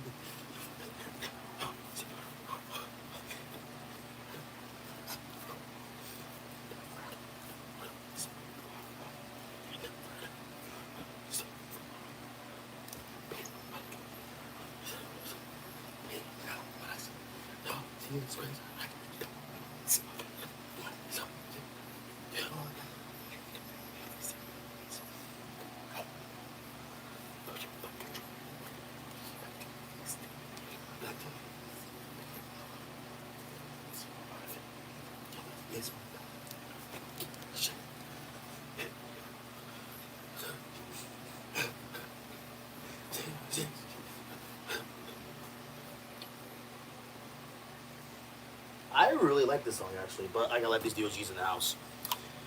I gotta let these DOGs in the house. I'm right back.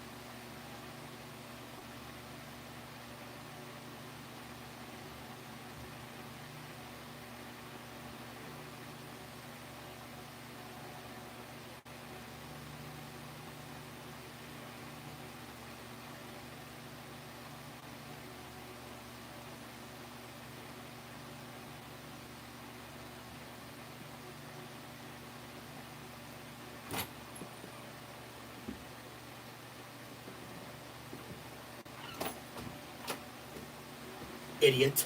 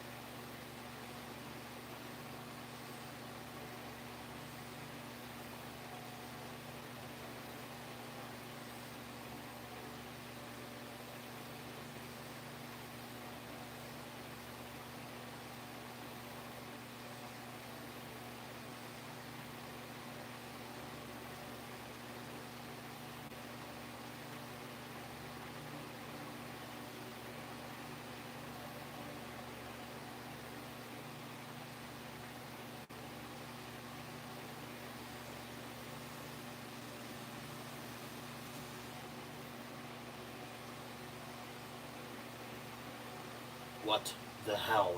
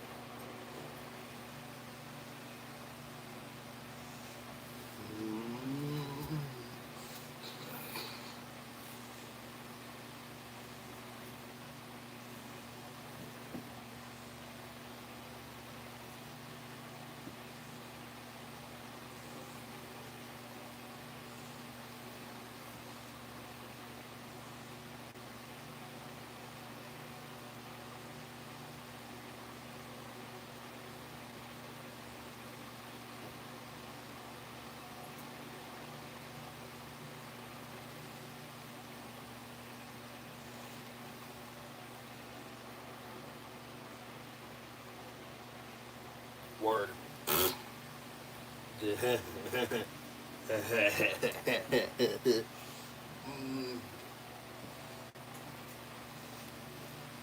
know what? I guess I'll just do this the third episode of 2.5 Men, since I apparently missed the first one, and I'm unnerved. And well,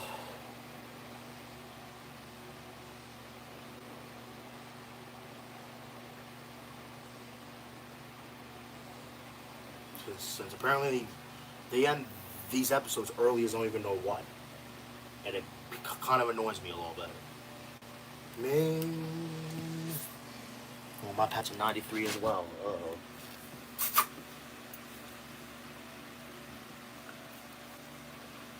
Hi, Bub. Huh? Why are you looking at me like that? Oh, he. Oh, I thought that was Charlie Sheen for a moment. Oh. Power off. Power off. Hey, Nico. Oh. Come here, Bub. Come here, Bub. Come here, Bub. Come here, Bub. I've been charging them, you know. Ouch.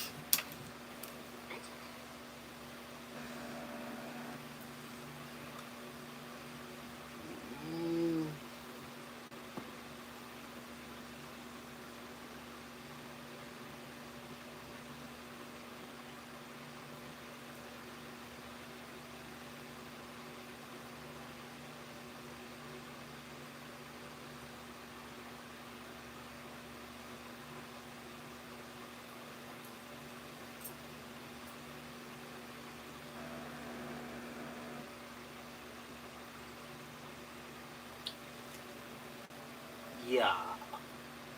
I don't want to take Chapman. Nico. Can you please get out of my blanket, please?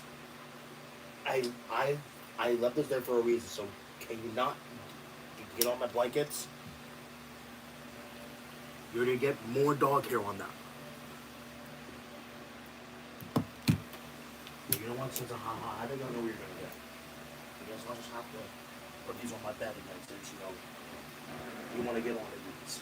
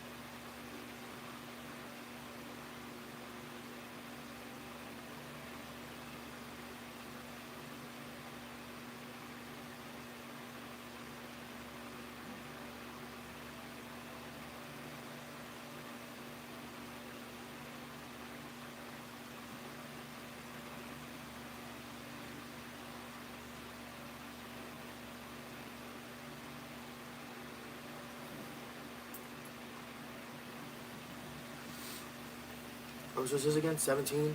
Yeah. Throgwarton Middle School Mysteries.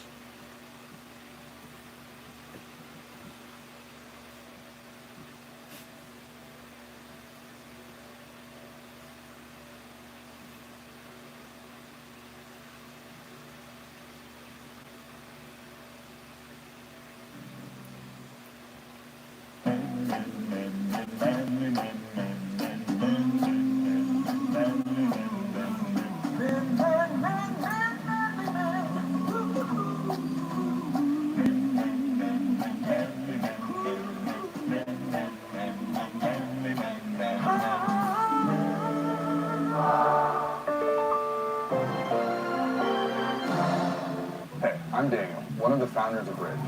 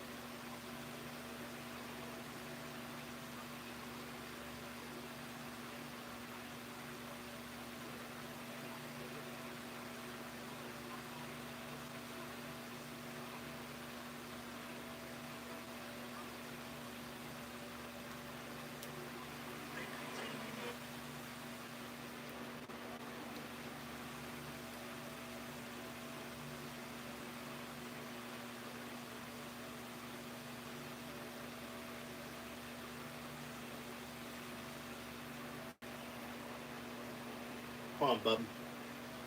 I'll play with you in a moment, okay? Trying to upload this video, bro. Well, it's your decision, Twilight. It's not as if your application hangs in the balance. One second.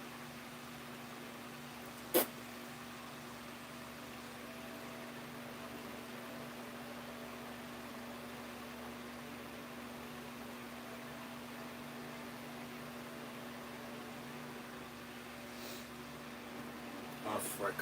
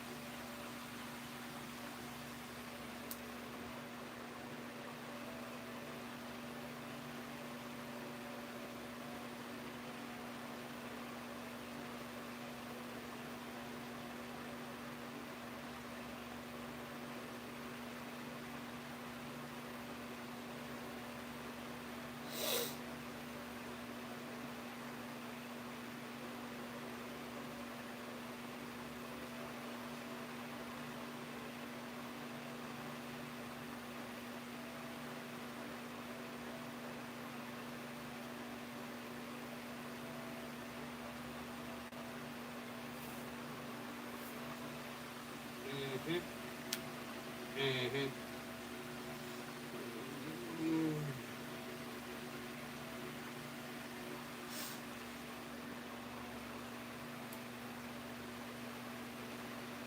This is the biggest game in NFL history. It's week 1 of the regular season, so I find that hard to believe. The Chiefs lost this week. The AFC is wide open this year. Either of us have a great shot at making the Super Bowl. I mean, you would have a great chance if we weren't already the best team in the AFC. We are the best of the AFC, led by the best player in the league, the reigning MVP, Josh Allen, who throws the double Kincaid for a 15-yard touchdown. We join you on the scoreboard with a 52-yard Tyler Luke field goal and surpass you with a 30-yard touchdown by Derrick Henry, and leave you with a dust with a TD by two-time MVP Lamar Jackson. That's one more than Josh Boyd. Matt Prater filling in for an injured Tyler Bass kicks a field goal.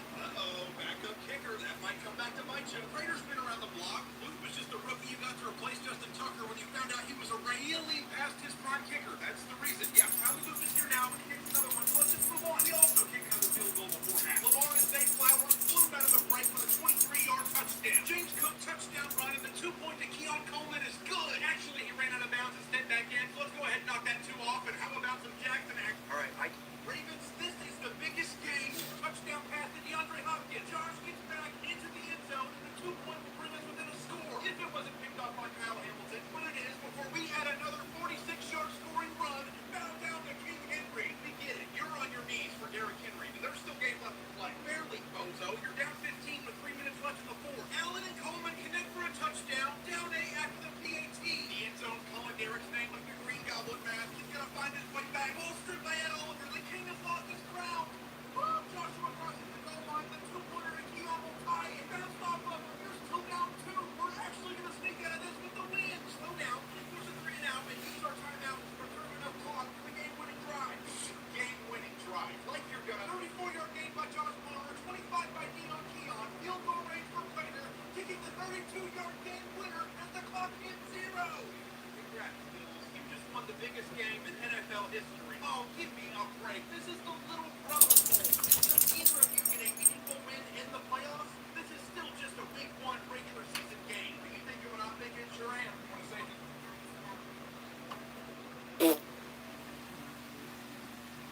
F.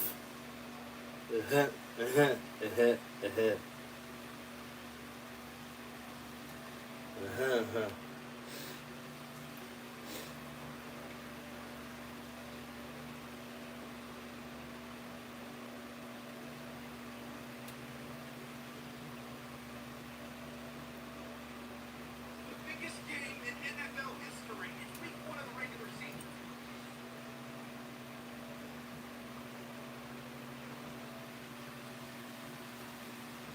Get one step closer to the 1 seed. We need to win this game to get one step closer. Nickel for every time Sam Darnold played in a Week 18 game for the division title and the 1 seed, I'd have 2 nickels, which isn't a lot, but it's weird to happen twice, right? You can have all the nickels you want, because all we need is the 1 seed. The only thing you're getting is a boot to the ass. We get the ball first. You turn over on downs in the red zone like an idiot, which gave us terrible field position and led to a 3 and out. So Zach Charbonnet runs 27 yards into the end zone to put us on the board. We force him a punt, and Jason Myers kicks a field goal. He missed it. Ha ha. Very funny. Jason Myers does not miss. Well, I do agree I'm hilarious and deserve my own Netflix stand-up special. That was not a joke. Jason Myers missed.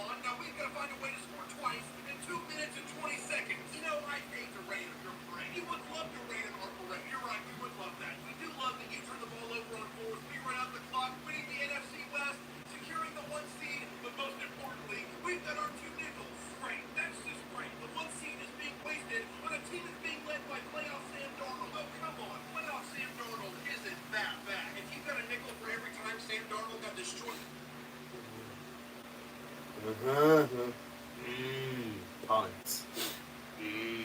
Punts.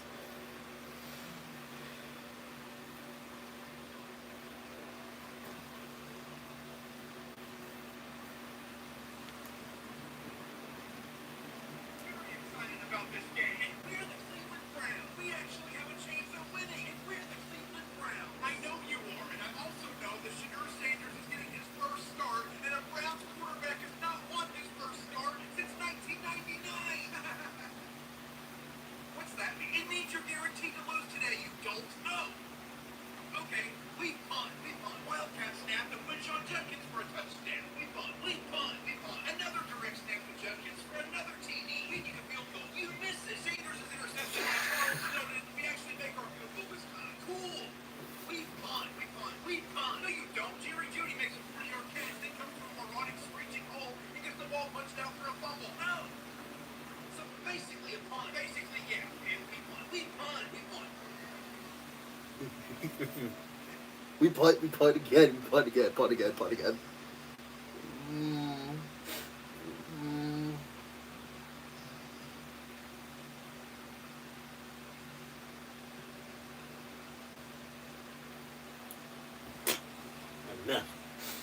I'm there.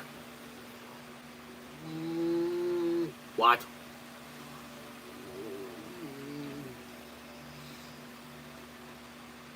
Oh no.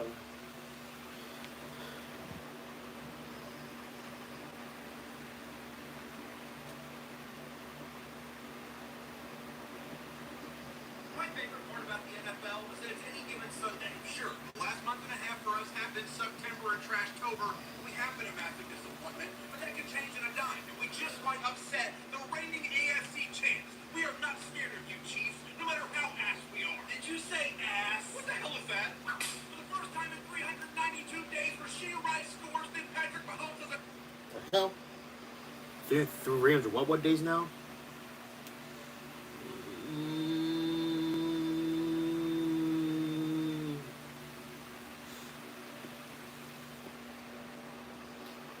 We're the Cleveland Browns. I'll read that, Bob.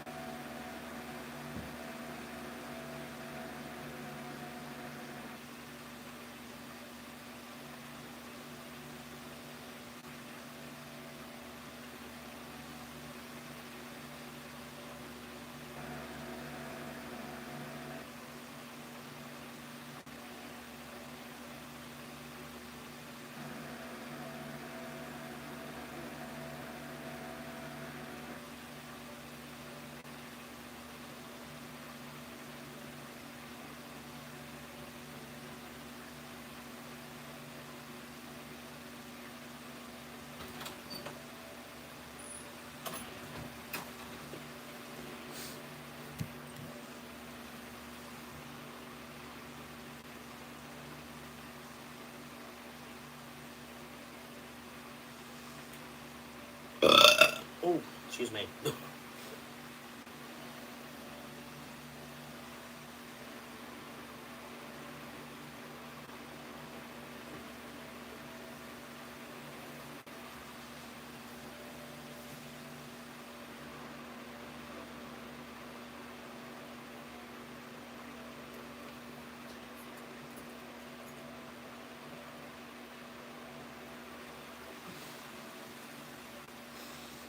The touchdown pass to Hollywood Brown, and before half the end zone, they're serving a right. Wait, we just got a Isaiah Pacheco touchdown run and a Harrison Butker field goal. Ooh, I can smell the KC barbecue on the smoker. What is that, pork butt? No, it's not pork. It's not on the smoker either. I did not know this thing could do all that. Now you got char marks and skid marks. Anyone got a glass of water I can sit in? Are we looking at me? Number one, you. And number two, our glass of water is not for Raider asses, because that is what our belt is for. It's going to be some form of elder abuse to have two senior citizen quarterbacks playing a primetime game that kicks off an hour past their bedtime. Joe Flacco has his orthopedic clean slate real tight tonight to show that he is the best old man QB in the NFL. That's just absurd. Everyone knows that Aaron Rodgers is the best geriatric under center, and even he remembers it half the time. Flacco says if he ain't playing, he ain't playing. And, well, look at it. Like a fine wine, Aaron Rodgers is older, better, and full of intoxicating substances, and he throws to Johnny Smith for a touchdown before Chris Boswell kicks a field goal. Huh? Sorry, interest were in. Flacco to Jamar Chase, 8-yard touchdown.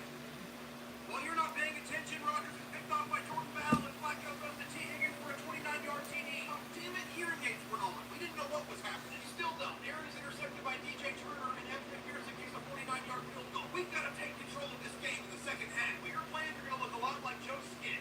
Full of wrinkles, because we extend our lead to 10 with another field goal. Rodgers is feeling very spry after a shot of fruit juice and throws to Pat Fryer move for a 19-yard touchdown. Flacco records his third touchdown pass tonight with a throw to Noah Fan. Is Flacco forget that he's washed at his age? That is very likely. Regardless of his age, Rodgers can't miss his big 6'7" target, Darnell Washington in the end zone. I think that was supposed to be a reference that we are too old to understand. We kick a field goal. Aaron Rodgers puts the AR and AARP, and he puts the ball back in Fryermuth's hands for a 68-yard touchdown. We are up by 1.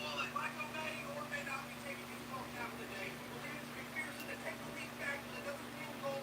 You hit the ball with 7 seconds left. A-Rod is going to throw the 60-yard. Actually, wait a minute. The 60-yard Hail Mary had it down with no to the left, and the Bengals win. Oh, damn it.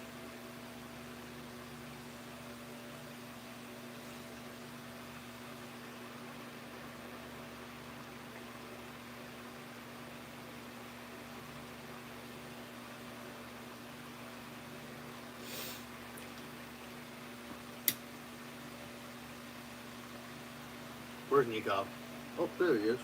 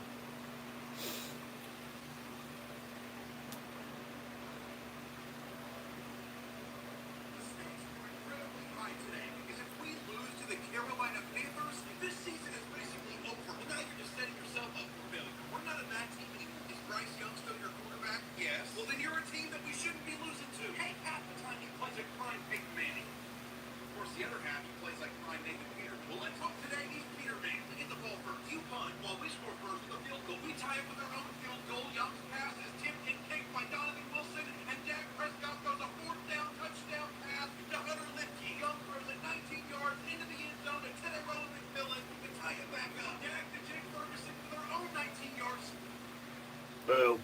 We're untying it. We can't reach the tie again, but we do get a 55-yard field goal before half. Would you look at that? The Cowboys are up at halftime and the Panthers are down.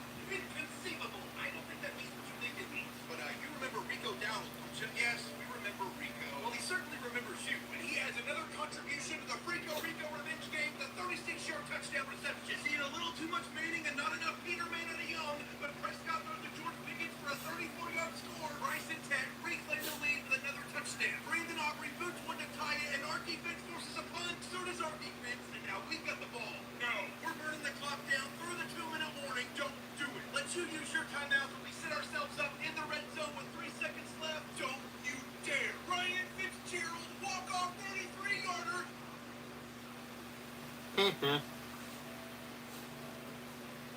To beat the Dallas Cowboys.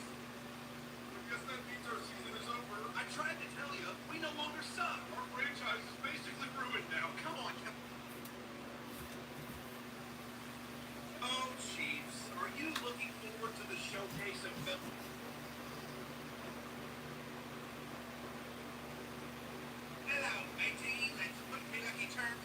Army. Only like a quarter of that was even kinda Irish, and I'm being extremely generous. All right, I'll admit we don't know much about Ireland, but I do know that we're gonna get the win here in Dublin. Ireland is Steelers country, you bag of ass. Okay, Carson Wentz is starting quarterback for us, and he looks like the most Irish person ever. He looks like his name would be like Seamus O'Reilly or something. All right, pal, you asked for it. This is gonna be a Donnybrook. We're gonna pretend like we know what that means while you punch. Jordan Mason fumbles, Jalen Ramsey scoops it and returns it for a touchdown. They reviewed it, he was down, it's overturned, and we kick a field goal, feeling very lucky. Amigo, is that? No, please just stop. Hit it.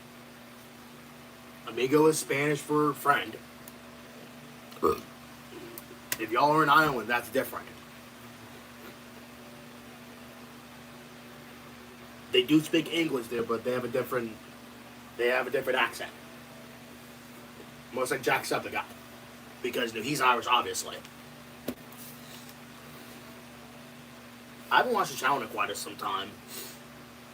Well, finds the end zone to take the lead before Aaron Rodgers and DK Metcalf connect on an 80-yard touchdown. You gobshite. Shite the what? Your boy Ginger Snap Wentz is intercepted by Deshaun Elliott, so we'll try a field goal. Blocked by Isaiah Rodgers, and we'll kick one before half. Now, are they going to bring out like real leprechauns for the halftime show? Or? Shut it, Egypt. Wentz is picked on the line by TJ Watt, setting up another game ball touchdown, and we kick a field goal. Even in Ireland, you still can't find a wee bit along. Wentz to Xavier Scott TD and a 2-point U-turnover on downs, and Jalen Naylor gets a touchdown catch, bringing us within 3 with 2 minutes left. Well, bollocks, that comment came back to bite us in the arse. We recovered the onside kick, but ultimately we have the punt. Now our red-headed Irish king, Carson Wentz, can lead us on the game-winning drive, or he can immediately throw a pick to Jaden Pierre to seal the game. After further review, he did not have it secured inbounds, incomplete pass, still our ball. Oh, come on. I guess it's just the luck of the Irish. I guess it's just a referee bailout because your luck doesn't go very far. You're sitting at 4th and 17 with 14 seconds left. Wentz puts it up, and it comes right back down into the dirt on the incompletion. We get the win in the motherland. Damn. Well, anyways, is Shrek like actually from here? Dude, no, Shrek is.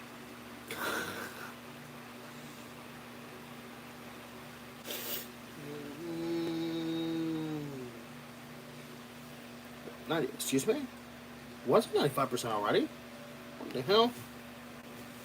I was already at 95. Bro, I plugged off the charger, yo.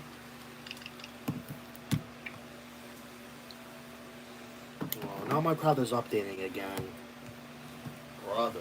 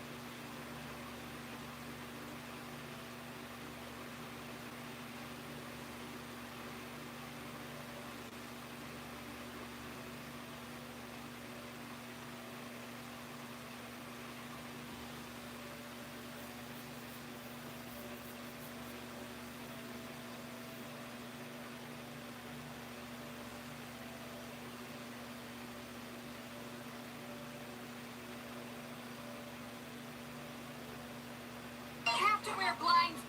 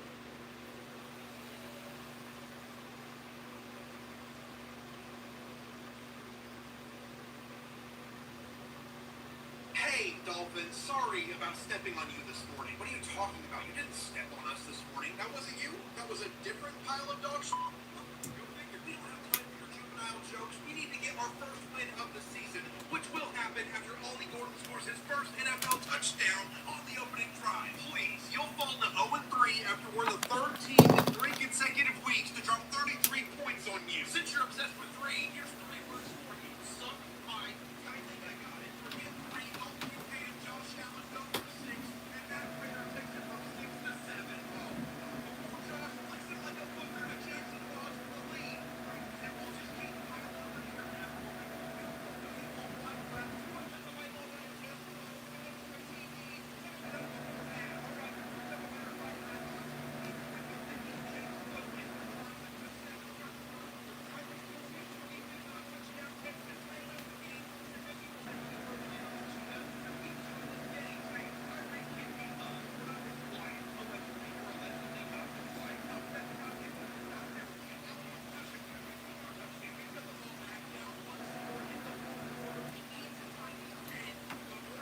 whatever we do not need to turn the ball over with a pass intercepted by Terrell Bernard.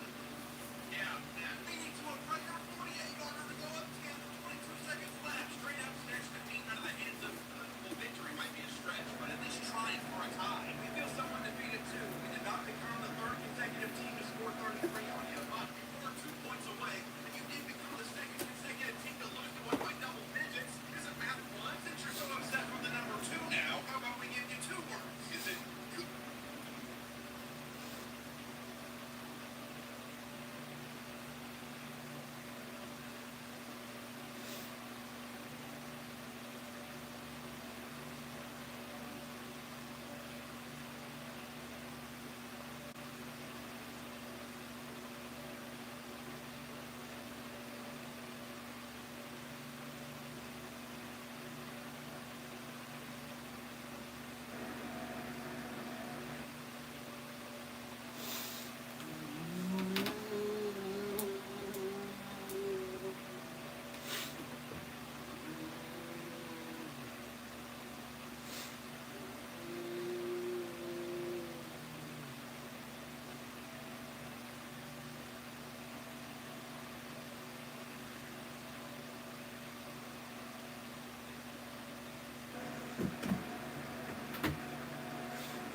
Nico. Bump. Where's the bump? Bump, bump, bump, bump, bump. You know what? I need to try this. I do.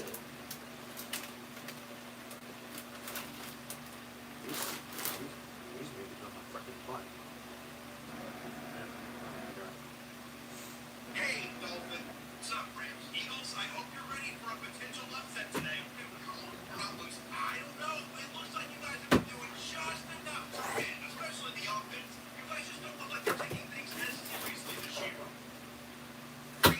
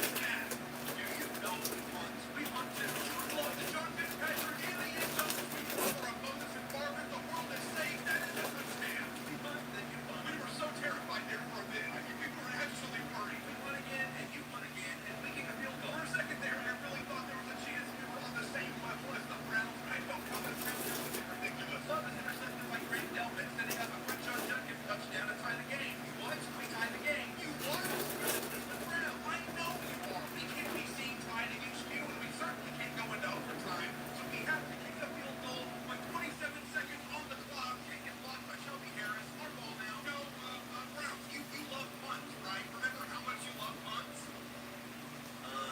Yeah, punts are so much fun. You definitely want to punt the ball back to us, right? No, Andre Schmidt kicks a 55-yard field goal to win the game. I thought we were the best team in the NFL, but we just lost to the Cleveland Browns. They're the Cleveland Browns. Hello, Ravens. Oh, wait, let me guess. You're about to tell us about how you're going to put belt to ass. No, actually, we will not be using the belt on you tonight. Oh, yeah? Why not? We accidentally wore a pair of pants 3 sizes. All right, well, I'm gonna go end the stream here, but I am glad to return to streaming again. So I will see you guys tomorrow for stream on Friday, and we'll hopefully see you guys then. So have a great rest of y'all Thursday night. Yeah, there's always peace and out.